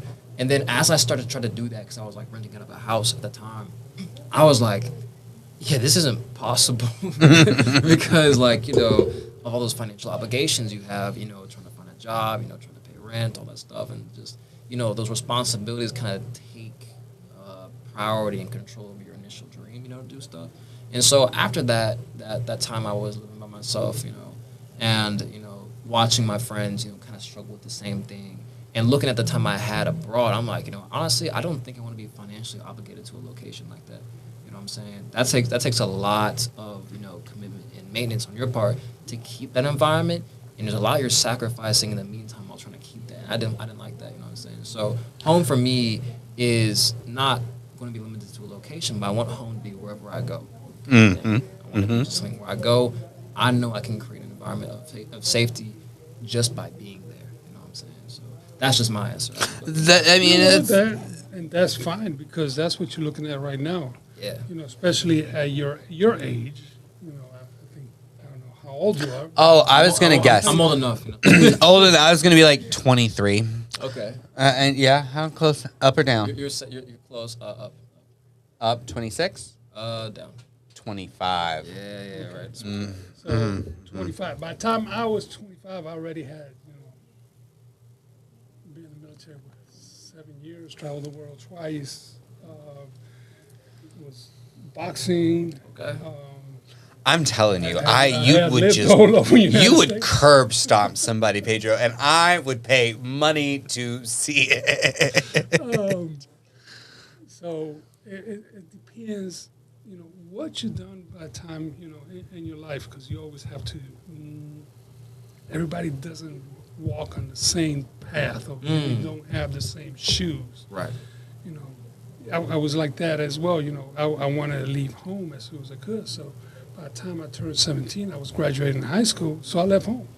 I joined the military. Because I was ready to go. And I always I told my mom when I was like a kid, as soon as I graduate from high school, I'm old enough, I'm leaving. Right. She didn't believe it, but yeah, when that happened, it was like, oh, you're leaving? Yes. Yeah, I told you I was. Gone. Oh man, that's crazy. So you've been to South Korea? Yeah, I've been to South Korea. I was twice from the sound. Twice. Yeah. Where in South Korea? All over. I initially was stationed in Seoul for a abroad program I was doing a couple of years ago. That was probably the best experience of my entire life. I'm not gonna lie. I lived a year of my life in like 4 months of it. Essentially, is how it felt. That's where I got this. This was I got it from a market while I was out there. I saw it. I'm like, yeah, I need something to like keep on me at all times, so remind me of where I was. Remembrance. Yeah. Yeah, and so it just kind of became a statement piece for me. I kind of wear it all the time. But yeah, it was a great time. I also went to Japan while I was over there. I did both twice, which the most recent one was this past April, which I wasn't there for school that time. I was actually there for fun, but also for business. I'd been offered a modeling contract in South Korea, and so I was gonna go get that. It was really cool. I have not signed it yet, but I do have it, and I can sign it whenever I want. So. Oh, okay. So it was pretty cool. What's holding you back? So I am full-time working. I am also full-time in school. So what are you going to school for? I'm going to school to be a BCBA, behavior analyst. So this is my master's program. So observation. So watching patterns. Yes, patterns. a lot of people observation, pattern skills. I really enjoy it. I find it fun. I do it in and outside the workplace. I do it with my friends all the time. I'm like, yeah, I know why I did that. You know what I'm saying? But you've done this like 5 times. I know why you are the way you are. Yeah, so I was like, I can fix you. No, you can't. I know what makes you tick. I know what makes you tick, but I know I can fix you. Yeah, no, like I can fix you. But no, yeah. So that unfortunately is what's keeping me from signing my life away. But additionally, if I were to sign it, I would be required to live there full time, which would be really cool. I was gonna say that would be a win for you, but like you've already put this effort into schooling, like you have a full-time job. No, it's hard to leave those responsibilities in a way because I too have a full-time job. My new full-time job though now is a lot more flexible and like my remote work and stuff. Right. So like my opportunities to travel internationally have drastically went up over this last year that I'm going to get to start doing. I've never left the United States, so I'm very excited. Really? Right. Everyone always is like, really? And it's like, yeah, it's because I may be from the South, but I read. So, like, I'm a bit cultured in ways that, like, I know I could leave the country and know what to do and what I'm looking for. But it's like I've never gotten to experience that and being able to see, like, because I've always had the responsibilities. Like, and I can imagine you're 25, I'm 38. We've established Pedro's retired.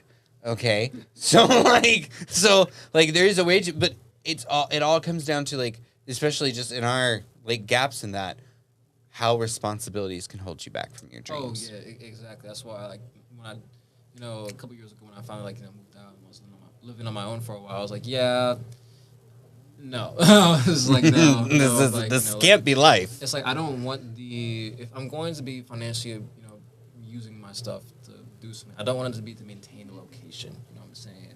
Community for me was a lot more valuable, and I had made a lot of it when I was outside the U.S. and South Korea. I have lots of connections abroad now because of that experience. So, and I keep up with them. We stay in contact, and for me, the knowledge that I can just pick up a plane ticket and fly to, like, I don't know, Spain and crash with my friends is a lot more valuable than rent. I don't know. Because it is. It's true. It's changed. Yeah. Time changes. Okay, so you're 25. You have the opportunity right now to do all that. So live your life now. Make your goals. What is it you want to do? Yeah. Between now and, I don't know, next 10 years, or how long it takes you to do whatever it is you want to do. Don't put a time limit on it. But today, we grow up in a different society. When I was, by the time I was 21, I already was married. Oh, I can imagine that, honestly. Right, that's what I say too. I was like married at 21. Woo-wee! I was married. Stronger than me, man. And by the time I was 21, I already had my first house. True. Crazy to think about. That must have been great. Crazy to think about. I had a house, had a job, was in the military, was traveling, was doing all kinds of different things. But that's life. And we saw it differently because we were still watching what our parents did from that generation, and it kept trickling down. Now the generation nowadays had taken a little bit different look. I want more time for me. I want more time not just to develop, but I want more time to be able to enjoy the facilities that we have, the things that we have that you just said. Man, I can get on a plane and go do this. And crash with some friends. That has more value to you right now than just say, well, I want to have a house, a family, and kids, and have a car. I want, having the backyard.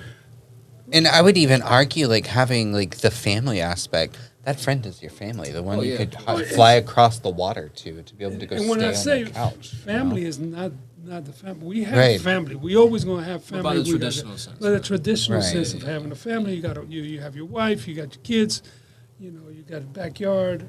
So that is traditional. And that's what has tried to be pushed. This generation, your generation, the generation that's coming right now, is making a gap in that. It's just being able to have choices. Oh yeah, of course, easily. And not forced to go down a path because you're supposed to be married by this age, or you're supposed to have a career by this age. You're supposed to, and it's like that's not like you're supposed to be in this amount of debt by this age, or you're supposed to graduate college by this age. It's like that's when that was the standard, and I use that loosely. That was the standard. We didn't see the side effects of it then. We see it now because people who were immediately forced to go into college before they could figure out what they want. And, $60,000 worth of debt for a degree they probably do not use at their job. I'm good off inheriting my parents' decisions. You know what I'm saying? Like, it's like, as you said, like, the choices are one thing. And it's like, I think it's cool. Like, the idea of getting married and having a house at 21 is not, like, horrible. It's more so, like, now it's like there's a lot of, like, stress and responsibility that comes on top of that. And now it's like I think of it as I have my entire life to do that exact thing that you did at 21.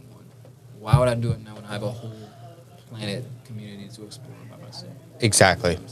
Like it to me like goes to say like a couple of things. Like one, the idea of what is traditional is not what is it's not just not reality. So right? it's not absolute. It's not absolute because what is traditional for one may be a different or not traditional to another. Number two, the ability that it is to be able to travel the world as a model and be like, hey, I'm here, woo. Not just as a model, just as.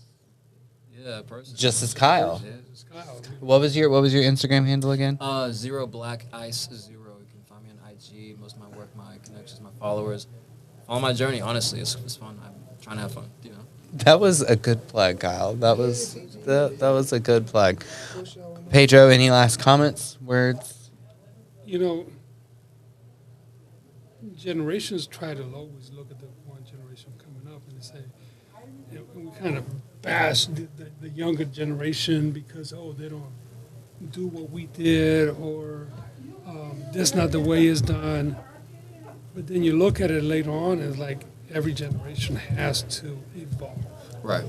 So we constantly evolving. And if we don't evolve, we get stuck. And then we go backwards. And I think that's what's going on right now. We're kind of going backwards because so people don't want to evolve in certain things. Some things are going to remain the same. But you have to evolve and have to make it grow as everything grows and moves around the world. We are not steady. You know, even the world is not steady. And, you know, we people don't think about it, but we are traveling in the galaxy and traveling around the sun at 1,000 miles an hour. Oh, for sure. Yeah. You know, everything constantly evolving, constantly changing. What makes it not evolve us? We should be able. But it's also like, if I went through a hardship, like my generation went through a hardship, right? Like, why would I want the next generation to have to go through that hardship? Why would I want to make it harder for them? Because we want to make things better. Better is a subjective term because it is better. What do you mean? Better process, better quality this, better that? Like, what is the definition of better? And in my mind, it's every generation should want better for the next generation because we can look back to see what their struggles were, be in the present to see what our struggles are, and look forward so that way we can help be proactive to prevent struggles. That's the goal of every parent. Should be the goal of every parent. It should be to make sure that your child has a better, a better tomorrow than what we had. Not gonna lie, we kind of suck at that. I ain't gonna hold you. It's like we're kind of bad. But the system should change, though. The system should change. But you got to break the cycle. Yeah. Mm-hmm. So, but honestly, at the end of the day, there's no right answer. Just go out and do and live, enjoy, have fun. Yeah, it's personalized, guys. And be the best person you can be. And just be kind to each other. It's not hard. Say what's up, what's good. Hey, whatever you put out into the world, you'll get back. Tenfold. Smile on your face. So if you are miserable, you know what you're gonna get back? More of that. More of that. Okay, rule of thumb. Kyle, thank you so much for joining us, dude. It was great. It was so good. That was fun. That was fun. Okay, you know what? Send me that. I'm so glad. Chimino. This is stupid. I'm gonna have to teach you some Korean now. Nah, that's great. I'll teach you some. You know what I'm saying? Pleasure.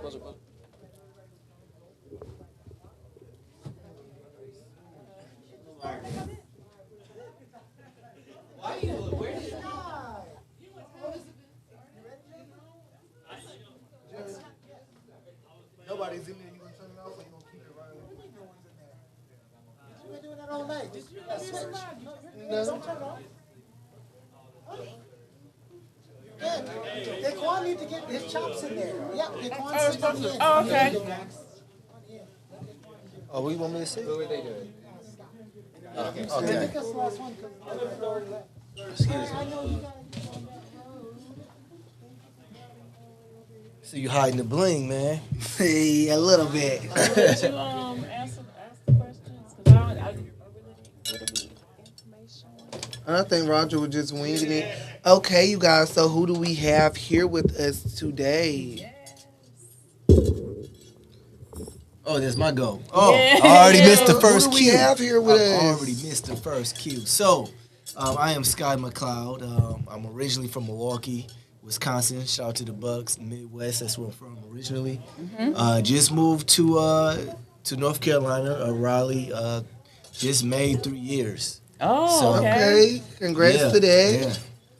Thank you. Yes, I know I was speaking with you briefly. I know you're into like the production scene, just creating in general, and you just trying to come out tonight to network and build a community.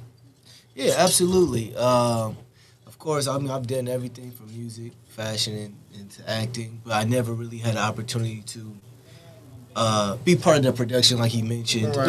Okay. So I do want to express myself in that way, just because I have a lot of different ideas. Okay. I feel like right now, since I moved here, the iron is hot, if that makes sense. Right. So Yes. I've been networking a lot, meeting a lot of different individuals. I came here really to networking, meet, because this is a production studio. Right. So you got different people, actors, models. You got people who do direct and will have some of that experience. Singers, just all around. So like just this, the industry in general. yeah, the industry in general. So it's just a melting pot, and I just want to figure out, okay, how can I include people in my vision? How can I become more of a service to them? Yes. And we can keep this ball momentum moving. Yes, that's right. And what's your Instagram? Let them know your Instagram. Where can we find you? Definitely. So my Instagram is _Sky McLeod. So that's everywhere that you can find me, even on Facebook. Okay. That's good. I'm trying to get my LinkedIn back, but they locked me out. They One had stop to shop, but you good though with with that one one name. That's good though, because you will be easy to find across all platforms. Yeah, and then I'm gonna put up my website pretty soon. Okay. And my services. Okay, and what things type of of that nature. other services like do you want to provide to people? Definitely. So So when they reach out, they can know what to inquire to you about. Absolutely. So outside of creating and from the entertainment, I also public speak too. Oh, okay. So a lot of my topics are about building identity, building confidence, and how that influences your sense of style. So I go under the image architect. After you click Instagram, you see me pop up. You will see image architect. And that's just everything I do as far as image, because perception is so big in our industry. Right. So why not have somebody in our industry actually talk about perception to the average everyday person? That's good, because some people need to hear that. And y'all might can't see my boy tonight, like the full fit, but he dripped out tonight. I tried. Yeah, you did that. I like the fit. Yeah. Is there anything else you want to let us know while you're here? Man, outside of networking, and because I'm new to the triangle in the sense of being as far as entertainment. I come from the Midwest. That's kind of like my base. It's like the camera. Here it is. I'm gonna motion it back to us. Okay. Come back this way. Hi guys. Yeah. So Okay, there we go. So the Midwest is like my base. So I'm sorry. I feel like I should wave to the fan. Hey. Yes, wave to your fans. Hey, wave to the community, Yes. The fans out there the way they look. love us. Oh, so he said he sat on the remote, so that's why I kept moving. Look at. Like he thought he sat on it. Let me listen with him. So that's how you know it's a production studio, because anything happens. Yes. Yeah. Nothing's perfect. We're live right now. Yes. It's just flowing. Yeah, we flowing. But that's the beautiful part about it, especially just being on set a few times myself. Yes. Seeing everything go. I was like you said, I remember you was like trying to figure out everything.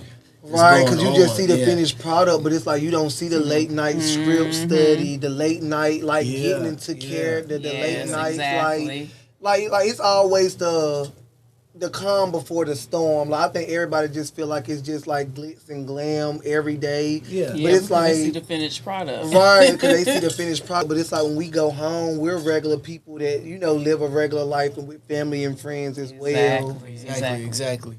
So I miss the process. I think that's probably the biggest thing for me is I like the process of it. Yes. Because usually I don't even watch I'll be so nervous to watch the end of anything. Oh, so it's like I'm one of those guys that gotta wait. Like good ends. You don't like the bad ends. Yeah, I like to present it, show it to the people. If they like it, they like it.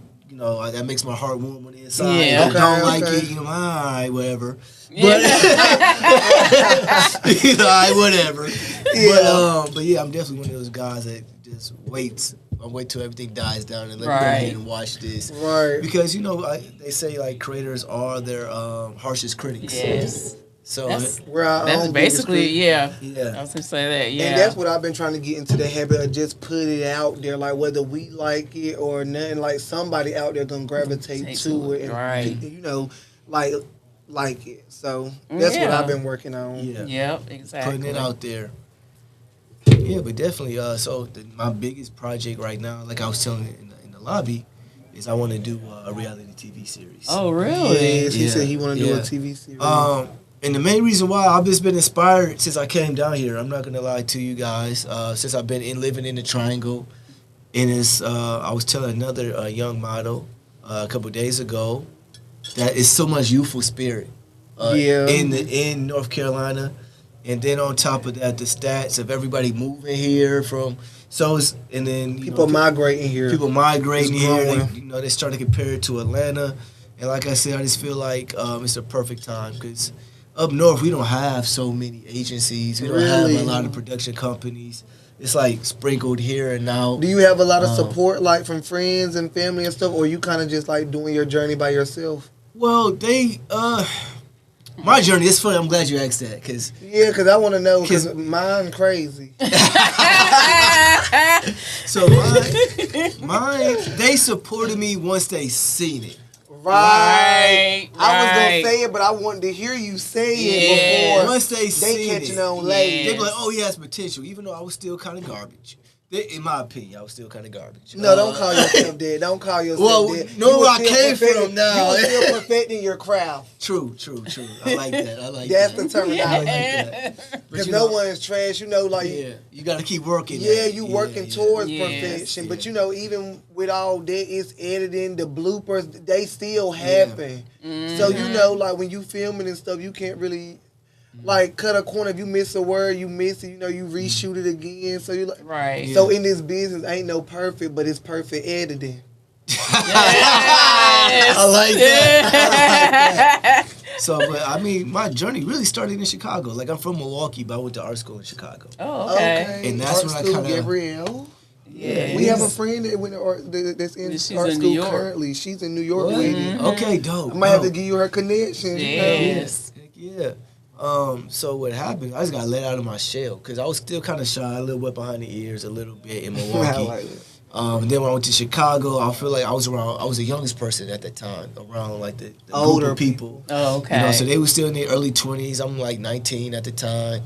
And that's when I got experience to really what it's like to be a musician and really grinding and hitting the pavement. Yeah. Right. So, and then seeing what star power kind of looked like, Right. So I kind of just, I feel like I adopted like all the mesh of all of their like swagger, personality. And then mesh it in and one mesh of it- your own. And then eventually I became my own, and then that's when I went back home to Milwaukee and then did the best I could. Oh, so basically when you went back home, that's when they seen like the progress and like you kind of Yeah. went back. Yeah, like I'm different. caliber. Like, I mean, yeah. Like you were different than what you was last Yeah, like, I time. kinda- Basically, people kind of start respecting you more and like your Yeah. dreams and goals. When you talked about it, they took it more serious than basically just brushing you off. Yeah. Like got to a point where they more so wanted to get intrigued and know what you had. Yeah, because going they didn't on. see it coming. Because I never really talked about it. Like I was a shy kid. I wrote rhymes in my journal, and I always wanted to be good at music and things of that nature. Right. But I never really took the initiative to really put myself out there. Oh, I got So you. it's like I feel like I was good, but at the end of the day, I didn't have the confidence. So Right. so they allowed me to have the confidence to do it. And like you said, you just need to get it out there to that audience to get that feedback to know that people is actually enjoying what you producing Right. Yeah. or My what question, you have to offer. I have a question. Why reality TV? Why? Because, man, that's a good question. 'Cause I didn't think about the why. It was more so. Okay, I'm glad you asked. Now I can kind of just dial it back to really think the thought process right. of why I wanted to do it. So what happened is I used to be in sales. I used to do sales and marketing, developing sales tips, things of that nature. But I was around a lot of younger dudes. So if you don't know, I'm in my 30s. So I went through a lot of trial and tribulation that they didn't go through. So me, I wore suits before and dressed up and things of that nature, and I was in fashion stuff beforehand. But they wasn't. These are like dudes that's coming straight out of college. A lot of times they're trying to find themselves. Right. And like I said, they never wore suits, never wore ties. They don't know the difference between formal and casual, business attire. They don't know none of that. So you was like a role model, like someone for them to look up to. Yeah, and then what I did was I was like, you know what, I'm going to style you guys for free. So I took them to K&G. They bought the suits though. I didn't buy the suits. Yeah, but you was more so pick the style. Pick the what would style. suit them. And I watched the whole process, and then I seen their confidence go from 0 to 10. Wow. Extremely fast, and then I seen people recognize them. Right. They never been recognized like that. And I loved it. far as like, you know, the girls hollering at them, oh my God, I see you in this suit. I see you. But they never been treated like got their attention. So now, and I was talking to my guy. He works at a media company in VA. Glad she asked you that. I'm like that. Yeah. Taking a deeper dive. And then I'm seeing all these interactions, and then I was telling my guy, like, look, I want to be able to, next person I style, I want to be able to capture that moment. Because everybody on their website says, hey, write a referral, good job. But nobody, that could be hearsay. So in my mind, it's always could be hearsay. So I was like, man, maybe I should go rent me out one of them little glasses with the camera on it. Yeah, you wanted to like film your own stuff. Like, I wanted to film it. Word of mouth. I wanted to film that excitement because that excitement is so real, it's so organic. That's true. And then that's when it dawned on me. So I make a long story long, I guess. That's when I make a long story long. I like that. That's when it dawned on me. That like I need to do something to where people can really see the impact in real life. Because you found like the excitement, and like you warming their heart actually warmed yours. Yeah, and then that's how I've been too. Yeah, and then working with a guy that I'd say he has some mental issues in a sense, low self-esteem, always a lot of self-doubt. Right. He was staying in a homeless shelter at the time, and I was training him to get gas sales at the time. Okay. And then, but of course he can't go to K&G or Men's Warehouse. So I took him to the Goodwill. Yeah. And I found a suit, and boom, boom, boom. I found 2 suits, mixed and matched it for him. Boom. And the crazy part is it took me like 20 minutes because it was about to close down. He real antsy. He like, man, I need it. I want to dress up. I want to look good for work. Oh, like you got him excited. Got him excited. And then, again, I seen the excitement, right? So picture you being the cashier. It was a woman cashier. So picture you being the cashier. And I was like, oh, watch this. And I told him to go do a walk for me. You know how y'all do model walks. Yeah. So I was like, go ahead, do a walk for me. Yeah. Turn it up. Oh, I love it. Yes. So you out there and you hear this, so that's why. So it's like now I just want to find people with captivating storylines. Yeah. And then the resources that I have around the community, I want to be able to big up the small businesses, owners and designers, and really just put that together. Right. And then, like I said, it's a perfect market for it. Like I got the Triangle, then I got Charlotte. Yeah. People moving here. It's up and growing. Everybody's starting to start their own businesses, figuring out what's going on. A lot of young professionals, and so it's a bigger vision that I have. Yeah. You see the big picture. Yeah. A lot of people don't see the end goal. Like they be focused on what's now, but the whole time it's about 5 years and 10 years from now. So I'm glad you said that. Yeah, so that's the main reason why. Because before I was like, man, reality TV kind of corny. I don't really. It's funny because I don't even own a TV personally, but it's like, it's some real shit. Yeah. Like, can I cuss? I'm sorry. You fine though. Okay. They probably didn't catch you. Yeah, we might want to not. I'm over messing up already. We live. It's the first I missed the cue to introduce myself. Hey, this my. I came up here with this with them before, but today's been my first time. So today been my trial and error day. I've been in everybody's way. I've been popping in and out. So you my first real interview of the night. Cool. That's what's up. So far since you've been in North Carolina, how do you like it? It was a culture shock at first. Wow, what do you so mean much by of that? a culture shock. Yeah. Safer. Okay.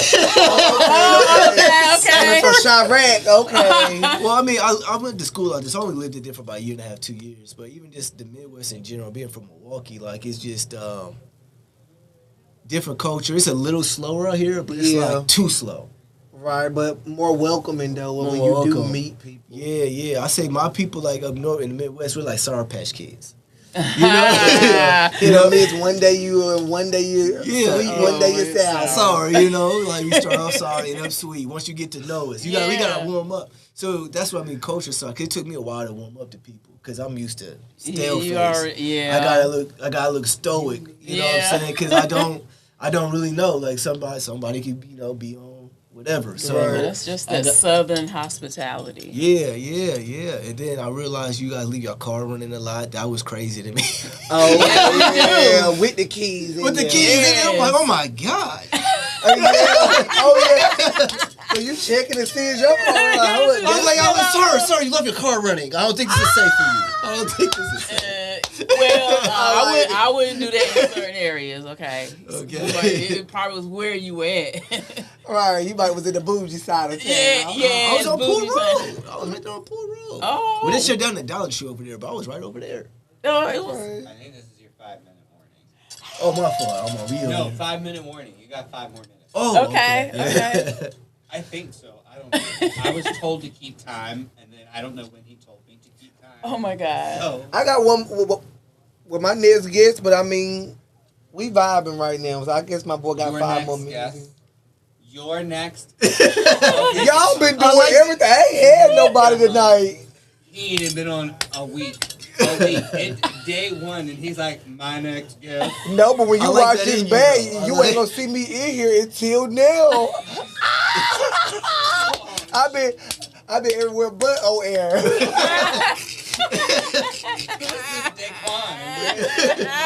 That's like, hold on, this is the Roger Peck and G, because I ain't seen the guest. He said the store has arrived. Yes. Reasonably late. Now bring Put my a little guest. ice. Let me That's what's up. But yeah, it's okay. So it was cool meeting you. But we like definitely can stay in contact and stuff. Like you round the area in Raleigh. Yeah, I stay in Raleigh. For what sure. side of Raleigh? Are you in Bougie Town, Raleigh? Meaning, if you pass Capitol Boulevard, he might don't know. I don't know. You gonna have to let him know where he live Give me a a landmark. A landmark. I stay right off Rogers Lane. Oh, I used to live there. Along with that was. Well, y'all don't even know how old I am. But, that's like April 27. Yeah, I remember when Rogers Lane was just fields, trees, turf she grass. from Raleigh, so she be telling me. So yeah, you're not too far from the bridge, which is once you cross over Neuse River, you're in Nightdale. Yeah, I know I'm close to Nightdale. Yeah. I know I'm close So to where Nightdale. he at though? Like it's bougie. So he's still in Bougie Town. Yeah. Okay. I done came on up there.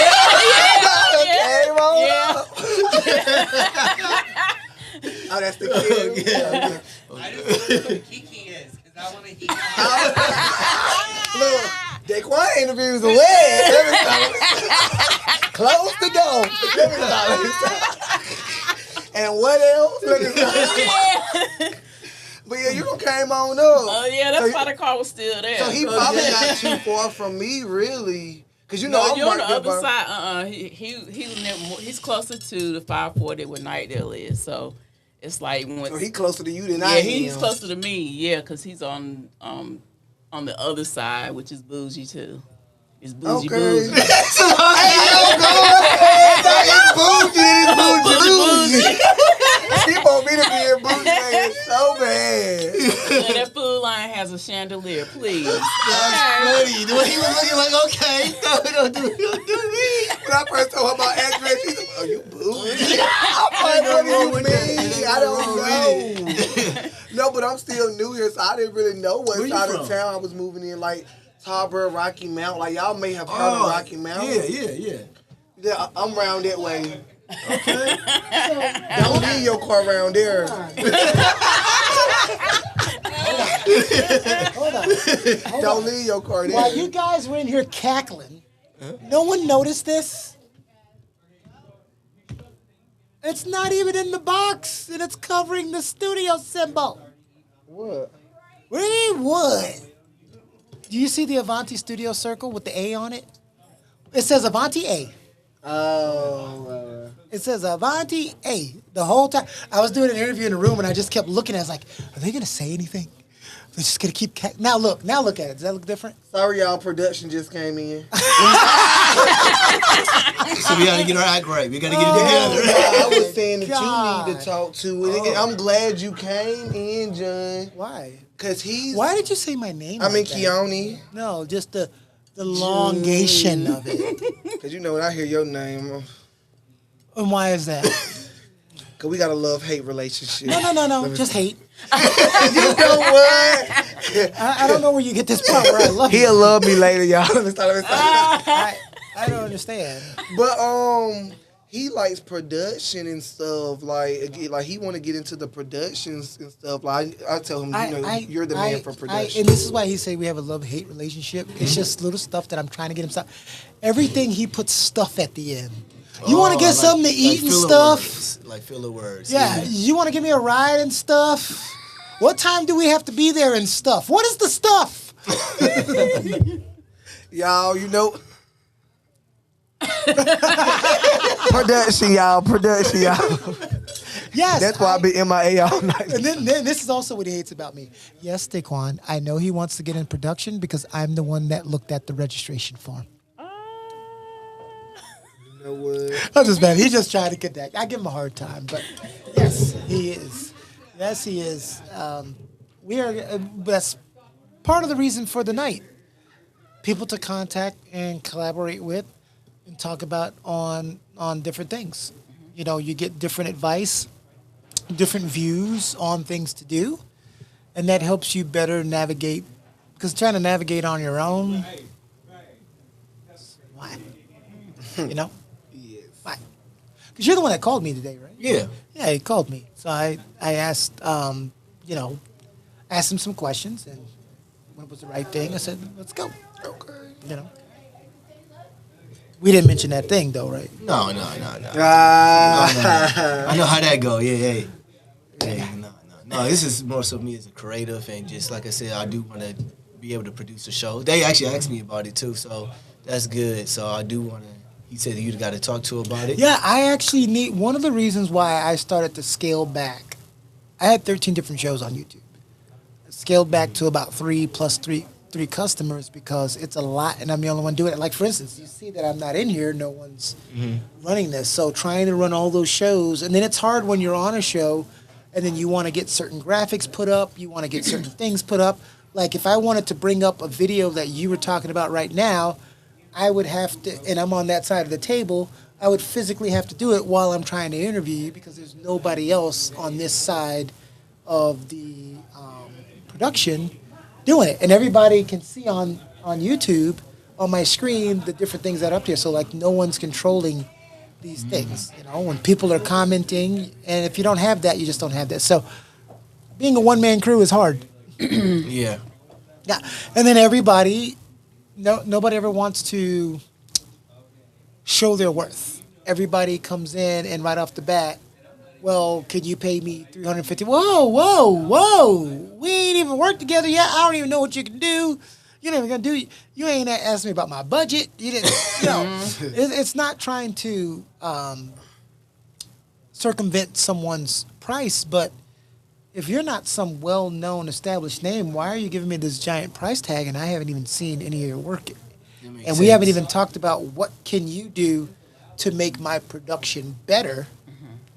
We're already talking about dollars and we ain't even talked about cents. Right. And you know what I mean by that. Yeah, I hope that didn't fly over some people's head. Well, this was you guys had a good interview. I can tell because I can hear you cackling from the room that I was in. So did they do a good job? Yeah. Normally I do all of the hosting, but I said, you know what, I'm going to let Roger and Jennifer and Donovan. They got very vibrant personalities.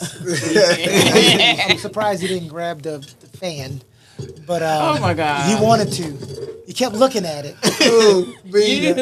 I would. I know. He's like, I just want to snap it one time. I'm looking over like what? So this is the thing you're gonna learn. Open the fan, Jennifer. This is the way I'm gonna open it. but Okay, it's- close it. Now, Daquan, Yeah, you you do show it. her how to open a fan. Yes. Boots on the ground. All right, Sky. Well, we look to hear from you and do some work in the future. Thank you for clowning around with us today, okay? Most definitely, man. All right. And we'll see you around. We'll see you around Bougie Land. Yeah, Bougie Land. Bougie We'll see Land. you around I'm gonna come across the bridge and go toot toot. You guys take care. You too. You guys scare me. I have no idea what y'all talked about while I've not been here. I'm scared of Roger. So scared. What Roger was talking about. He said he couldn't keep up the time. He lost track of time because you told him to check our time, so he couldn't remember. He said I told him to wrap up 3 times already. So you better wrap it all the way or no? What do you mean? No, I was saying like we still interviewing or you doing? Yeah, give me a second. Okay. Do you want me to interview Brian or do the two? Do you want to interview Brian? It's back on you. It's back on me? Yeah, they're going to help me get stuff together out there. Heard, yeah. Okay. My first Everybody that's on the live, we will not be going to midnight. Mostly everybody has come and gone. So that's been good. It's who is that saying we're doing podcast and stuff? Hi. Oh, it's Miss Show Up When I Feel Like It lady. I'm just messing with I had a you. whole state trooper behind me. Oh, I had a police escort. hold on. Save it for the interview, lady. Oh, I'm on live. Nah, I'm on live. So funny. She didn't know she was on. Oh, she already giving them the tea. And I say the tea for the hot seat. Let me get out of here. I done missed all the interviews. Now I'm ready to stay. You talk like an old man. I'm trying to do better with my pronunciation and enunciation and the whole package deal. All right. It's all good. Wish me and this white boy some luck. You can only have one interview on a night. Okay. Done all this hard work with your one interview tonight. Pedro coming too? Or who is it? Just me and you. And John's going to be here. No, John is not. John's going to start packing up the house. I agree with that statement. I love to hear that. So that means We you need somebody civilized to moderate this. and he's the first We choice. have to get, Kentrell's got to do an interview before he goes. Kentrell has to do an interview before he goes. Okay, cool. Hi, Sunshine. What's up? There's your camera. So we can't see it. We can't see us. I mean, if your eyesight's good, you can see the reflection of us. We're on the TV behind us. You want to take a There's a gander? delay. Your All right. face is so tan. It's crazy. I mean, the rest of me is too. I mean, I would hope so. Not you running around the farmer's tan with this shade being one color. No, man. I've T-shirt. been at the beach. I've been surfing. You already know. How has traveling been? You've been doing a Are we lot of live? traveling. Are we going? Yeah, we're going. We've been going since we sat down. Oh, God. Yeah, we've been in this bitch. Hello, everyone. This is Roger, and I have the amazingly talented, sometimes funny. Watch out. Setting the bar a little high now already. Hold on now. Let's Under promise, over deliver. Let's go. Okay, Salesman, let's go. One of I would consider a good friend, Mr. Brian Akins. Applause. Ta-da. Applause. So you've been traveling a lot. Mm-hmm. How is life? You know, life is amazing. I don't know any other way to say that. I have been doing a lot of traveling. I'm extremely blessed. I've got great people around me. I've got a lot of people that are supporting me right now that are kind of putting me in good situations, in good areas. And, I'm just extremely thankful and grateful for the life that I have right now, to be honest with you. Did you think a year ago this would be your life? No, not even close. And I can actually hit on that. One of the things that I've learned is basically changing your mindset. And one of the things that I had to do was understand how to change my frequency. And we hear it in our everyday lingo. We talk about someone's vibe, their vibration, how do they resonate? And, can you manipulate your way of thinking? And one day it just kind of dawned on me, as I was telling these guys out here earlier, I had to set up an antenna, right? My father's so cheap, I had to go set up an antenna for him. And I run this cord down into the back of his television, and all of a sudden, we got all these channels. And I just was amazed by that. I know it sounds crazy, right? My dad's like, you've never heard of radio waves? And I'm kind of giggling. And I get to the point where I'm like, yeah, but we don't see them. We don't feel them. We don't even know they exist. And I started to realize that sometimes you get a thought in your mind that you don't even know where it comes from. Right? And you question it because it's not who you are. It's not anything you're a part of. But you go, where did that come from? Right? So am I in control of my thoughts? Do my thoughts come from somewhere else other than me? And then I started to realize that our brain is like an antenna. And the things that we tune into, like it's no different than getting into your car and changing. Like if you want to listen to talk radio, right? You can listen to talk radio. If you want to listen to classical, rap, pop, you know what to tune into. You go and change that frequency.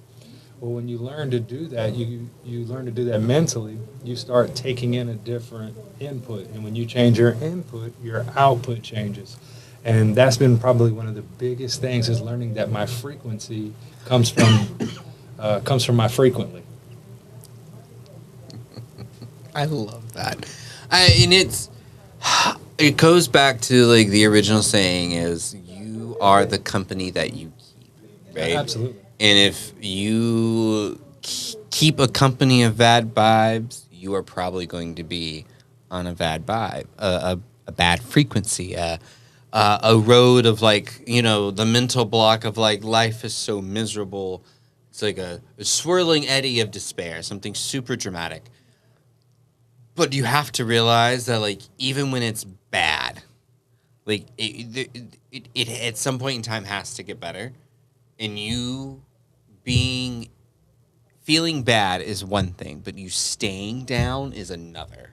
Like it's okay to like be frustrated with your situation or like be emotionally like tuckered out by it, because I think that's it's a conversation to be had about how especially men of the South were not allowed to feel like their emotions or feel that they could be vulnerable about that, because that shouldn't exhaust them, right? Like you shouldn't want to feel the need to cry just because you're having a bad day. And it's like, well, I'm having a bad day, but don't stay in that mentality of why you're having the bad day.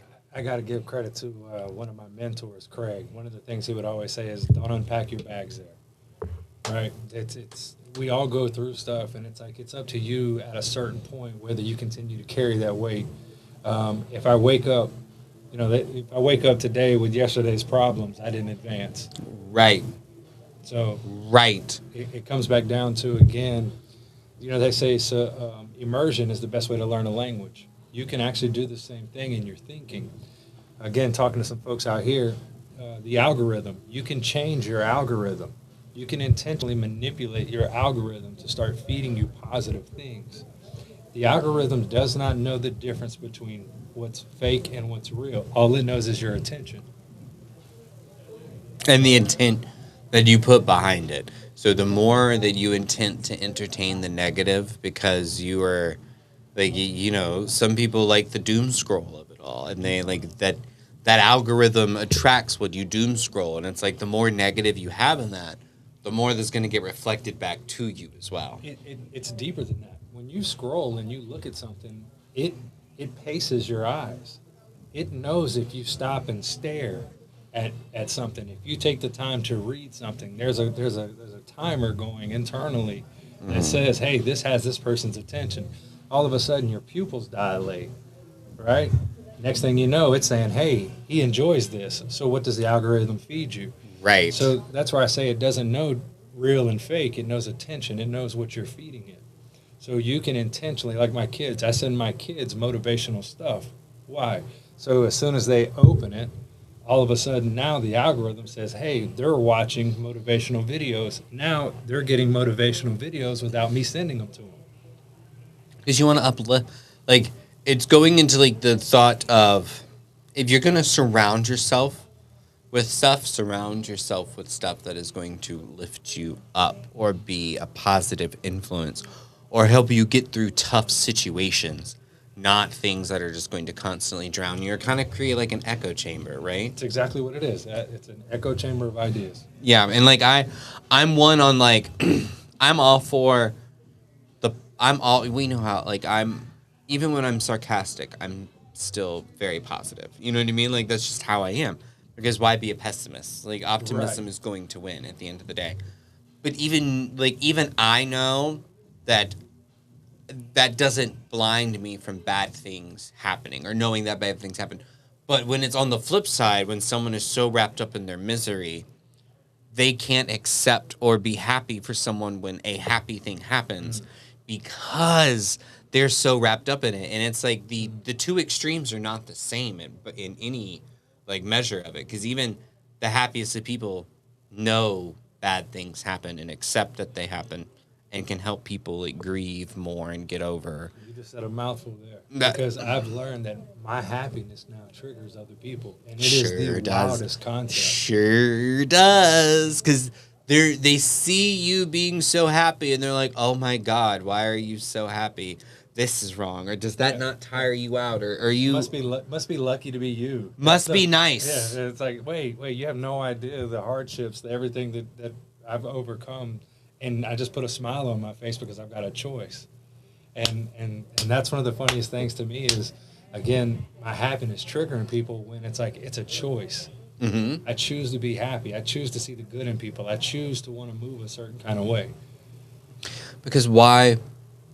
I mean, something me and Kyle and Pedro were talking about earlier was that why would we not want better for the next, for who come after? You know what I mean? Why would I, knowing this bad thing just happened to me and the mood it could have put me in, not want to be more optimistic and be better for the next person I come in contact with? Well, let's say you're an introvert. Let's say you don't come into contact with anybody. Let's say that you're that person. Well, don't you want your next moment to be better? Right. And so that's it. All starts internally. Right. And that's the whole thing. I mean, you could try to make people happy all day long, and you're not going to. But can you choose to put a smile on your face? Can you choose to see the good? That's where something starts to happen. And I've just kind of started diving into this stuff about, your childhood wounds that we all carry. And, I've learned now over a very short period of time that when I started to forgive people that never apologized, when I started to forgive people, things that happened to me, things that people did me dirty, and I realized I was carrying that weight. I was carrying all that crap with me, which was creating negative cycles in my life.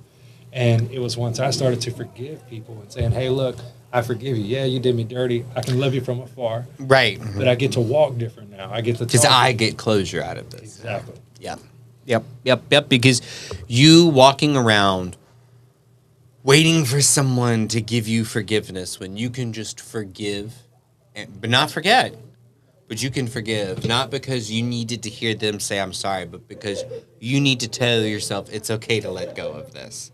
Like, it's okay to let go because this person's never going to apologize to you. This person's never, even if they did apologize, to me, when it's such an extreme thing, apologies only go so far because you've showed me who you really were. No question.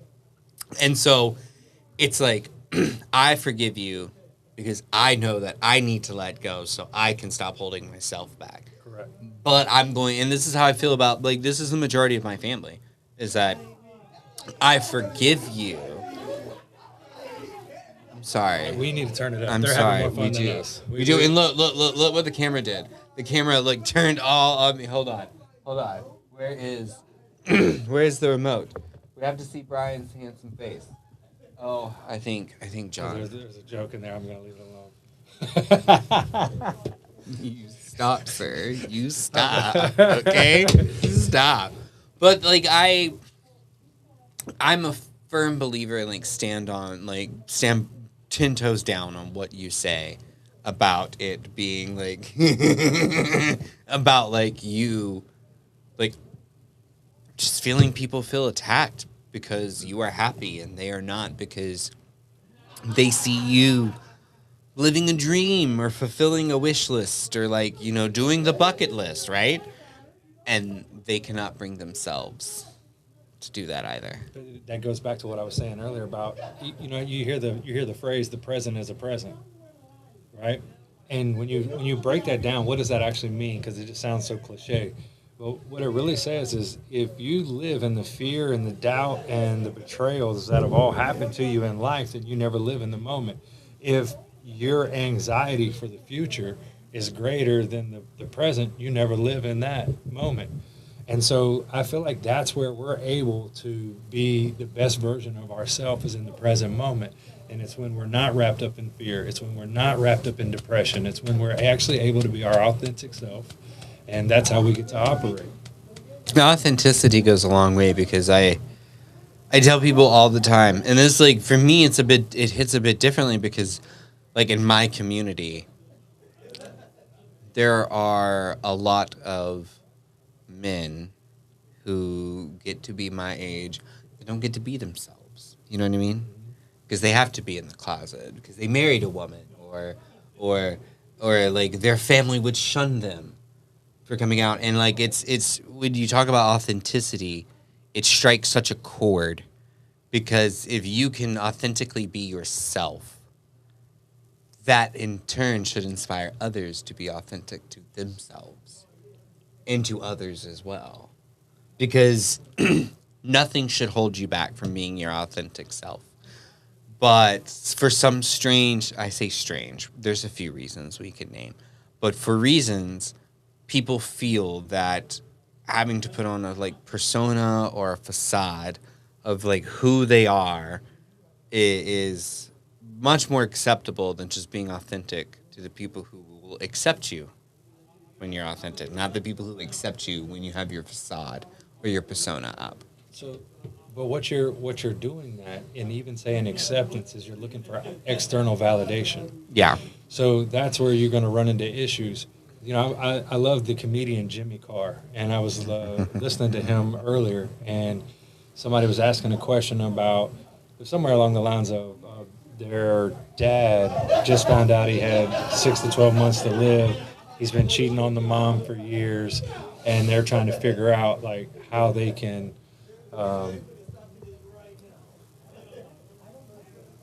It's not in here. That's not my fault. Fix the technology. Anyways. Yeah. So anyway, but the idea is Jimmy Carr, how he responds to it. It was so impactful, and he says, when you ever want to see a man's priorities in life, tell him he's got 6 to 12 months to live. You talk about seeing someone's authentic self. You talk about seeing somebody's who they actually are. Tell someone they've got 6 to 12 months to live, and then you'll see who someone really is. I can imagine you're faced with your mortality. And like, well, it goes back to the idea that you're no longer worried about other people's validation. You're at that point, you don't care. You were simply living for yourself. Exactly. And that's where you're going to learn who people actually are and at their most authentic self. And that's where it just like, for me, it comes down to, doesn't it suck you had to wait to the last 6 to 12 months of your life to like live authentically? I hope that's not the case. But it's in that example, yes. It's kind of like when funerals happen, right? That's the only time the family gets together and like talks about things, and you know, like it's always something of the life altering scale that causes those things to happen. Like I look back and I could not imagine not coming out as early as I did to like accept myself. And even the problem is that when I got tired of not being me, even becoming me, there was a couple of other layers I had to work through. Because it was like I had like some internalized homophobia about myself and like a bunch of different layers that made me like the person I'm sitting here to be today. Had to work through those issues to allow himself to be more flamboyant, to allow himself to not be like a stick in the mud, to know that it's okay to like joke and be funny and like just be me. And if you don't like it, that's cool. Like I've gotten to the point to where 100 quarters, 10 dimes, or 4 quarters. 100 pennies, 10 dimes, or 4 quarters. I'd rather have 4 quarters. And if 4 people love me, that's great. 10 people love me, that's cool. 100 people like me, meh. You know, like because it's to me, it's like you either are about that person or about the people in your life because they should feel comfortable being authentic too. At this point, I don't care about the dollar. I don't care. I don't care if it's 0. And I know that might sound crazy, but the idea behind that is that I'm just no longer searching for people's approval. You know, I've got videos on Instagram that have 500 plus likes, right? And I might know 50 of those people. And I go out and I go have dinner and I run into people I've known my whole life and they go, man, I've seen your stunt work. I've seen this stuff. I love it. Oh, man, this is awesome. And I'm like, really? Because I got a pretty good memory and I don't remember you loving it. And people go, oh, well, you're searching for likes. You're searching for, it's like, no. It's pattern recognition. It's like, so your idea is that you're going to be a silent supporter. I've known you my whole life. You've seen the stuff I've overcome. You've seen everything I've been through in my life. You should be one of the people cheerleading me. You're not. It's cool. Like, all right, I'm cool with that. Right. I can let it bother me, right? I can let it destroy me. I can let it create the doubt, the fear, the anxiety. I can let it do all that, or I can simply high five you and go, hey, you're a silent supporter, man. Appreciate you, and keep it moving. Because the hate, like, even the people who are your worst critics are still gonna help your algorithm. You know what I mean? No, like that's the whole. There's no such thing as bad ink, right? There's no ink is bad ink. No ink is bad ink at this point. Like you could be you watch it 20 times. You know what I mean? You don't have to like it, but you engaged with it. Your engagement helps me get more engagement. Like it's a win-win, and you could be a silent hater because like you said, if you truly did support me, or you truly did care about me being like authentic to myself and like what I want to do, you would be there rooting me on. and I like, that's why I bring up like the 100 pennies, 10 dimes, 4 quarters, is that over the last like 3 years of me like going through the process of like, okay, I want to be in front of a camera, I want to stream, I want to be like, I say the word influencer. That's not really what I want to be. I just want to be like a social presence that's just kind of like funny and like people laugh at and like. Oh, there's material. There's material. Like, there's material out there. Don't you worry. Okay. Do some stand-up comedy, but like I don't want to be like rich. I don't want to be like super uber famous. I don't want any of that. But people who can't see that for themselves or see that for you are the first ones to tell you that, oh, well, good luck, or like, okay, that'd be cool how that turns out. But so I don't think they see it in themselves. That's the kicker. Everything becomes a projection. Yep. It's a mirror. Right.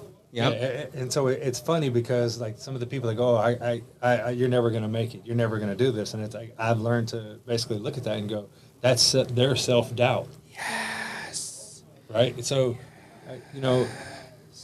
again, if you look for external validation and you look for that to create your happiness, you're always going to be miserable. You have to have a certain level of internal belief. You have to have a guidance system within you that is going to always push you in the right directions. You got to be able to let things go. Everything that you think is not true. It's like we create so much BS in our lives that never happens. Right. Because the inner saboteur works really, really hard to like make you second guess yourself. Or like their inner saboteur works really hard to like tell themselves that like this person is no better than you are. So if you can't do it, they can't do it either. And it's like you eventually have to learn to beat that. because I look at you, and when I see you, I see what I like the success you can have because I know that same success for me. And that's what it should be when you look to anybody or like when you look at anyone, tell them they do. You should see the level of success that you want for them, for yourself, because it's a projection, it's a mirror. Like you should not look at someone and be like, "Huh, good luck." Like that's not how. That's a you problem. That's a you problem. That's 100% a That's you. 100% a you problem. You should look at someone and be like, you know what? I want that for you because you want that for you, and I want you to succeed. One of my favorite videos is that video of Post Malone. He's a young kid and he's got the little jorts on that are cut off, the glasses, and he's all out of tune and he's dancing all over the place. And I could only think about how many people looked at him and said, "You're insane." Right. You're insane. Right. And now you look at who he is and who he's become. And it's just wild because, again, it goes back to the internal. If you believe in you, that's where it starts. If you believe that you can go and create, you believe that you're capable of these things, then you can. And if you don't, then that's where you have a discipline problem. And if you'll simply start paying attention to your win, everybody has wins. Yes. So if you'll start focusing on the wins versus the losses, then all of a sudden you start to realize, hey, I'm actually winning more than I thought. And just that little bit can be the ignition to a bonfire. And it builds you to like a tolerance of like when things do get bad, like you understand that like, okay, I see all the good that I've done, and I can like actually think about it because I've not been so caught up in like good bad. Like I've focused on my wins, and I know that they've been good. So like when it does actually get bad, and you like lose, you aren't in such an abysmal place. I'm gonna get you, okay? You take your ass back over there. Jesus. He's our new co-host. I'm so excited for that. Interviewing the one and only. Hi, the one and only. You so silly. No, I look at your Instagram. Your Instagram is pretty dope. That's all right. Yeah, I'm working on it. I'm working on it. It's good. Is that all you had to come in here to contribute to this conversation? Daquan's value. Is Daquan? That ain't even my name. It's time to go. Let me stop. Wait. Daquan. That's what I said. How long do we have? Were you just joking when you were doing the watch? No, I was just saying, because y'all have been here about a cool 30. Let me stop. I think Ladies and gentlemen. about his mama, daddy, everybody. Let me stop messing with y'all. Y'all carry on. I know my boy, he like to do his thing, so y'all carry on. I'm going to get... isn't there something he has you to do out there to clean? I got one more... I got the last interview of the night. He right there. Oh, you're going to interview him? You waiting for us to wrap it up? Okay. Oh, but y'all cool, y'all. Oh, are we? But you're just telling us to wrap it up, but we cool? You so I ain't had no camera time tonight. Let me stop. if I had something that I didn't value to throw at you, I would. But I value everything within reach. Okay?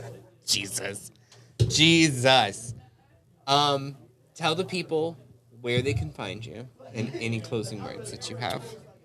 Well, apparently my Instagram is doing really well, so I would say start there. That's a great segue. So go to BCAIKENS, BC Aikens. That's where you'll find my Instagram. That's where you'll find my stunt work and some of the stuff. I'd like to give a shout out to the guy that I am working with in the stunts. That's Brian Cranston of ATL Stunts. Big shout out to him. He's taken me under his wing. He's taught me a lot of stuff. I'd like to give a shout out to you, Keone, Pedro, all of you guys up here at Avanti Studios. You guys taking me under your wing, and to be honest, you guys push me whether you know it or not. I am my own driving force, but at the same time, you guys being available for questions, you guys being a shot of inspiration. You guys, I always joke about Keone, and I grew up playing sports and getting cussed out by a lot of my coaches, right? So it gives me a little how old I am, right? They were still allowed to do that. Back in his day. Yeah, right. And, to have guys that that keep it real with you, right? That don't just fluff you, that say, pat you on the butt and tell you everything's wonderful and you're going to be great, but to actually have someone go, no, you're an idiot if you do this.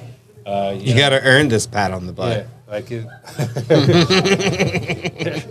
Just having people that will, steer you in the right direction. So shout out to all of you. I appreciate you, and I'm extremely thankful for you. Brian, the pleasure is all mine. I just want people to succeed. I will always have this saying, and I'll say it till I'm blue in the face. When the tide rises, all the ships go up. I used to believe that. Ooh. I used to believe that until I realized that there were some people that knew they had a hole. Yeah, didn't want to fix it. And didn't want to fix it. And then wanted to look at everybody else's ship rise. Or like, help me.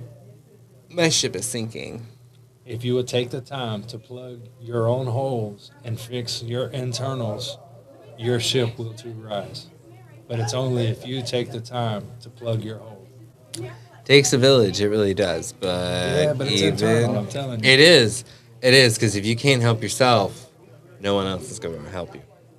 Correct. Thank you, everyone. Thank you, Brian. You're great. Appreciate you, brother. And that's a wrap. Good job. It just keeps going. It's just an endless live loop. On to the next. So half of it, I'm not even in though. Yeah, right.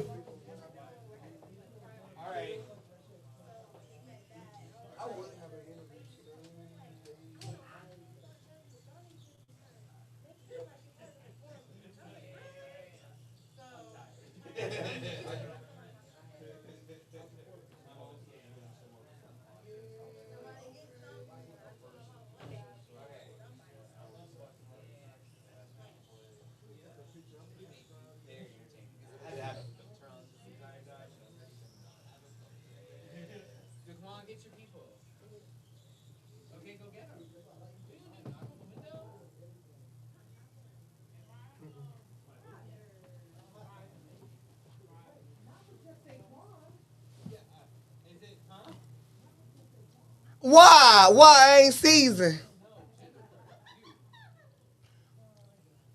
Y'all, they don't think I can conduct this by myself. They don't think I'm capable, guys. And whole time, this gonna be the latest interview of the evening. Whole time, this meant to be the latest interview of the season.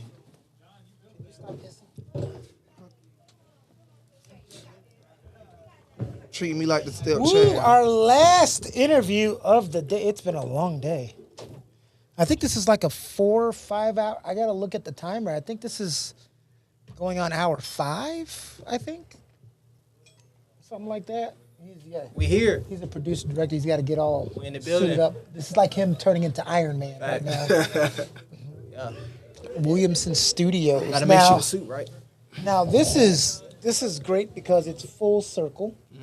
Because actually, everyone that's here today, besides Pedro, because I taught his daughter, everybody that's been here today, out of everybody, I've known you, besides my friend that was here earlier, the longest. When I started coaching, you were one of my first students. I don't really coach students anymore. I still coach talents now with Avanti, but you're one of the first ones. So it was kind of cool to watch you go from being an actor, model, to then start. And this is what I always tell people, because they start acting model and say, yeah, but keep learning other things because you never know. I've taught people to be an actor, and next thing I check in with them, and they're a stylist, or they're a costumer on set, or they're a set designer, or they're a producer. Exactly. So when you started talking about producing and directing, I'm like, hey, you're a creative guy. You're probably going to like that a heck of a lot more than acting. 100%. You do, right? Well, I like a lot of it, but acting for sure, that's like my... Yeah.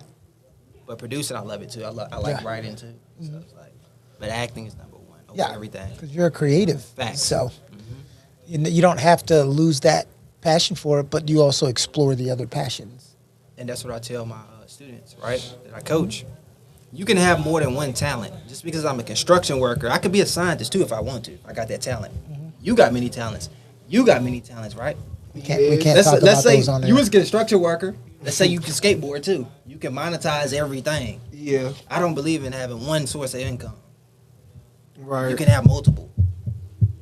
And another thing with this acting stuff, you know, you got to take risks. Are you willing to take risks? Right. How bad do you want it? I think that was a question he was asking you. Are you willing to take risks? Yes, depending on how bad I want it. So, I done took some risks. You gotta want it. I done took some risks. Want it. Yeah. Not only the risks, but also you can't be impatient. If you're somebody who gets into it and you think, I mean, you're not winning an Oscar the next month that you get in here. Right. You're not going to be, and if you're getting into it for the money, you're already going to fail. Facts. You know, Tom Cruise wasn't a $20 million actor in the beginning. Neither was Denzel. Neither was anybody. It's a long road, and this business weeds out the impatient. Yep. So I tell my students, man. As soon as they say, I want to be famous, I'm like, okay. I say, do you want to work 12 hours on set without saying a line? Once you do that, and you say you want to come back again, that's how I know you love acting. Yeah. Sometimes you be on the set for 12 hours, you don't see the camera. And if sometimes you say, I'm going to come back tomorrow, that's how I know you lit. Yeah. Me, Sometimes I'm standing you'll up. see the camera and get a line, and then when you go see the movie, they don't cut that part. Yeah, exactly. Exactly. Y'all want to hear my risk? Yeah, go ahead. Yeah. Tell your risk. All right, so I was working a warehouse job. Around this time, this exact time, the trailer I just showed you out there, I got offered a lead role for that film that I just showed you. 5 days on set. I knew my job would not let me take 5 days off in a row because 2 weeks prior, I missed 3 days. I was in Atlanta. I was filming on that Fight Night series. I don't know if y'all seen it on Peacock with Kevin Hart, Samuel L. Jackson. I was on that. Missed like 2-3 days. I needed one more point before I got fired. I quit the job to take the lead role. Who's going to pass up a lead role for a basketball film? And I love basketball. Money can always come. And I still had my YouTube. I still was coaching acting classes. So the revenue was there. I've been foolish. I've been sick to my stomach if I would never took the risk, man. You would have been doing the what ifs, but the thing that you did was you had backup. It wasn't your only source of income, but the other thing that you did too. And sometimes, now he was in a job where, you know, they had a point system, and everybody where you work, one of the first things I tell people to do is do what I did. Find that supervisor or boss that you know that's understanding, and you go talk to them and you tell them what you're doing. I had 3 supervisors. I found the right one. I say, hey, listen, I'm taking acting classes. Sometimes I'm going to need blah, blah, blah, blah, blah.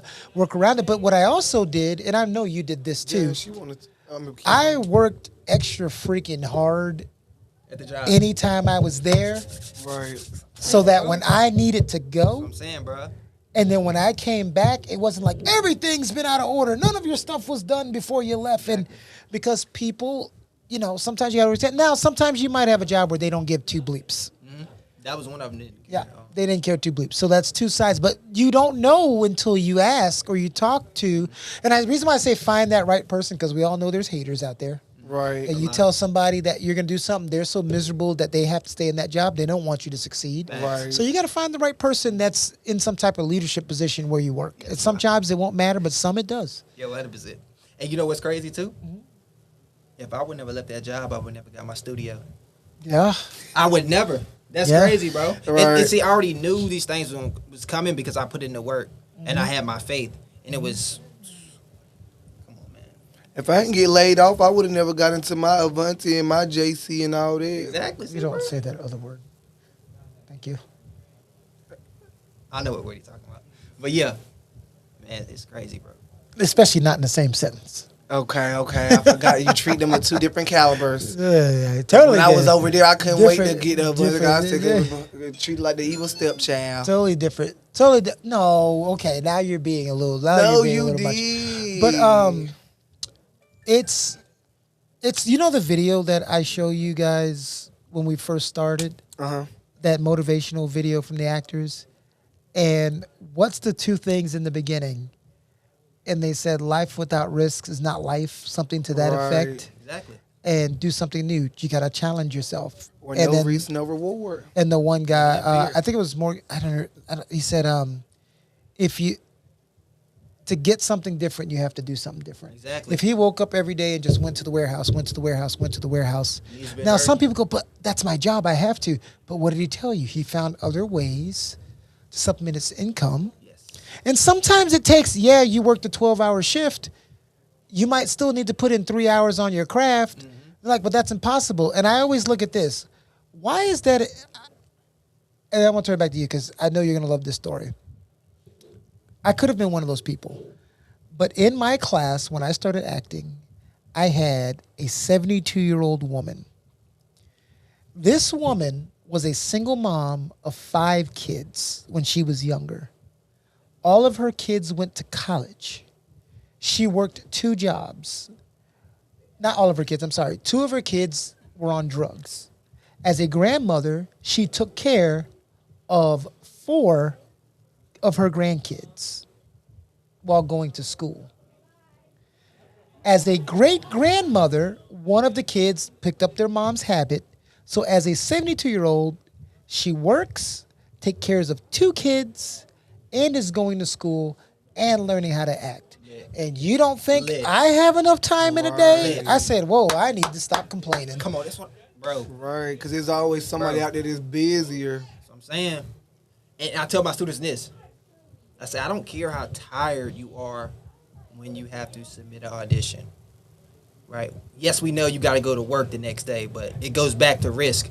And me personally, when I don't submit auditions, I feel like somebody is stealing money from me. That's my whole mindset. Especially if that role is for me. Check this story out. Well, if you're not submitting and you're not doing it, then what are you in it for? Exactly. Some people, they do it off their emotions. Oh, I'm not feeling good. I don't want to do it. I mean, we're going to have those days, right? You can't wake up, you can wake up every day happy, choose the mindset, but sometimes it's a little harder, right? And this next story, right? The other film I showed you, the Colorado one. I submitted that audition on the last day. It was due midnight. I had just got finished coaching around like 9:15. It was due midnight that night. When I was reading the role, I was like, yeah, this is mine. Nobody can touch me. Nobody. I'm laughing. I'm like, yes, I'm about to kill this. Nobody can touch me. Boom, I submitted it. They called me back within an hour, and they posted on Instagram. This was the caption said. Y'all want me to pull up my phone and show y'all? No, I believe. I know what you. You want to see the caption? I can pull it up real quick. Look. I said the same thing. He said, "Show me the evidence." What a receipt. Stop capping. Let me see. He don't know you like I know you. Let's see. Oh, yeah. All right, bet. I want you to read this out loud too, Quan. Read this caption out loud. I'm glad he abbreviated your name. Read that caption out loud. What it say? Can't wait to see Contrail bring Blake to life. We love his audition as soon as we watched it and knew he'd be our Blake. What did I just say? When I read the script, I said, this is my role. Nobody can touch it. I said that before you read that. Yes. And just in case if y'all know about hindsight, Contrail Williams is an actor and model. Currently based in Virginia, he has walked numerous runways and appeared in a variety of films and commercials. He received the Top Performer Award from John Casablanca's acting school in recognition of his outstanding work. He prides himself on being professional, collaborative, and easy to work with on set. Yes. Who gave him that award? This guy. Oh, Lord.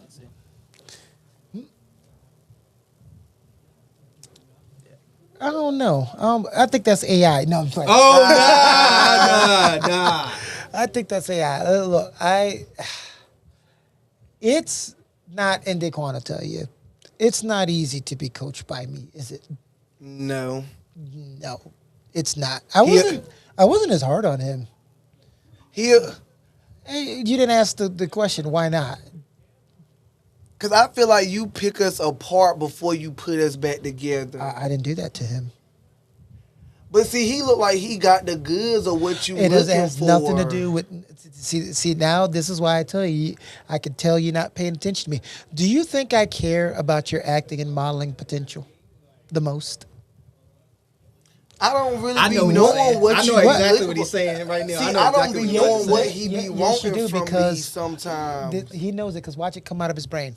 What did I say is the #1 killer of careers in this industry? Oh, not paying attention. No. Not following directions. Yeah, what do you think he always did? Oh, follow directions. That's why he's good. Your ability to follow instructions can outweigh your talent level. They could love him as Blake. That audition was amazing. Let him go in there and not follow any damn direction. He'll be Blaking the heck on out of there. But and he being got replaced. that drive for it. But see, you really pushed my acting, though. I think I more so just liked it modeling, runway, and stuff. So, like, y'all did bring that actor out of me. Like, I never seen myself as an actor. I just liked it TV, that film, part is and there. like, I just need you to do. It's just that first part when I first met you. You couldn't do that first part, which was the number one part. Oh, because remember follow you would. directions. He did and this is not me making fun. He's come a long way. There was always an excuse to why something's not happening. Yes. Oh yeah. I had to work was the most popular response to why isn't this good? Why isn't this prepared? Why isn't this ready? If y'all wonder why we keep looking up and waving, everybody's. What time is it? At 20 minutes to what? Oh my God! It's actually 11:20. Oh, so I guess we did make it to almost. Let me noon. wrap up before everybody leaves me. Then I gotta clean up on my own. Okay, look here. She gonna get here 3 hours late. Want to be out the door? Unbelievable. Come on in here, Jasmine, because you didn't get to get looked at.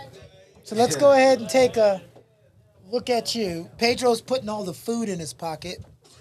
Come on, cutting into Contrail's time. Let's see. I'm gonna scoot over here.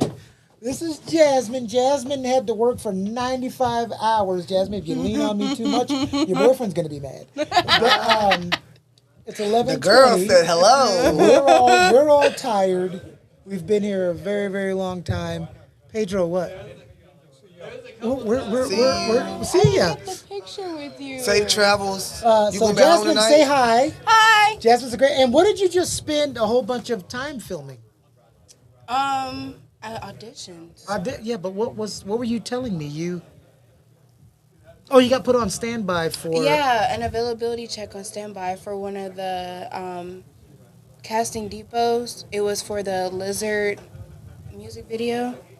Nice. The one that's in Atlanta, Georgia. All right. Well, let's hope you get it. Let's hope whoever you're on standby for breaks a leg. And you go ahead and take over, all right? I gotta uncross my fingers after that. All right. No, not you break a leg. Get out of here. Get out of here. The biggest takeaway, and then we'll tell you guys how to catch Contrail on his social media platforms and all of that. If you're wondering why we're winding down, we're tired. I've been doing this since like 12 p.m. today. But take to heart. Even in that class, he wasn't the best actor. He's better than the person that was better than him now, because the one thing I always told you is we don't all start at the same level and the same starting point. He wasn't the best actor, but other than that other guy couldn't follow directions. Hate that, man. Okay? So he had the skill level. And when you add, he had the skill level. And then when you add the following directions, and then being committed, always having everything prepared when you need it. His preparedness was always on point. So I was prepared. And people thought I liked him because when he would perform, my critique would be very small. And then the next person comes up. I would give him this long critique, even though he did great. And then somebody else comes up that did worse, and I didn't give him as much. Why am I going to put in more teaching you if you don't want to put in more on your end? You know. That's not today, Quan. This is me talking to the audience. And everything you're saying, I say to my students. Yeah. Too. So that's why back then, not as much now because you've grown. Back then, I used to give you such a hard time because it was like, in this business, every reason you give them is going to be heard as an excuse in their ears. Because there's a million of you that want that same job. So if you don't have the time to work on it to get it, we'll just give it to somebody else. Yep. That's why he said, what the character's yours? Blake Stryker. No, I'm saying that's why you said the character's yours. Yes, exactly. It's mine. Who's gonna take it from me? Nobody. Literally. Those you are gotta the say words. that. He's got a very important role to play. I know. You told me a little bit about it. What you said? You an accountant? No, businessman. He's playing but I gotta be too. The main production company that's going to be in the movie is actually the production company that produces the movie. Mm-hmm. So she's the director, the producer, and the casting director, and the writer. And she casted him to play her arch nemesis in the film. So he's playing the director's arch nemesis. She wants him to have a split personality, where he's Daquan, You do a self tape. where he's just him. No, it was in person In audition. person. Oh, It was okay. in person. It was I had she two in personed everybody, which I'm glad she did, because this is what happened. He came and did his scene, and she wasn't that impressed. As Daquan. She did it. He did it as himself. So before he left, I said, "Do it as Donovan," and that's the straight version of him. And he nailed it. And she said, "I had the perfect part for him. He's going to be my arch nemesis, and I'm giving him a split personality." He changed the script That's what I'm saying, with bro. his performance. But here's the part where are you messing up, Daquan? As Daquan. He's not practicing that Donovan role until he's sick of practicing it. So Daquan comes out. So that's what you got to do. You got to own it. I like in person. So. But see, I'm ready to see the script because I think like with this journey, like the script gonna help me channel what mode I need to be in. You don't need a like I script. don't feel like No. I'm knowing like No. what I'm working Excuses. with. Like No, you don't need the damn script. You know what you're supposed to do. Grab a goddamn bottle of tomato soup and read the ingredients as Daquan and read it as Donovan. You don't need a script. Gotcha, okay. That's my point. You don't need a script. I'm going to let y'all finish up. Let me help them before they all leave and I don't have any help. But that's my biggest point. It's never to get on Daquan, but you got to get that part out of you. Who cares about the script? Read a postcard. What's the characteristics of Donovan? Well, basically, Donovan is like the straight part instead of Straight. like Okay, So that's what we're trying to work right? on. Straight. But really, it's like I really have like dimmed down my masculinity so much that at this point, like it's hard to channel him to bring him back. Yeah. Or like when I'm doing it, it's like in my audition, I felt like I did better as him because I practiced like a lot for Donovan. Because like Daquan just Daquan, like it don't take nothing for me to be Daquan. But Donovan is like the one that's like really bringing like the actor out of me. Because like Facts. no one has seen me in that form. Like Is Donovan? Is he like? What type of music he listen to? Do you know? Like, is he gangster? Is he? See, that's what I need to like work on. If you know that, you can see John basically like right now I'm at the basis of like the name and I know he's straight. I haven't really thought about like what music he listens to and all that. So it's like basically I've been still trying to develop that who, what, why, when, where, like to really pull like him out of there. Cause in my Blake Striker, it gave me his personality. It said he's insecure about his girl. He's emotional, so he say whatever comes to his mind, and he's cocky. He got him bro energy. Right. So my guy, he was big headed and he was a bully, but he was funny with it. I was going crazy on set, bro. I ain't gonna lie. So when you so like when you channeling your, but you like kind of changing character, but that's because you would practice a lot on it. So how was it at the beginning, or you feel like it's better to like start off in the mirror? Because it's like I noticed like I came out better like when I knew like my facial expressions, like what word I knew to like kind of make my eyebrows like. So it's like that's what I've been working on. But it's like I think I build it up slower than what he like want me to build it up to be. Like he want to tell me today and tomorrow he see me it's right back. Like see that's the thing. Certain characters, it takes longer than others. For me, Blake Striker was easy. It was like that. I can listen to music, or I just sing like a vision in my head. I'm like, okay, this is Blake. From like a movie, think of like a you watch the high school movies and you got the guy with the big football coat on. So it was easy for me, and that's my type of style. I always wanted to play a bully. Got you.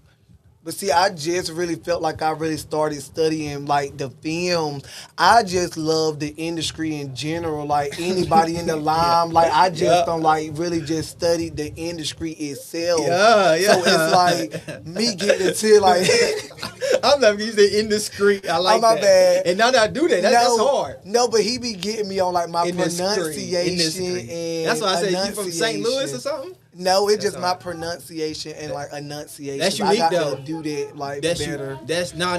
Stay yourself. That's hard. That's you're unique. People will remember that. Yeah. Like what you say, What'd you say? Expose. Expose. Like what, bro? Expose. Like that's wine, ain't it? Rose wine. That's like wine. Rose. No, but I never knew it was just expo. I always he said called expose. it expose. That's crazy. Yeah, he threw his own words in there. That's hard though. That's hard. Yeah, but like I don't know, like whatever I do, it kind of like stick. So like even though if I ain't got like. I ain't gonna say the talent because I've grown the talent, but it's like I know for sure I got that look. So it's like I feel like the way how I go into my roles is like I don't know. You gonna remember me when I left there. Like if you don't remember nobody, like you like people just gonna remember my personality, like my vibe and like just everything about me. So I think I more so use that like to navigate through. But like I said, I more so just wanted to model, like take pictures and doing stuff. It's like the acting really brings more work from me. Yeah. And it got to a point where I'm not gonna say I was enjoying it, but like when he was really breaking me down, it got to a point where like, I didn't even used to want to go to class. Like she was pushing me, like, but it's like I used to be prepared, but it's like with JC, I was coasting a little bit, but it's like Avanti really made me feel like I had to work. Yeah. So it's like I just got back to that feel where like I've been feeling like it's fun again, cause like basically I like kind of just felt like it started being like the pressure versus that. So like with the movie premiere and stuff, like it was on my birthday, like the movie premiere, the meet and greet. So it's like I've been had to like substitute what I've really been wanting to do, like you said, like the risk for the reward. And like I work a 9 to 5, I work at the bank and stuff right now, but it's like I know it's about to be a compromise with the movie coming up. And they just shot us the movie schedule and we already got dates in July, and the July schedule has already been made. So like I'm excited, but I think my and you haven't seen the script yet? No, but we got our table read coming up. Fire. But my thing is, I think I play my thing is, I ain't gonna say I play when I'm home, but when I'm home, I'm chill, I'm in my zone. But it's like for some reason, when it's lights, camera, action, I'm on go mode. Me Like too, bro. for me personally, for John, I think that's what get him, cause like he want me to like, you know how he want full throttle every time. I don't always give full throttle like in class, like or like if I'm in my bag in that class, like, I'm gonna give you what you want, but like if I won't really feeling it, I'm gonna give you what I got. But it's like expose, like won't nobody rocking with me, like I'm like the hottest boy, like with all that, like doing the makeup, like I have the package, but I just been building it up. Facts. And no, I'm saying I'm kind of like similar in some aspects, like, but when I got the script, we doing a table read, I'm gonna give you a little something too, but 9 times out of 10, I'm gonna go hard so we can match each other energy. That's how you really build that communication with your scene partner. And also, I look at acting as don't try to act, because when you try to act, it's not it. Right. I think that might be great advice. I don't know if anybody ever told you. No, it is. But don't see, try to that's act. what they told me like about my photo shoot. Cause like at first I used to like be like doing my pictures, like one of my coaches was like, Daquan, I could tell like you trying too hard, like, but she was like, when you just look natural, like you gonna look like a model. So this past vacay I went to, I just came from Miami at the beginning of June, and every picture on the gram, it really like if you don't even know me, like it gives like he a model or like he's somebody, and like now I'm noticing like the technique. If I just put the techniques in there, the rest gonna speak for itself. Yep, exactly. It was this funny moment on set, because a lot of my scenes they were serious, but it won't serious when I was on set. I look at you in your face, we have a serious conversation, but I throw a joke in there. We gotta wrap it up. Okay. Bet. I'm gonna just finish this. Like we have a serious conversation, but I throw a joke. It's like stand up comedy. The ice. Exactly. It's like stand-up comedy. You know when they talking and they set it up, then bam. Yeah. And see, that's what I be doing. That's how I perfect it. But me personally, I think I like the in person because like that's when I really get to feel the energy, the vibe. Like I go off the energy, the vibe, and all that. But I've been more so just trying to perfect my craft and like focus on my acting aspect because the modeling don't really feel like it's work to me, like to take pictures and stuff like that. But like the acting, that brings that skill because like that's when I notice like they don't just want you for that, like they want the facial expressions, the body language. They want the tone change, and like even learning that even if you mad, you ain't gotta yell. You can still talk low and still show that anger. So I'm learning like to just implement it all. It's just real life. In real life. And I'm excited to like see the project that y'all got coming, and I want to be a part of something like that. Yeah, but I'm excited to see your project too, and I'm gonna definitely be posted. I support, I share, I repost. I'm all in. Like I'm with seeing another person win. Facts, 100%. Like I ain't no hater. I like to live like I'm like an uplifter. Mm-hmm. Like 100%. And like once you work on set with people, they become family for real. You probably already know that. Yeah, but see, this better be my first time. Well, I damn photo shoots on set, but it's like I be like the life of the party. But this will be my first movie set, so I'm thankful for this film because it's like it's back to show me what I'm able to do. Because it's like I know I got some stuff in there that I haven't unlocked yet. But you know when you get in that mode and like the camera's really there, like you gonna pull some stuff out that you. Cause me personally, like when the camera's there, I'm gonna pull it out. But like when I'm home, like I'm like a goofball, so I play a little bit. Like I be talking and stuff, but it's like I'm feeling like I'm doing something wrong versus just letting loose and just doing me. Man, hey, I'm gonna just say this: don't be afraid. Like, don't be afraid to throw in filler words. When I mean, like, we can say some of the lines on the script, but throw in some filler words, man. I'm telling you, this from my experience, it looked more natural, and magic happens. And 'Cause basically, I was they be killing done them. changed some stuff around for you saying that, right?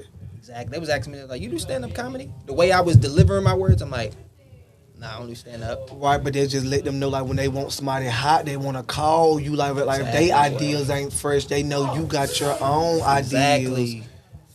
Exactly, and that's bro. what a seasoned actor is. Like, that's what Taraji and them do. Like, that's why they want them there. Because she was saying, like, some of that stuff on Scroll. Like, it won't on the script. Right, it won't. But they was saying, like, Taraji just Taraji. Exactly. So they know that she can make it happen. And that's for anybody, too. Like, anybody. I always tell my new people, do not be afraid to throw in your filler words, right? Especially talk to your director. If your director cool about it, because some directors different. Right, some people want you straight on script. I'm like, oh, that's boring. Oh, yeah, it's rapping. We done. You guys, we'll catch y'all on the flip side. We have some more episodes coming weekly. So, yeah, one day we going to pick back up with my boy and we going to finish it off. Hey, thank y'all. Thank you for having me. My name is Kentrell Williamson. Y'all can follow me on Instagram at I am Kentrizzy. That's IamKentrize. Same on YouTube. Same on TikTok. We out, and it's a wrap. Did you ask? Tell this young man to tell the people where they can find him. Yeah. Okay, you did. Yeah, he just finished it. He's new. You know, I gotta make sure because he was given a time limit, and we like. It's not your fault. It's his fault. I blame him for it. I blame him for not following time limit. I appreciate you, John. All right, man. Everybody, thank you for watching this live. We've been out here for 5 hours. We are out.